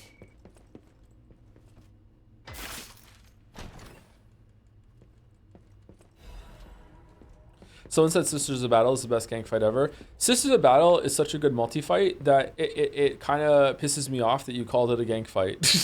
Like, I'm not mad at you. I'm just like mad at the world that would qualify as a gang fight, but it does, doesn't it? Because it's against more than one thing. But it's designed in such a way that their moves work together in like perfect harmony. That it's just like one boss is attacking you, but it has like 2 weak points or then 3 weak points later. Like, yeah, just like one of the best multi-fights designs of all time. That's one of the reasons why the 2 demons in Sister Frida, people are talking about that phase 2, why those work so well is because they were designed in tandem. It's impressive in Sister Frida's case because like you can also fight Sister Frida by herself, and then they work together in a really cool way, and their attack sets aren't really that simple compared to someone like Sisters of Battle. But even that, it's not done nearly as well as Hollow Knight did it.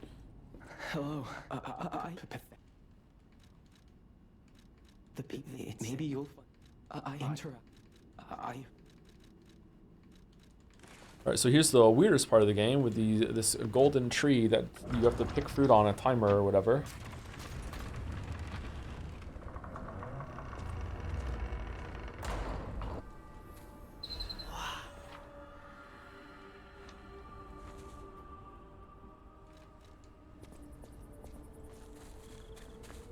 Respec candy, yeah, I didn't engage with the system whatsoever, really.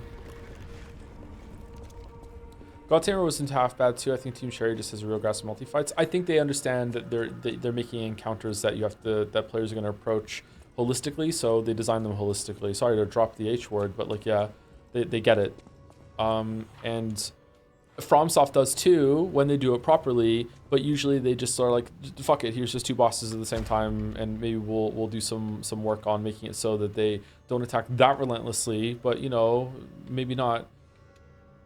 Okay, enhanced pulse and cube uses, belt slot, we don't need any of that.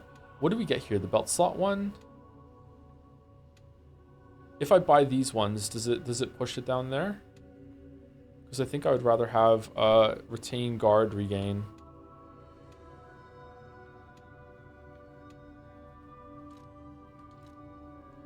Oh, hold on 1 second. There's like, now we can get a level 3 one, and level 3 one might have more ergo. Reduces item prices, increase max gold coin fruit, yeah, there we go. Increases ergo on getting enemy. And then we want extra something. You can enter the quartz from the cryptic vessel. Increases pulse cells, there we go. Do I have it? Like I go downstairs and do it, or what?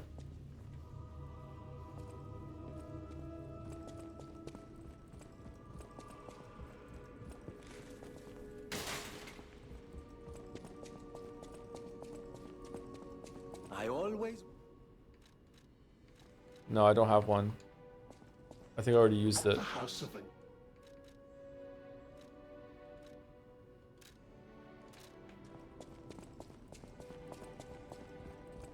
Welcome to the Grand First, Second, Third, Fourth Lord. I've told you about them. What do you think about the twin gargoyles in Elden Ring down in Nokron? If that's the one I'm thinking of, like it was. That is what little. Every time I get there, I'm usually really powerful, so I can just tank the way through it. But like it's compared to, like it's basically doing the Demon Prince again, only this time they just did it worse. So it's just kind of like just getting spat in the face. Like I just like, sorry to be hyperbolic. It's just like what the fuck are you doing from? Like it's such an easy fix too. Like the poison trail that one does from off screen, just make it have like a little trail before it appears, so you can so you know to dodge. Like yeah, beautiful arena though. Yeah, it is a very beautiful arena. Yeah, like the game is really pretty. Okay, I didn't get another quartz unfortunately.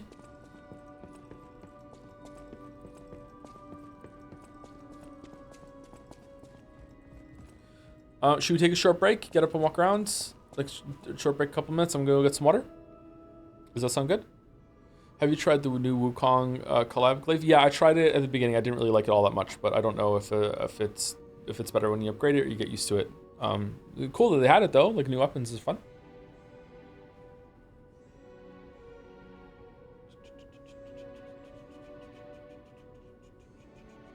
I think From adds these intentionally bullshit fights to try and counter how skilled players are compared to Dark Souls 1. Yeah, they definitely do that. That's how Millennia happened.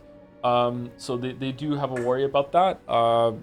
Yeah, I think it's pretty much undeniable that they do that. Whether or not it's a good thing or not is a whole discussion. As I get older, sometimes I like a little bit of bullshit in some games, but it depends on the game and how it's done. So yeah, I think they definitely do that, and they just throw shit at the wall and see if it works. Yeah. Anyway, be back in about a couple minutes. I'm just gonna go get some water, walk around like maybe 2 minutes.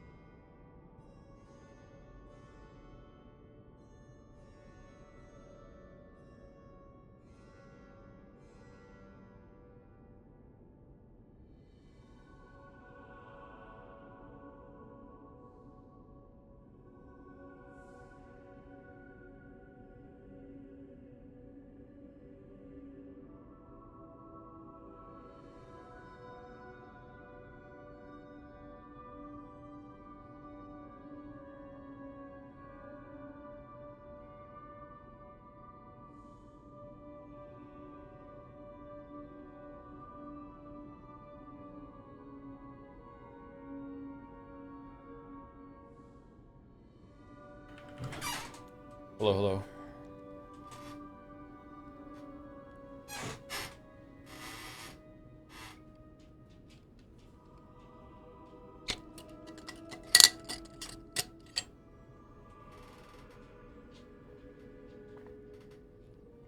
The more stat checks BS fights in Elden Ring is why I think From is at their best in more focused experiences like Sekiro and Armored Core. Armored Core actually has a really interesting combat system. I like it a lot, but it's marred by like weapons being so unbalanced in a different way than stats are, that you don't really know what kind of experience you're going to get, and it's very hard to like have a good smooth difficulty curve.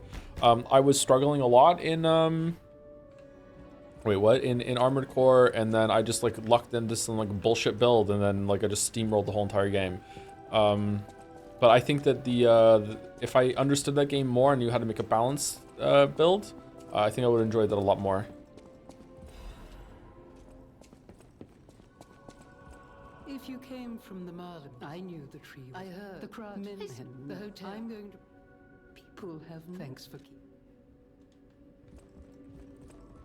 Who has the key? Welcome to.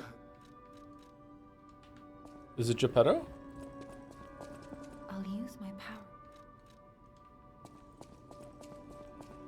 I always welcome. Wait, Joe's not drinking about streaming this? Fuck, I hadn't known this. I would not have gone to sleep last night in the first place. Now, don't lose sleep to watch the streams, my weeb. It's okay. The VODs are here. Any advice on how to introduce games to an older person? One of my older family members wanted me to help introduce him to the hobby because he read somewhere that it could have a positive impact on neural health and cognitive function in the long term. The problem is that he really struggled to manage movement and the camera at the same time, and that led him to pretty quickly lose interest. So there's some good games that help someone with no experience with gaming that make connection.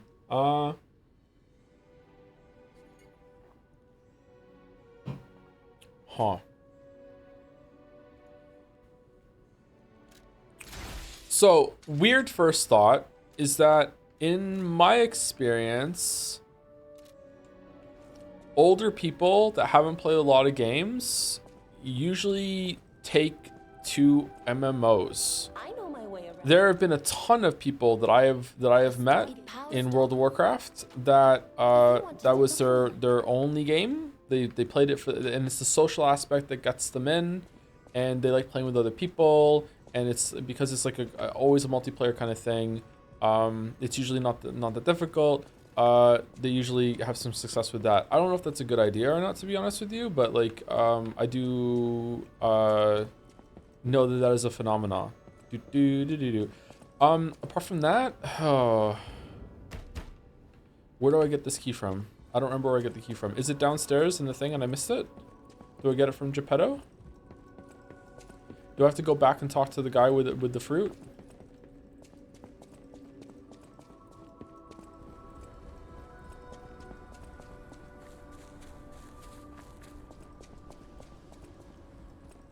Stalker, please.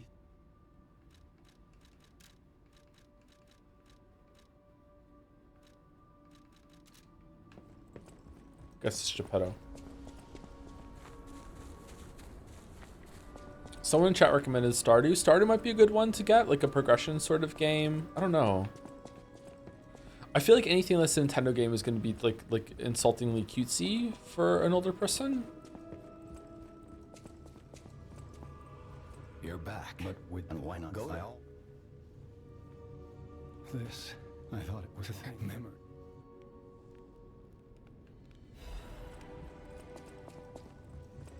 The Sith. Finally, the king. So are you. I knew you. I knew you think it. The black. That is.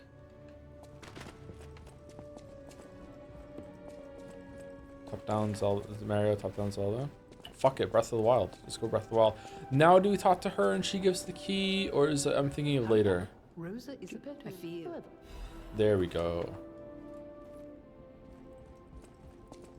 There we go.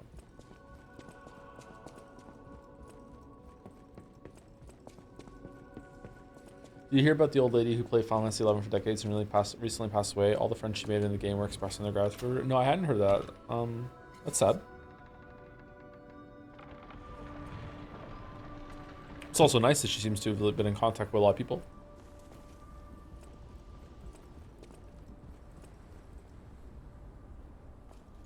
Mad Clown Puppet Time? What a thing to say after saying that. Yep, yep. Mad Clown Puppet Time. Depends if they already use the computers. Yeah, that's true too. Yeah.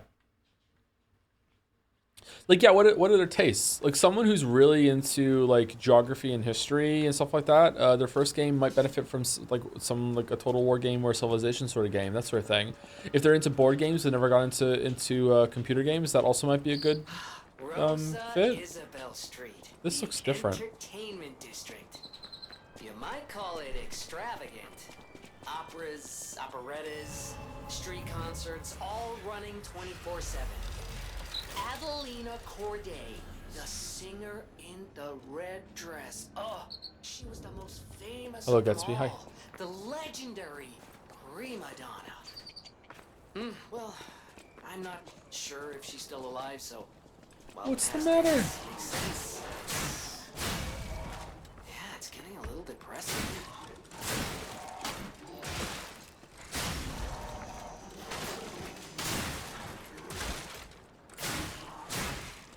Well, Gatsby, what is it? Yes, hello, hi. Yes, I'm happy to see you too, buddy.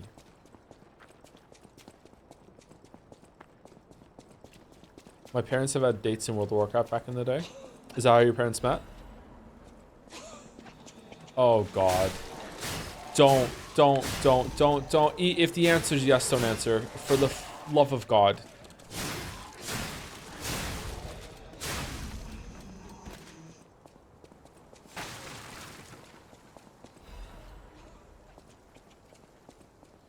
Once I showed my mom competitive League of Legends and tried to explain what was going on, and she said, "Shut up, I get it, I'm trying to watch, so what do I know?" Huh.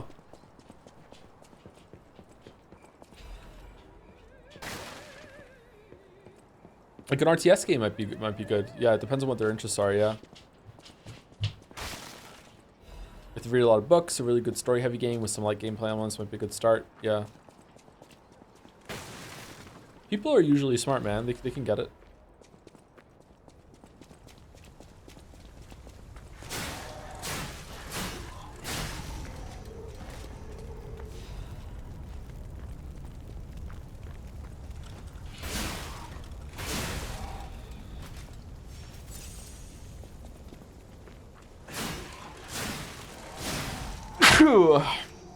Hit Grandpa with Disco Elysium. Just watch over his shoulder like a hawk at all the political choices that he makes.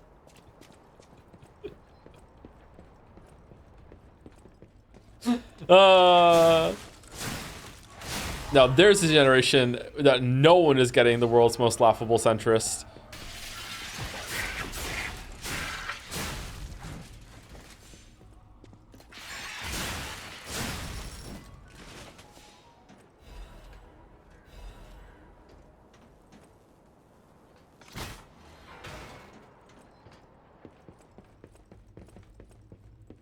All the Facebook posts that's gonna hit Twitter.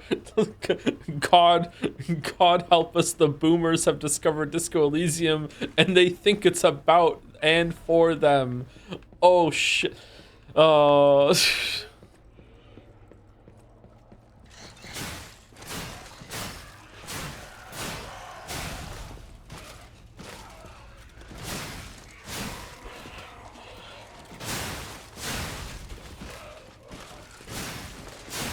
Never ask Eliza P. devs the subtext behind why the baby puppets are the most resilient in all the land.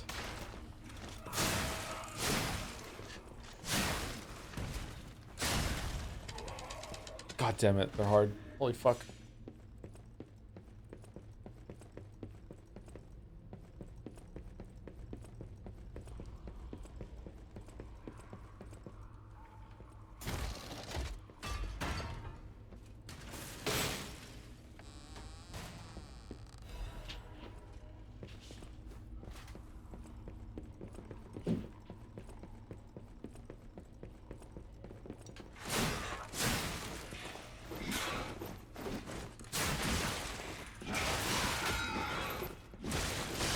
What the f- Holy shit.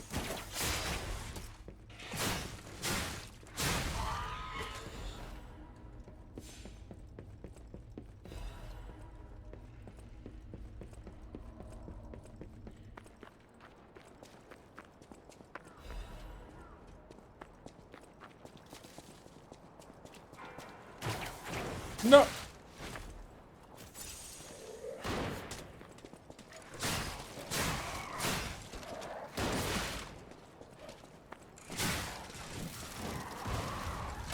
Oh my god. Oh my god. Disgraceful.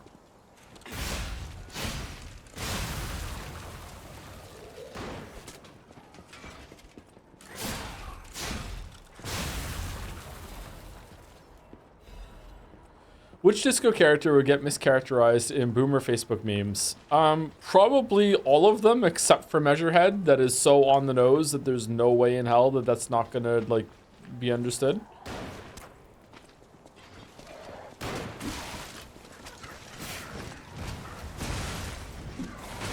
Oh my god. Oh my god. Oh my god. Holy shit. Oh yeah, you're not meant to go through here. You meant to go around the back. This is a very difficult entrenchment.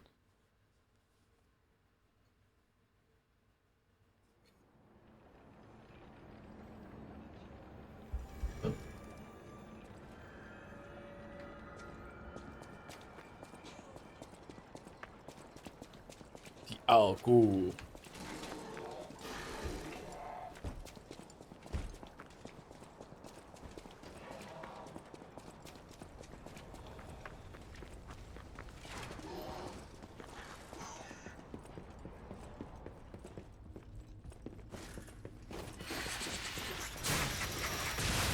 Oh,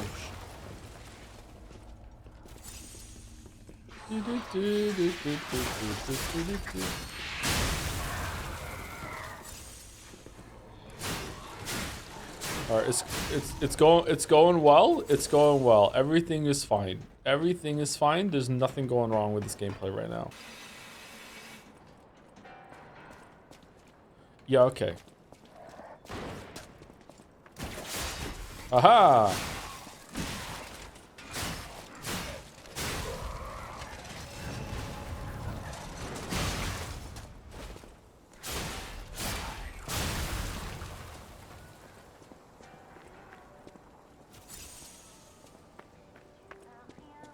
If you suddenly transformed into a toy, what toy would you want to be? I'm not answering that question. Oh, fuck.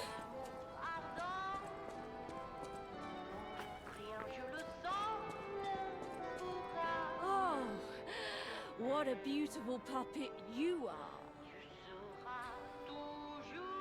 Hey, check out the pin. I already read it. What are you talking about? You don't need to pin it. I read it. And I was polite and didn't say anything about it. I dedicate this performance to my sister Adelina.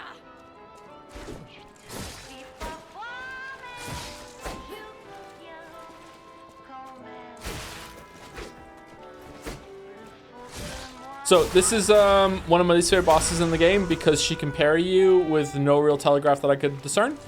I don't know how to figure that out, but maybe there's a way. I don't know how to do it. So we're just gonna backstab her.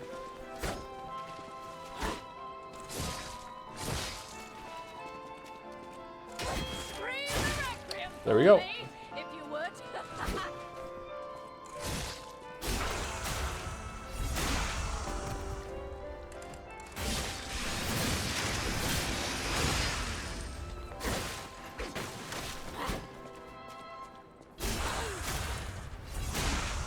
Can you parry the counter? If you can, I've never tried. It seems to be over really fast. Nope, couldn't do it.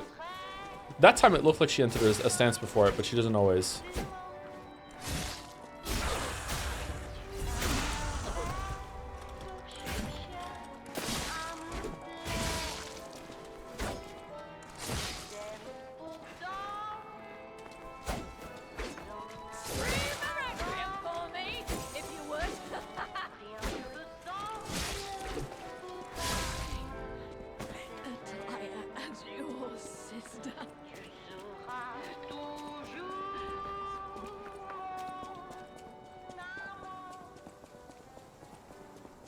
Women, right? What was the stream I sent that on? And it was actually funny. But again, ZTD, I remember it was ZTD when fucking Nakane said like the most crazy unhinged shit, and Junpei looked at Carlos like, or was it she walked through the wall? I can't remember what it was. Like she did something like insane. Can you put on our clothes for no reason at all? Can you? Do you get her clothes? Oh, we got the green one. I like the green one. We don't have her clothes. Oh God.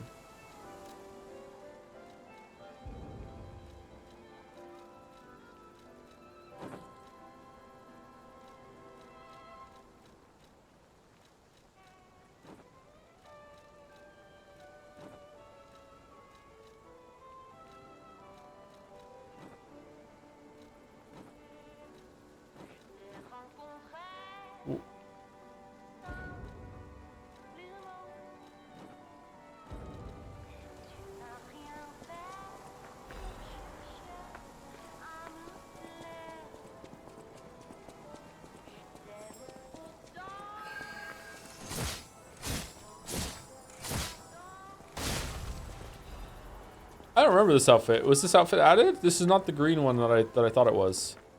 Top hat and glasses? No, no top hat and glasses. This is the Wukong outfit. It looks pretty good.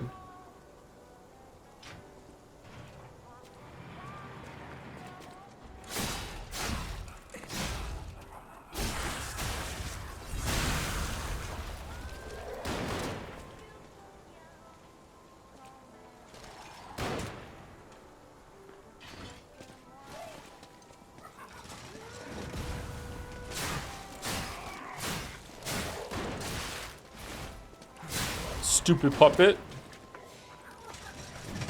Oh God, I'm the stupid puppet.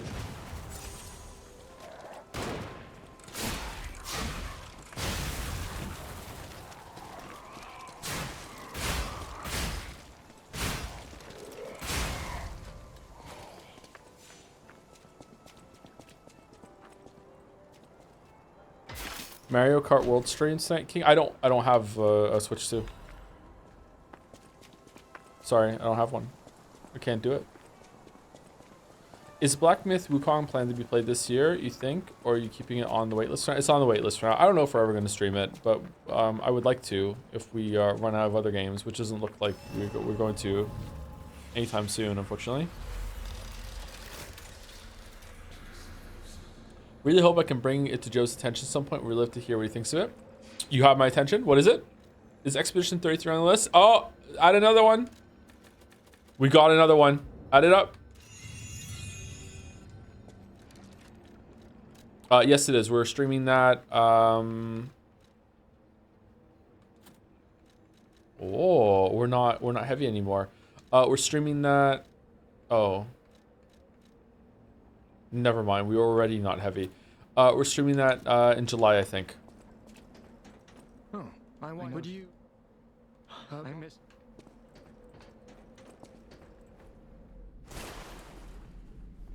Can you take Expedition 33 on the list? No, I'm trying to play all the Game of the Year nominees. So we have a good way of judging that for Game of the Year awards this year on Jeff Keighley's Game of the Year awards starring Jeff Keighley. Not that it matters because Expedition 33 is going to win. There's no way it's not. That's fun, actually. Yeah, I thought it was good too. Then we can all judge it together. Yeah. Silk Song though. Chatter. There's no way in hell. What if Deltarune gets nominated? Deltarune's not finished. If it was nominated, then I would play it. Yeah.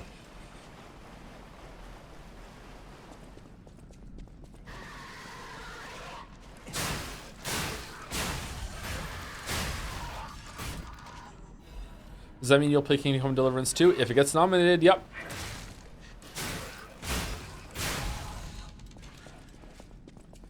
If it gets nominated, we are going the wrong way, like the Triceratops and the Land Before Time. Kingdom Come Deliverance 2 will take a while. Heads up. Yeah. We'll no life it. Does that mean you'll play Kingdom Come Deliverance 1? No! Just 2. No.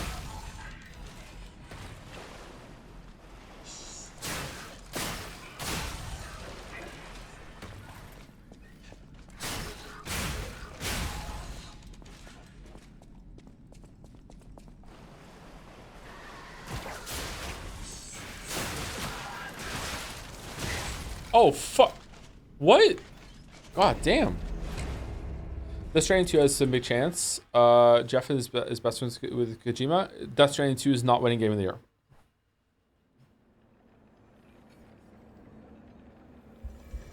It's going to be nominated, probably. There's no way it's winning.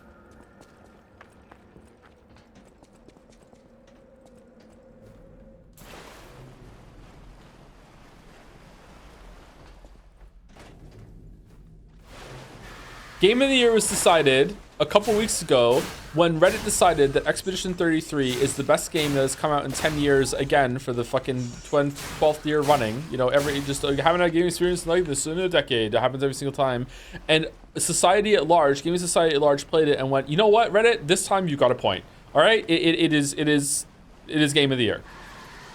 And only 10 people worked on it. Excuse me, that's wrong.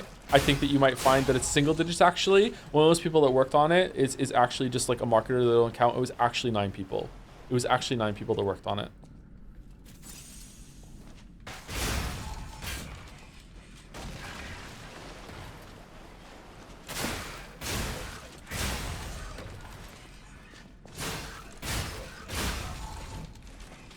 The shortest credit sequence ever.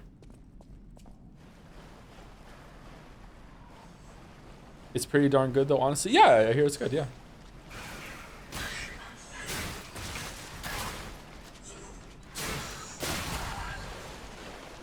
Can't wait to give it the full Umineko treatment.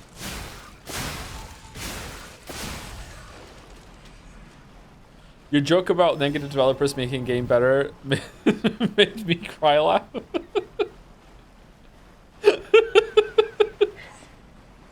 It's true though, like for some reason I was guilty of it a while back too. Like for some reason, like gamers just wanna fillet like the smaller dev teams, and it's like, yeah, take it to its logical conclusion. This fucking negative 200 people worked on this game. They all banded together to try to stop the AI from doing good work, but the AI was too strong. What a game.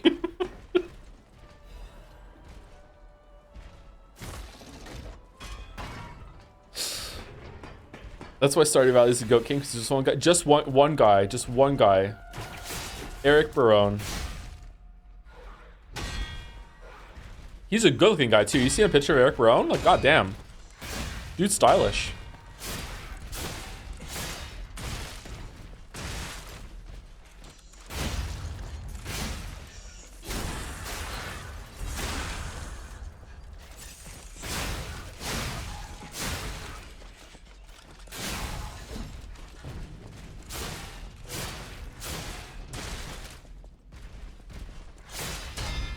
Did you enjoy Umi News last night? I very much enjoyed the people who called in that segment. Yep.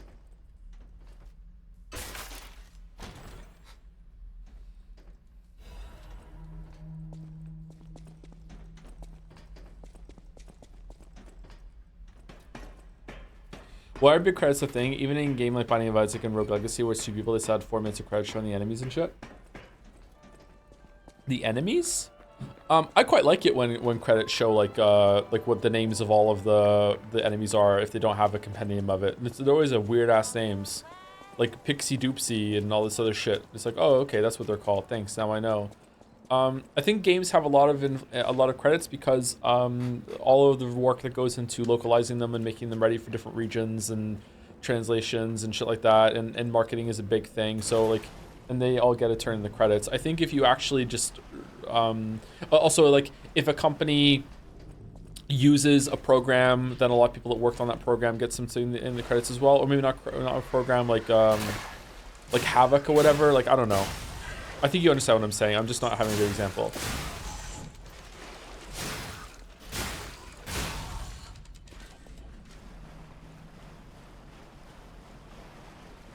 I'd be curious to see if there's like a website that simplifies credits for games, and it's like these are the people that were like the core team that did like 90% of the work on the game. This is the real amount of people. That's not that the other people aren't doing like important work, but it's like, you know, if someone comes in and they do part of the marketing in the last month or whatever, that's really, really important, but it's not the same as the dev that, you know, designed the whole thing and worked on coding it nonstop for 5 years straight.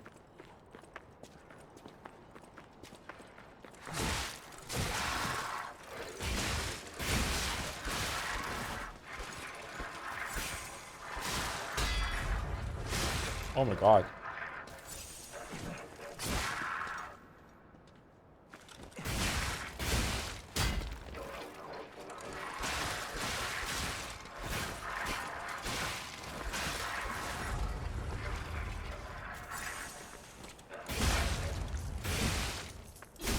I forgot how tough some of the erratic robots can be in this game. Holy shit.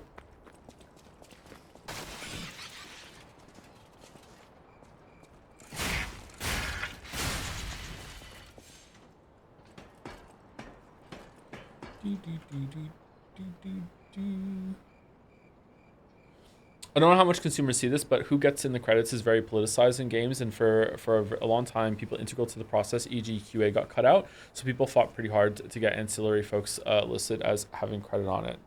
I'm surprised QA got cut out. QA is so important. Maybe I'm offended because that was my calling in life and I missed it. Yeah. Also important note, there are a lot of people working video games, and having your name credits is the main thing you can use to get jobs and show your work in the field. They're really that important, huh? That makes sense. QA is treated as second-class citizens. That I have heard, but I didn't realize it extended so much to the point that they didn't even get like names and credits and shit. How much longer are you playing the stream? I have no idea.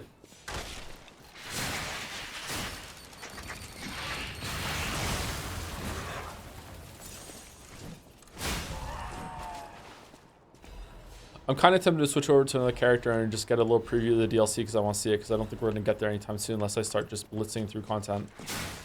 But I'm kind of enjoying doing what I'm doing right now, and I want to and I want to see what level I'm at when I get to the DLC naturally.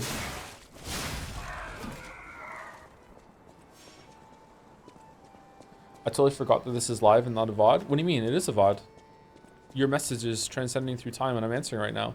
Now I'm going to go back to VOD mode and you'll think you're crazy that I singled you out and answered you. Have you played Lies of P since making a YouTube video? Nope.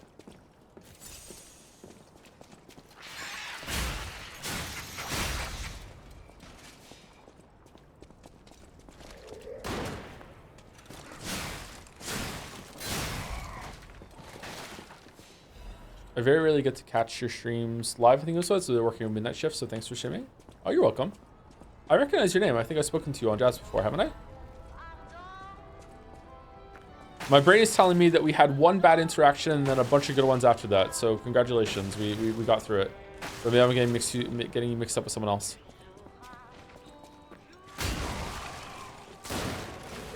Oh, it's the baby. Oh, it's not. Are the babies in there?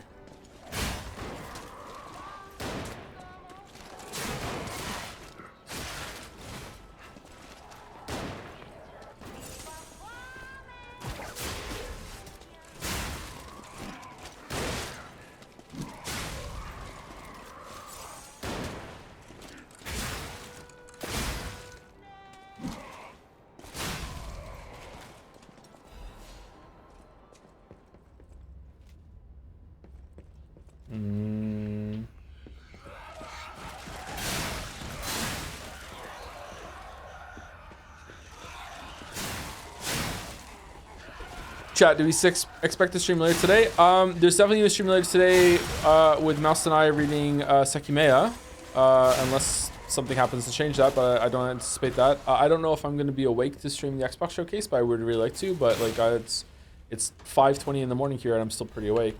I don't know what's happening.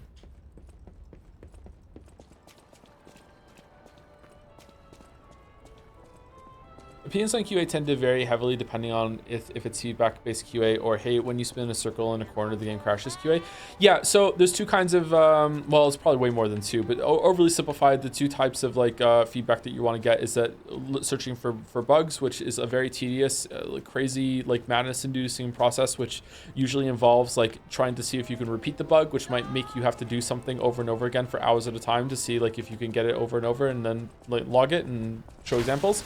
And then there's also the Q&A, which I'm guessing is what makes some devs like angry, is the Q&A where it's like, hey, here's feedback of the game, here's what we think, and doing kind of like sort of like what I do for videos.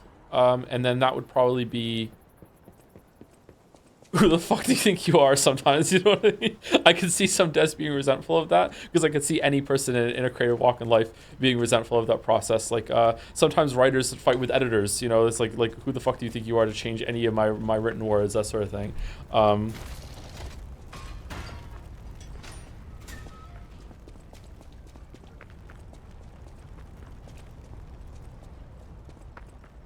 Do you like caramel popcorn, or are you normal? I don't think I've ever had a caramel popcorn, so I guess I'm normal. Did you go to the gym today? I did not go to the gym today. I haven't been to the gym in a little over a week, so I'm behind on my gym. I'm finding it more difficult to go to the gym since I moved to the apartment. I need to just go after stream or whatever if I wake up and then stream. I like to go to the gym first thing.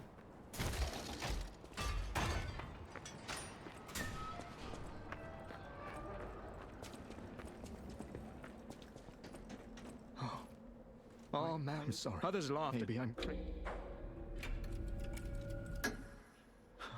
Shivan, please. Always want to lie. You lie, lie, lie, lie, lie. I don't have a question for you right now. Sorry. Oh, it's okay. That's sometimes why. That's why sometimes authors' books get worse the more popular they get, since they feel like they don't need an editor anymore. Brandon Sanderson is a great example of his booking really overloaded and so on. Yeah, that's a problem. Yeah, once a writer or a creative gets too big, there's no one around to tell them no. It's not just about writing. It's about movies. It's about video games probably too. Yep.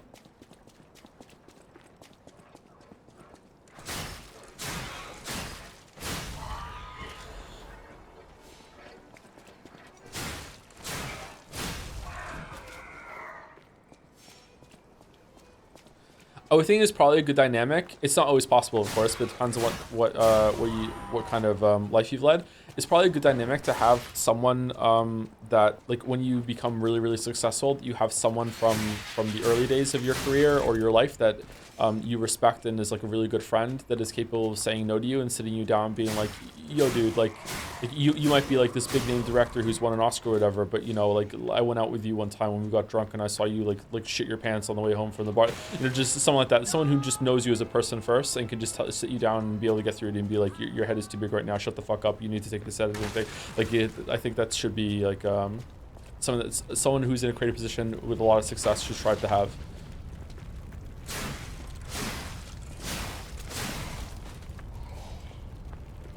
Are you secretly an owl? It's like 5 a.m. your time and you're planning to do on the stream today? I just don't really sleep a lot.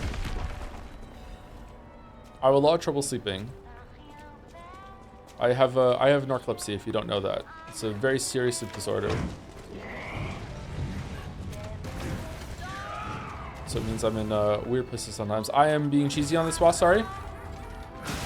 Yep, that's why.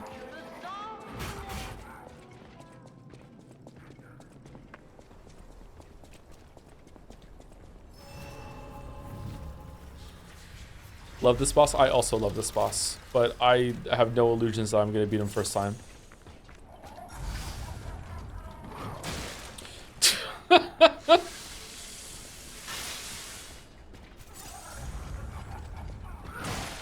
Oh, god damn it.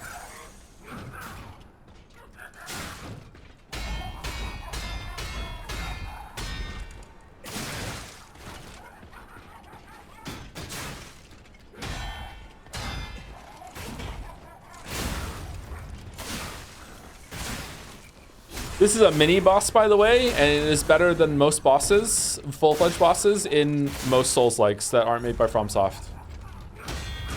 Honestly, this is better than a couple of main bosses in FromSoft too.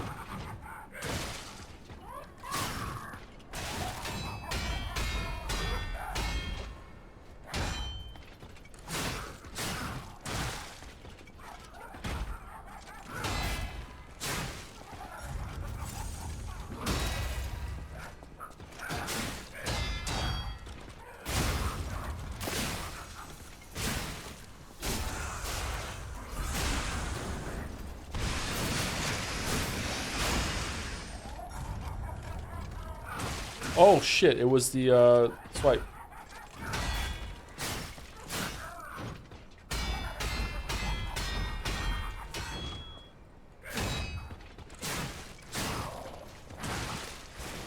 No.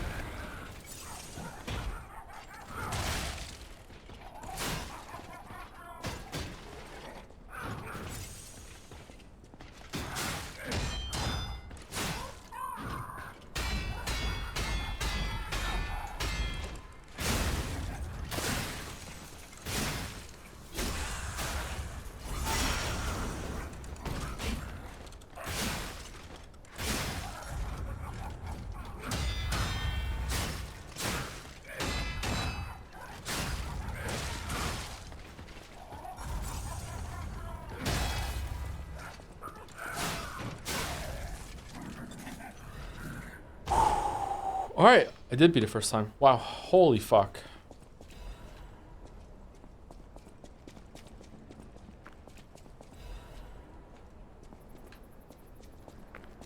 If you've never seen the speed runs of this game, for a while it was all about getting out of bounds here and going for a really wild ride in like the anti-universe of this game.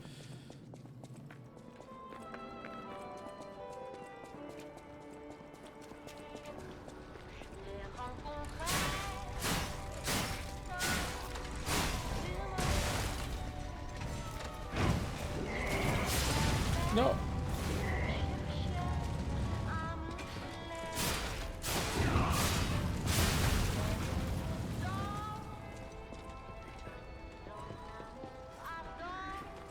Oh shit.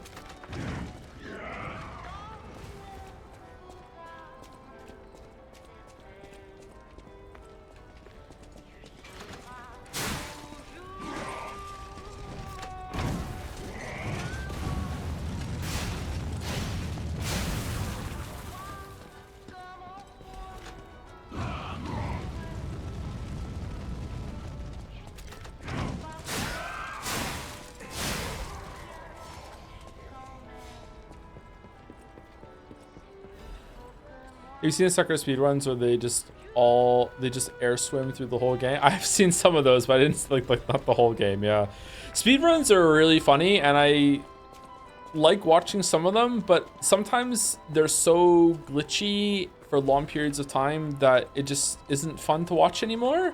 Like my favorite speedrun is still Super Mario 64 120 star, sometimes 70 star. I just really like that, and there's not that many glitches in it. But when the speedrun becomes just like, you know, they're basically casting a spell via the game, it's less interesting to watch. It's more interesting to understand how it's put together, I guess. Okay, do you think we can upgrade our weapon? Maybe? Should we go back and see? You seen the Persona 5 run where they go out of bounds because collision check? I haven't seen that, no. How does that work? Oh, there's some bits and subs I've got to say thank you. Thank you, Silverhand 9000 for the bits. So now that you've got up in the years, where it's not cringe to call you wise, wow. Thought I would ask some sage advice. Do you have any advice with dealing with procrastination? Since some uni stuff is really kicking my ass. Oh, uni stuff is really kicking my ass recently, and shit sucks. Also, good to see you at Non-Crazy Times as an Aussie viewer. I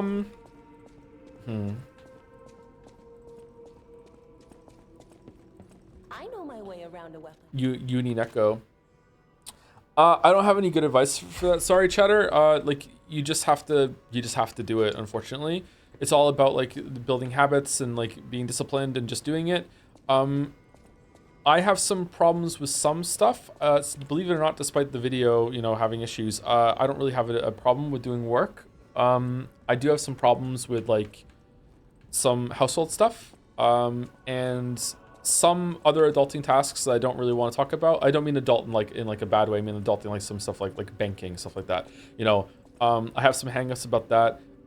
That's one of the reasons why I think I might have undiagnosed ADHDs, because I have like it's called executive dysfunction. I've spoken to a couple people about this actually. If you have someone like that, it might be worth looking into to see if that's a problem. But if it's not, if it's just that you're just having like a mental block, then you might just have to just force yourself to do it. Discipline is a skill. Some people might like present that they just have it.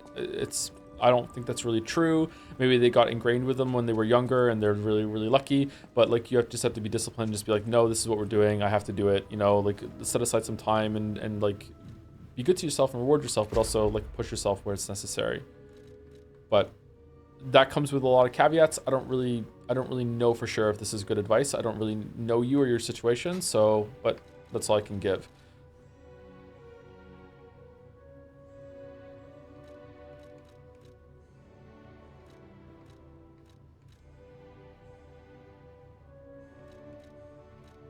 Enhanced charge stagger attack. I'm also the kind of person that doesn't believe in like supernatural blocks that are preventing you from doing something. If you are having trouble doing some work, there's probably a reason for it. It might not be a reason that you can solve right now, but there is a reason. And sometimes having the reason and knowing what the reason is can help you, if that makes sense. Do you want to use belt slots here? Or do you want to get... probably want to go back to this one. I can't remember if this pushes it up or not. Do you think a clown is one of the most like iconic things in media? Yeah, probably. Not really a big fan of clowns. Like, they're okay.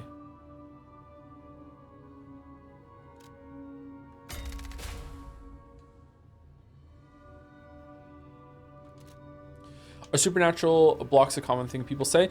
Maybe supernatural is not the right word. The big one I wanted to say, but I don't like bringing it up because usually it ends up with me having a fight with chat. A lot of writers like to say that they have writer's block, and they say it in like a way of like, oh my god, I'm such a writer that I have writer's block. Writer's block, it depends what you're saying. Writer's block can exist if you're having trouble writing, you're having trouble getting work done, whatever that is, the fuck that is. But writer's block is not like the flu that you catch.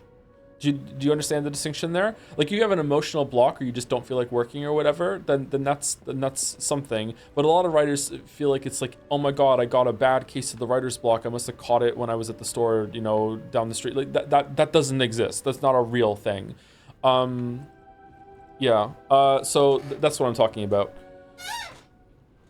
Writer's disease for the ultimate writer. Thank you to CVSK for the 5 gift subs. Thank you very much, CVSK. That was fucking 17 minutes ago. Sorry I didn't say it until now. Thank you very much, CVS. I guess it's CVS and then K at the end, like an initial. Thank you very much. And thank you, Silverhead9000, for follow-up bits as well. Now that you're old enough to be called wise without being cringe, do you have any advice on dealing with procrastination? Oh, it's the same message again. Oh, I'm sorry. It's because I didn't see it the first time. How do you feel about this year's Crunchyroll Awards? I don't. Obviously, they're just a popularity contest, but do you think they still hold value? What do you think should have won anime of the year? Is there best butt fangs of the year? Because that's the only category that I give a fuck about. I don't know, chat. What do we think is going to be the best anime of the year?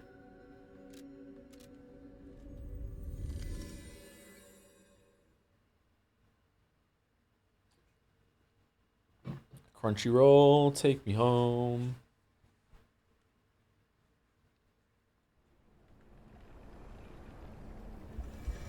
Orb is pretty good. Orb. New category for Jetsea.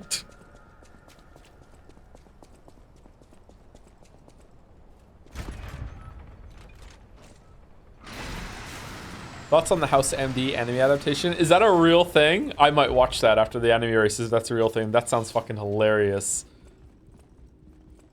I keep thinking they're gonna do a House revival. House is like continued to gain popularity since it ended. And if the fucking Dexter can be resurrected and start killing people in New York, then, you know, House can, you know, be fine. Somehow Wilson returned. Like, it'll be fine.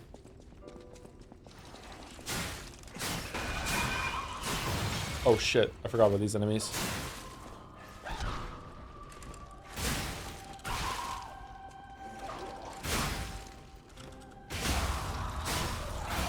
Wait, is Dexter back? Yeah, you didn't know? Yeah, Dexter Resurrection.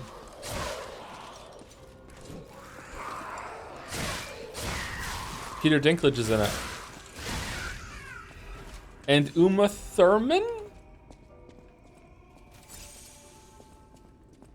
Am I right? Uma Thurman? They really called it Resurrection? They really did. Dexter's always been kind of cheesy and campy though, so that fits.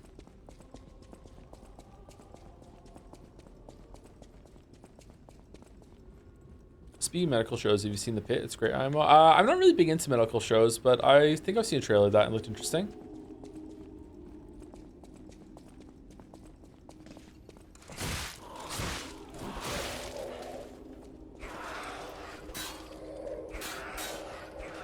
Thanks for the show in chat. Always good to hear different perspective and get out of one's own head. Yeah, that helps. Sorry we couldn't be more help. Maybe chat was more help than me.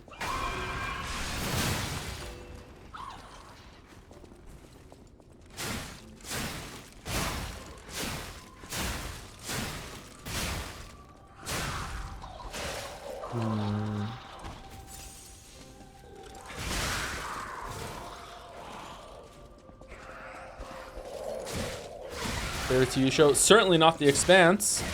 My favorite TV show of all time is probably gonna be 6 Feet Under. Also with Michael C. Hall in it before Dexter. It's probably gonna be 6 Feet Under. I really like 6 Feet Under. I've seen it all the way through twice. Just a really good show. Favorite comedy show is that I finished is probably Community.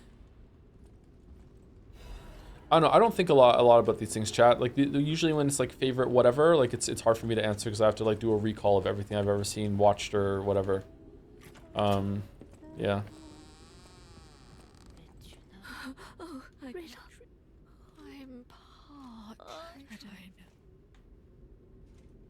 know it's wrong.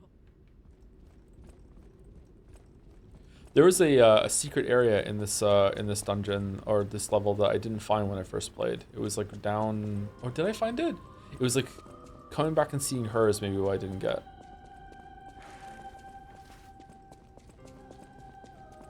Favorite Twilight book movie? I've only read the first Twilight book, so it's got to be that one. Are you excited for the Owlcat Expanse RPG? JRPG? No. Don't really get excited for that sort of thing. What else has Owlcat done?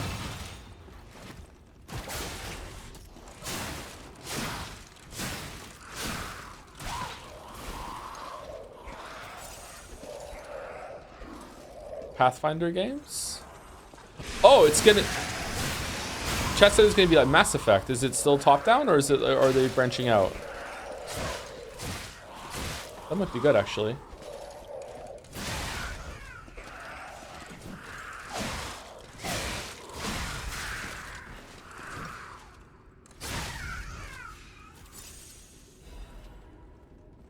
What's your thoughts on the first Twilight book? I read it a couple years after it came out, Jetter. I don't really remember. I didn't think it was like the worst thing I've ever read in my life, but it was down there. 50 Shades is probably a whole couple tiers worse than Twilight, to be honest with you. Like don't get me wrong, it's not great, but it's like damn. I don't know. If Mouse is still here, Mouse probably has some really strong. Sorry. Could you finish that?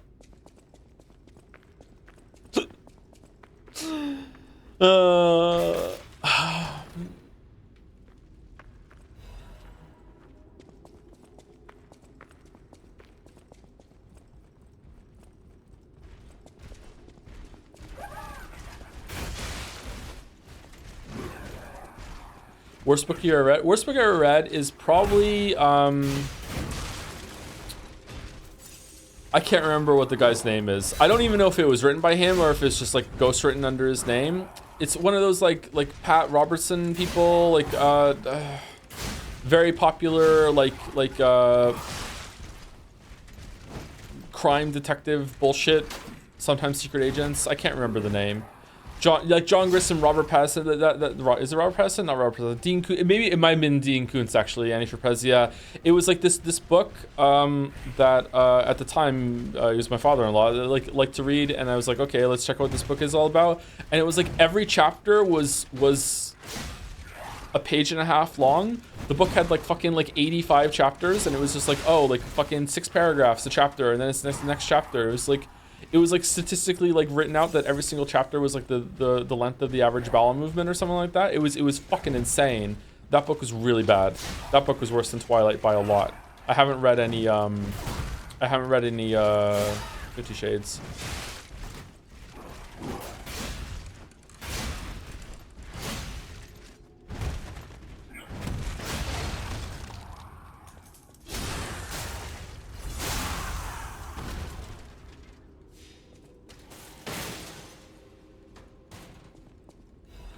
Designed to be right on toilet. Yeah, I wonder if phones have killed that market.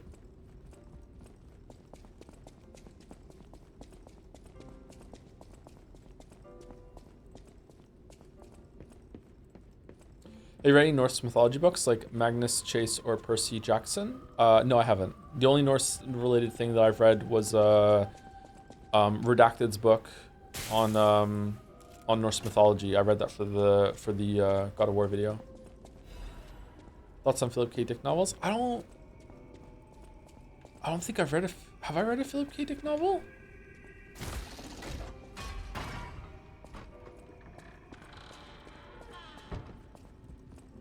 Is that the Android's Dream of Electric Sheep one? Right?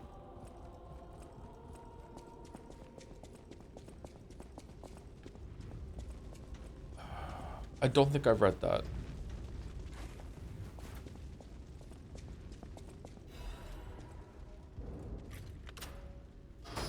Do writers get approached by idea people, or do those go to the app and game devs? I have never been a successful enough writer to do that. I have been approached sometimes for video ideas, but very rarely.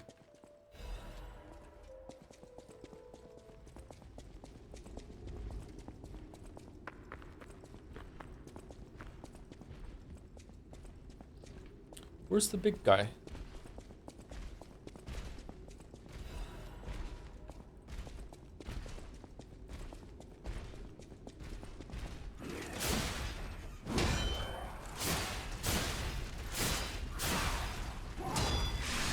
Uh-oh. Uh-oh. That's how stubborn I am.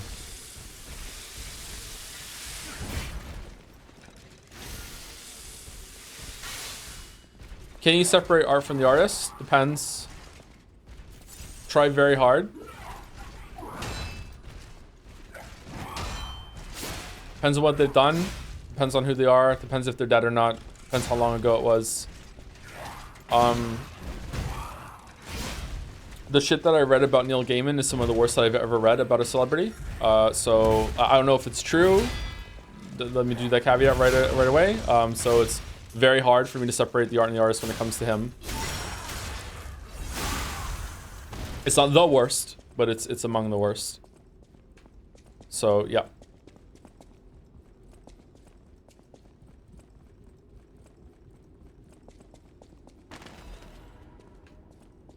What about Kanye? I don't really know what Kanye's done. Kanye seems like, again, this doesn't excuse his behavior. Kanye seems like he's just a very troubled person that says a lot of things that don't end up going well for him, to put it lightly. I don't know what Kanye has done, like, but like I feel like Neil Gaiman's gonna win the fucked up thing done if what that is true compared to Kanye. But might be wrong.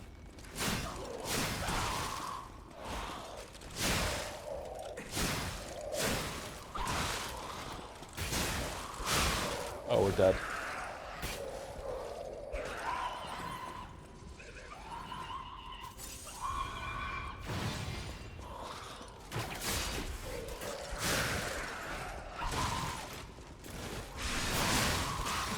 Oh my god. Oh no. Run away, run away. Bravely run away. Bravely run away. I don't know. I should talk about this stuff. I'm not really in tune with a lot of stuff, so I don't know. I'm talking on my ass. Sorry. Disrespectful for a lot of people involved.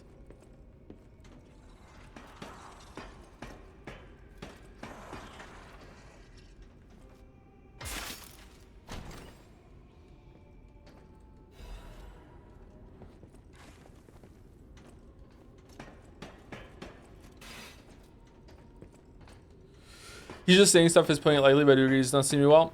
Okay, well, one last thing to define myself. Maybe you don't know what Gaiman is reported to have done. Let's put it that way. And now I'm going to shut the fuck up. Yeah.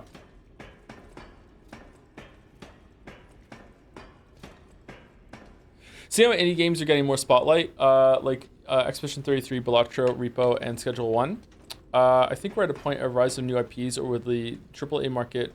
Or will the AAA market still hold the mainstream even with price raises and inconsistency or performances during launch? I think that... Okay, I think that it's probably going to push us more into a AAA space, because in order to stand out, they're going to be the only ones that can afford to do it. There are a shit ton of indie games being made at the moment. Like, I didn't realize just how many there were. And as that just keeps increasing and increasing and increasing, they're going to require bigger and bigger budgets to stand out. So I think that AAA is going to be more powerful than ever, really, because they will have the power to do that. But maybe I'm wrong. I have no idea. That's just my guess. Do you like Russian literature? I'm not into that yet. Maybe one day I will be. I would like to one day be into that.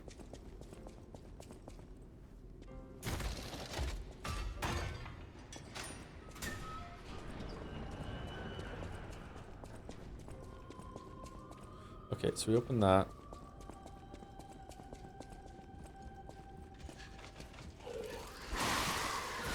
Whoa, who the fuck is buffing you? Upstairs?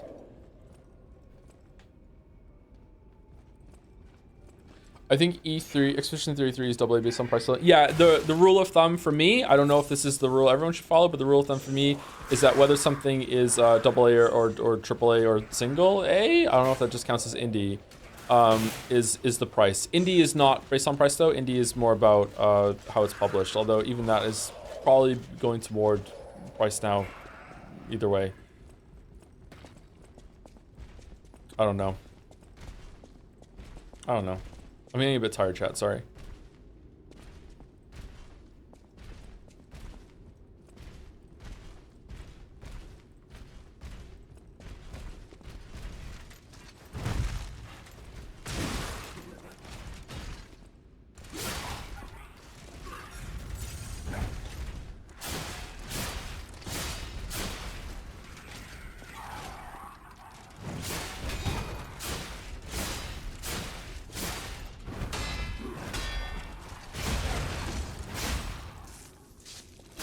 Is this New Game Plus or a fresh file? It's a fresh file. We're getting to the DLC and we're gonna see what level we are when we get there by just playing through the game normally. Because that's just what I want to do.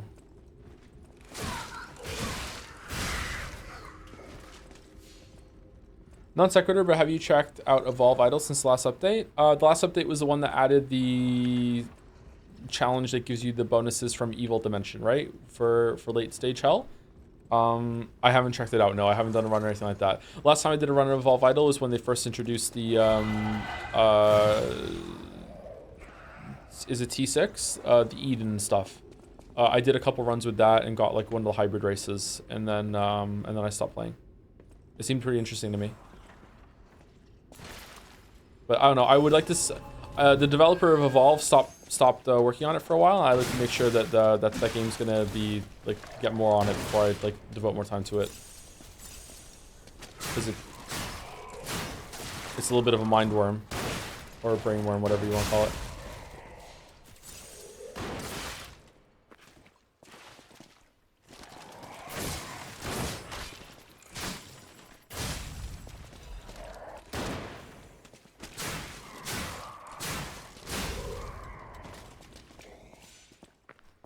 Minor Night Rain loot spoilers. There's a drop you can get where whenever you roll, you spawn a lightning storm around you. I got that one. Do you think FromSoft should include things like that, or maybe some other roll upgrades to spice up the formula? No, I think it only works for a game like that. I feel like if there was a game built around it, that might be cool, but just to get that out of nowhere, I mean, you could make a build around it, maybe, like...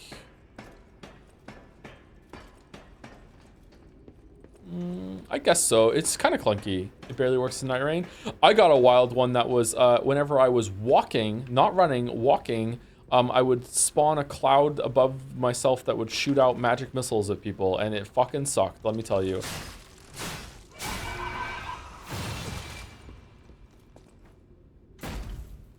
Thank you so much, Spider. All right, I think we explored everything in here. Sucked why? It didn't work properly. It would just rain stuff in the wrong direction. Maybe it was targeting something else. I don't know. I had it for one of the Night Lords. All right, should we go and see if we can one-shot Romeo? And if we can't, we'll probably end the stream because I don't think I'm going to be able to get to the DLC today. There's an upgrade where your flask takes longer to fill your HP. Yeah, it makes it a slow thing. It heals for more, but it dishes out slowly. Kind of a downgrade, but you can use it to run through the storm and stay there for a while so you can get some cheeky upgrades. Personally, I think it kind of sucks, especially for solo. Do I like Night Rain? I think it's okay.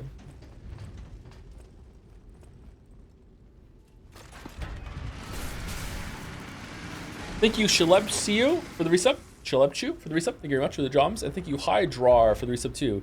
Hey Joe, thank you for being you. Been listening to your Baldur's Gate 3 VODs at work, and that helps the time fly by like gale through the sky. Thank you very much, Hydrar. So this is the biggest difficulty spike in the game, in my opinion. So this is the hardest boss in the game when you first play the game. It's not the hardest boss in the game now, but it is when you first play.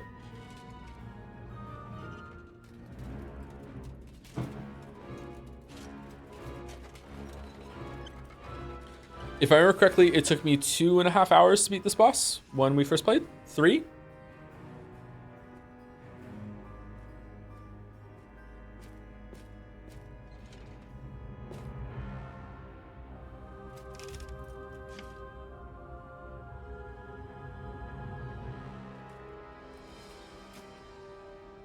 I spent double time on Green Monster and Triple Anesthesia. Those bosses are definitely harder than Romeo, but I think that by the time you get there, you're more prepared. You know what's going on. Your build has become more online. This is just a huge spike. Here we go.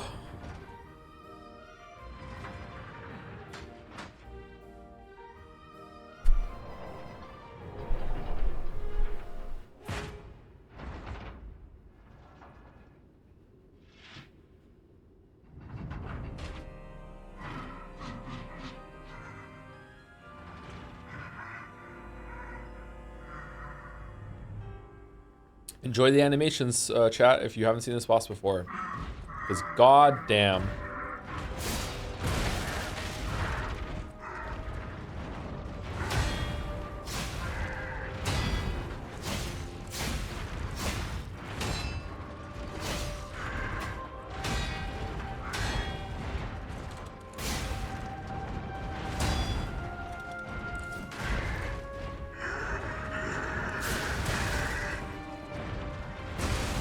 God damn it, man.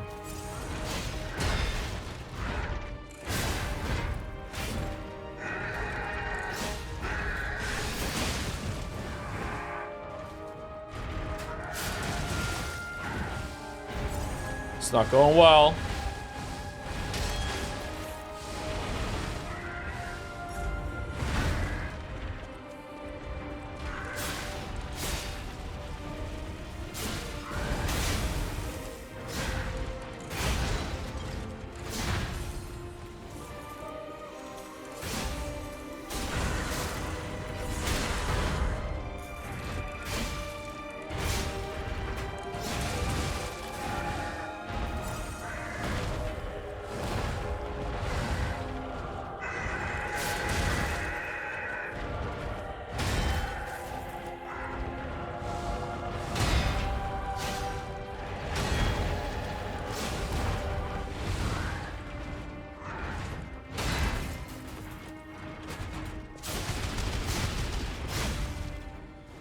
All right. Oh.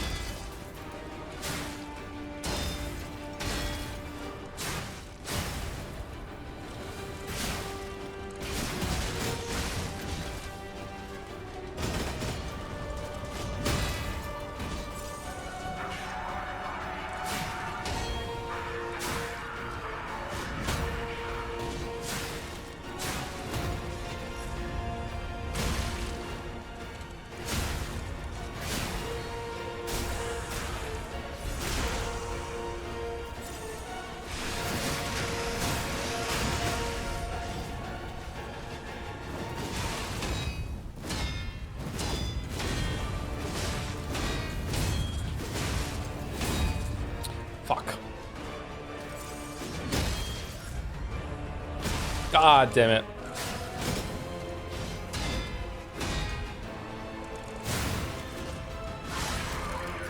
Oh.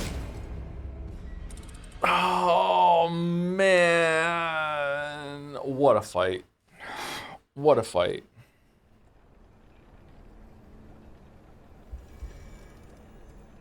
What do you even do there? You dodge, but I didn't want to dodge. I wanted to parry it. Firefowl is probably the hardest string in the game to parry. IMO. Maybe there's one I'm forgetting, or maybe I just like do well with the other ones, but this is the hardest string in the game to parry for me. Dodging it is really easy. Well, you still might get a couple hits, but yeah.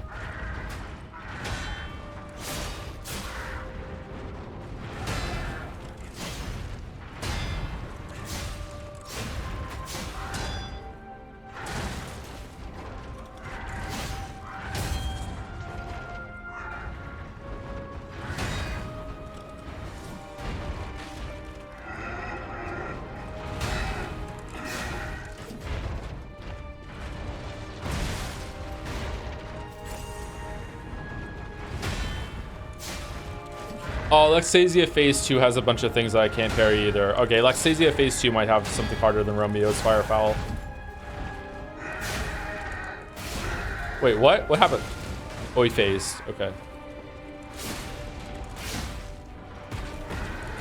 Oh, shit. Well.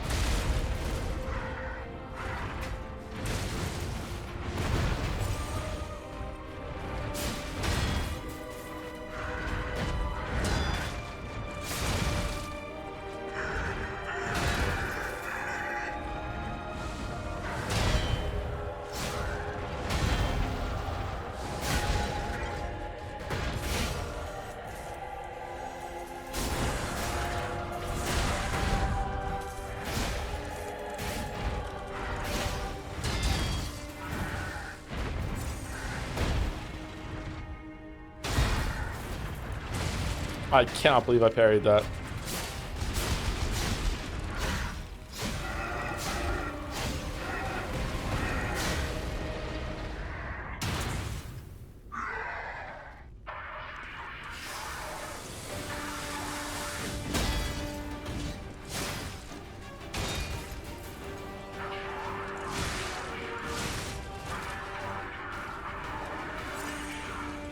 What?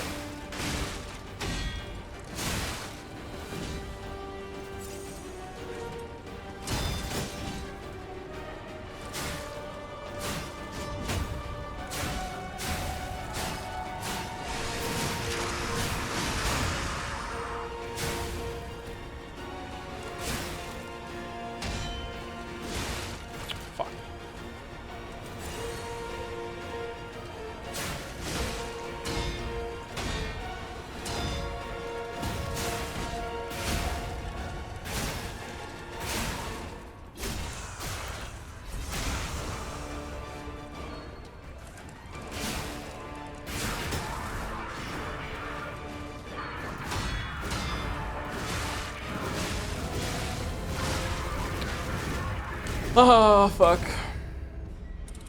I don't think I can parry it. I don't think I can parry it.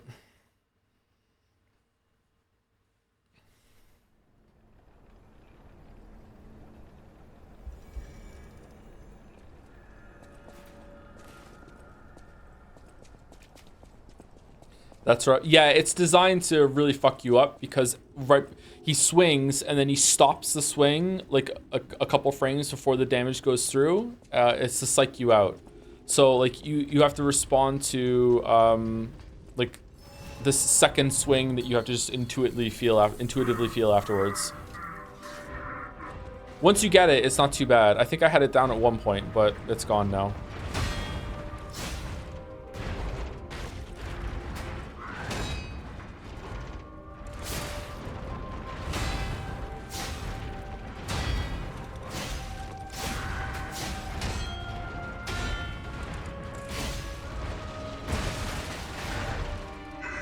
Man, and this is a nerf version. I think it's just the health that was nerfed.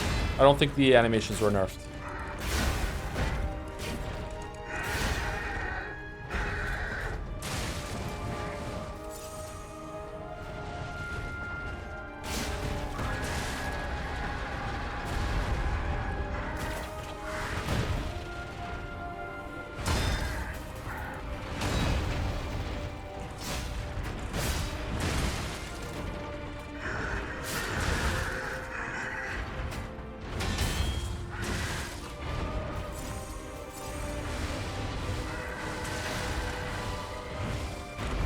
Oh my god, let me hit you.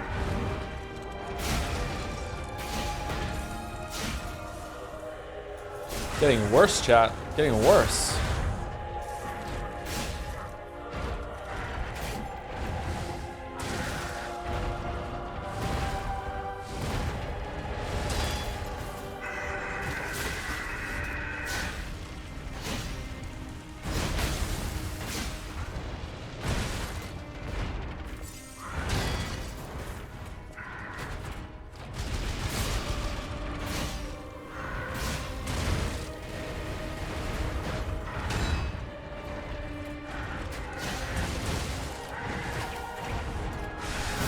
Whoops.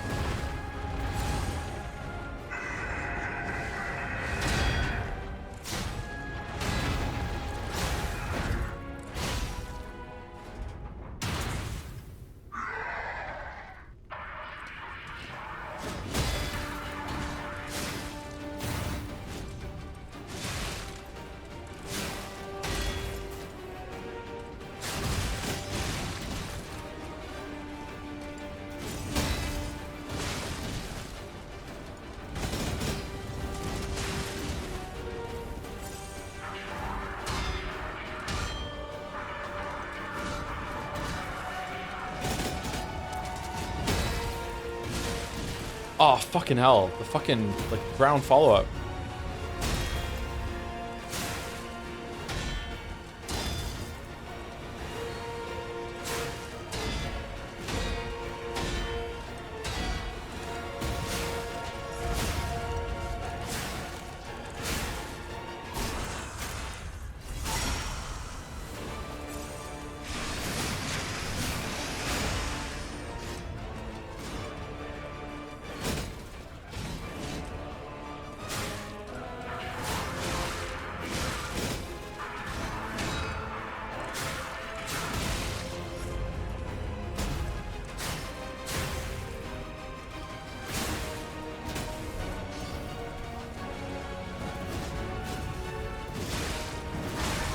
Nope, couldn't even dodge it. Fuck.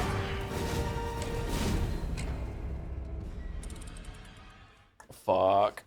I need to get to phase 2 with more health. I've grown to dislike multiple health bar fights. I prefer one big health bar and a phase change rather than 2 per second. I'm fine with it. I think it's functionally the same thing. I understand the psychological effect that if it keeps going over and over and over again. I think that it's worse when it's 2 different fights that are put back to back like this one. In this case, I think it's fine because it's a big moment in the story, but other times it can be a little irritating, yeah.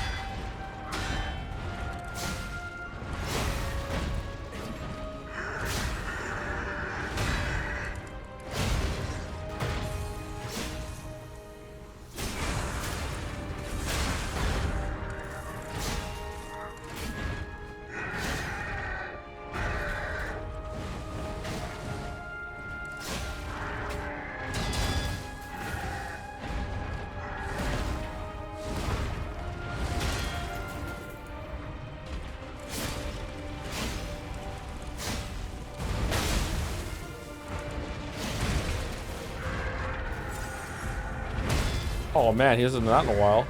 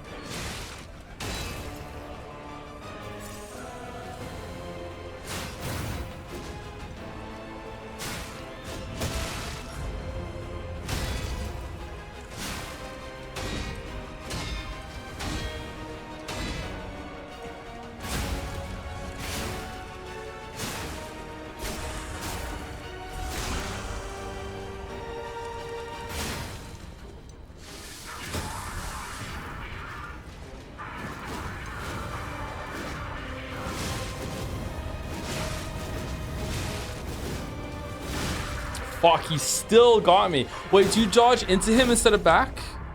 He still got me. Fuck. Fuck. I really want to kill him. I don't want to have a repeat last time where I have to like fucking like stop the stream. There's a direction you're supposed to like dodge. I can't remember. Like he goes fucking flying. You go into him and he lunges. Is it dodge forward instead of back? The combo so long with the fight? Yeah, it is a very long combo, yeah.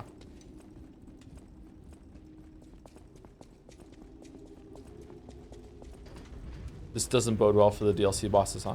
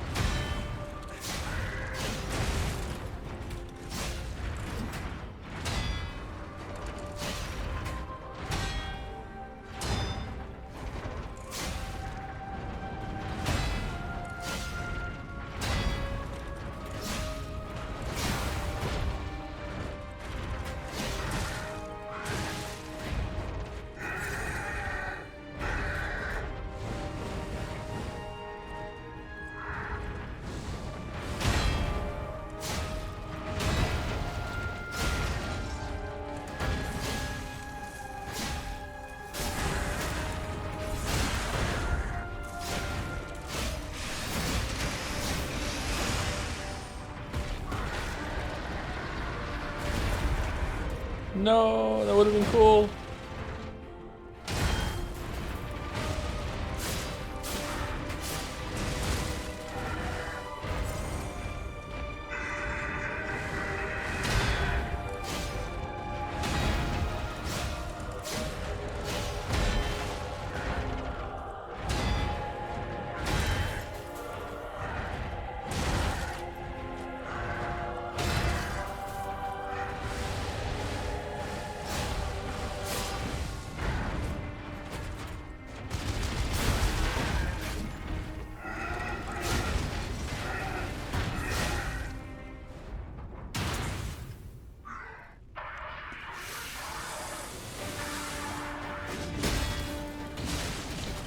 Fuck.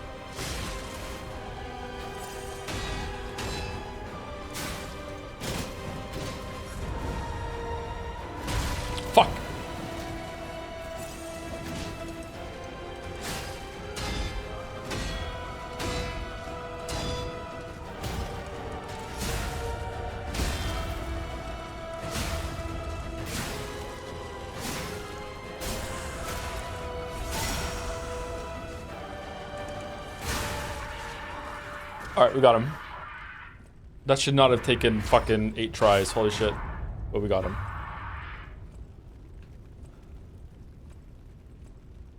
Incredible! You defeated the king! I gotta think the puppets will have changed too, right? There's only one way to find out. Let's go backstage. What a goddamn amazing boss fight, holy shit. It really is good, isn't it? Streamer is washed. Streamer is washed. Alright, so I think that's the end of the stream, everybody. But before we do that,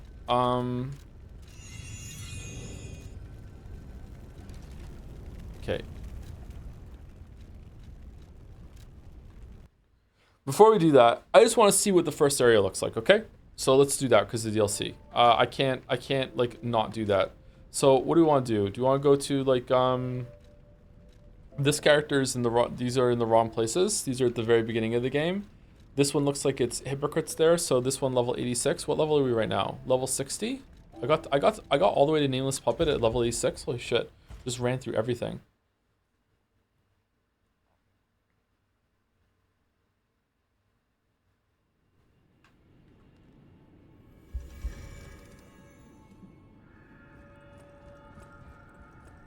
All right, so how do I access the DLC? Do I just go there now, or do I have to talk to somebody, or what?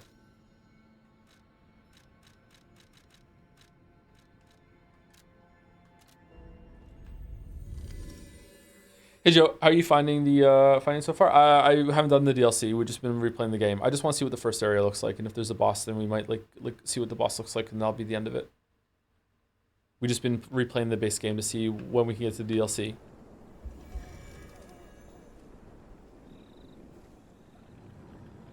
Oh, it just works. Think, feel.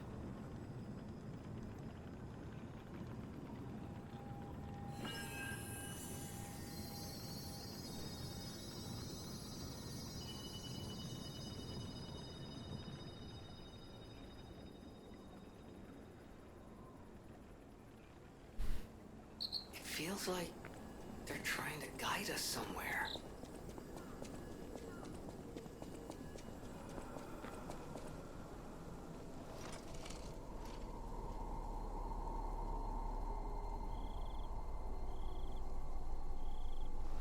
No backseat, but you're too low for the DLC. I'm not doing the DLC like seriously right now. I just want to see like what it looks like, what the first area looks like.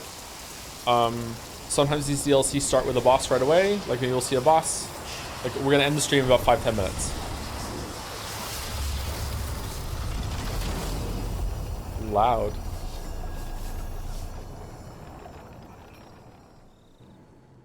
Liza P. Overture, a stargazer from which a mysterious power emanates. Activate? Oh man, that looks gorgeous already.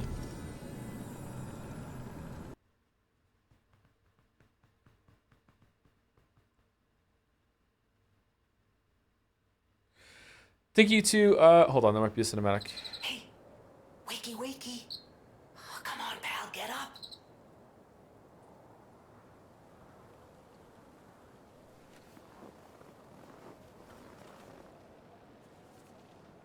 I'm not sure what's going on, but we better check things out. Wow, that looks cool.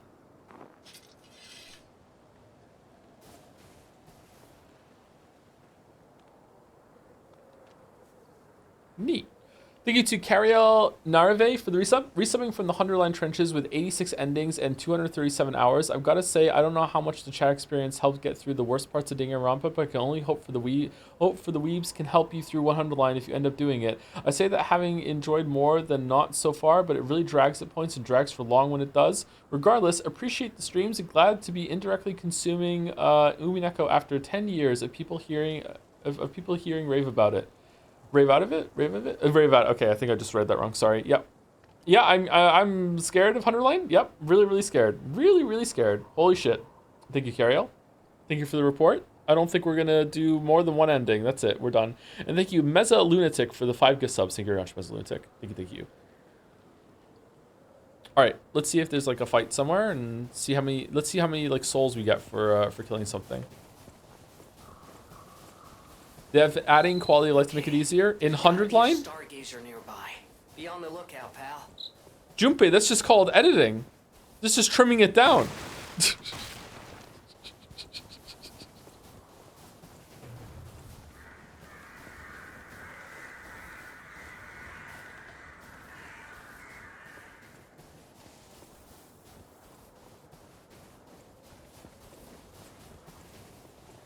Oh, I am getting some big Liza P vibes right now. Freeze. Freeze occurs when frost damage builds up. Your character HP will continuously drain, and both your attack speed and movement speed will decrease. Use an anti-freeze ampule to remove the status of the element. I won't. Alright, 1-hit kill. Or 2-hit kill. Oh, shit.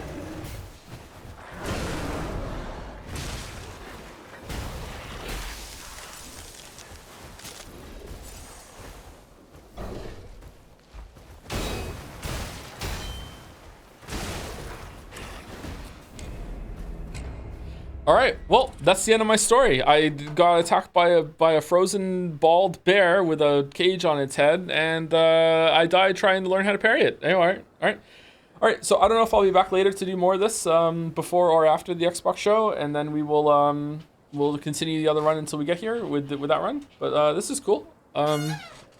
Snow level goes hard. Another game off the list. If you used consumables, you would have lived. When is the Xbox show? 7.5 hours. 7.5 hours, I think. 7.5 hours. Anyway, thank you for the secret midnight stream. Do not tell main day chat. Don't tell them that we did this. This is our secret. Okay? Don't tell them. All right? No one could know. Damn that early. Is there anyone that we can raid right now? I don't think so, but anyone?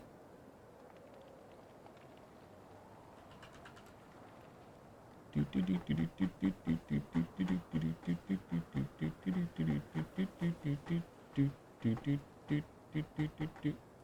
doesn't let us everyone to raid. That's okay. We can do no raids. Anyway, so there, everyone.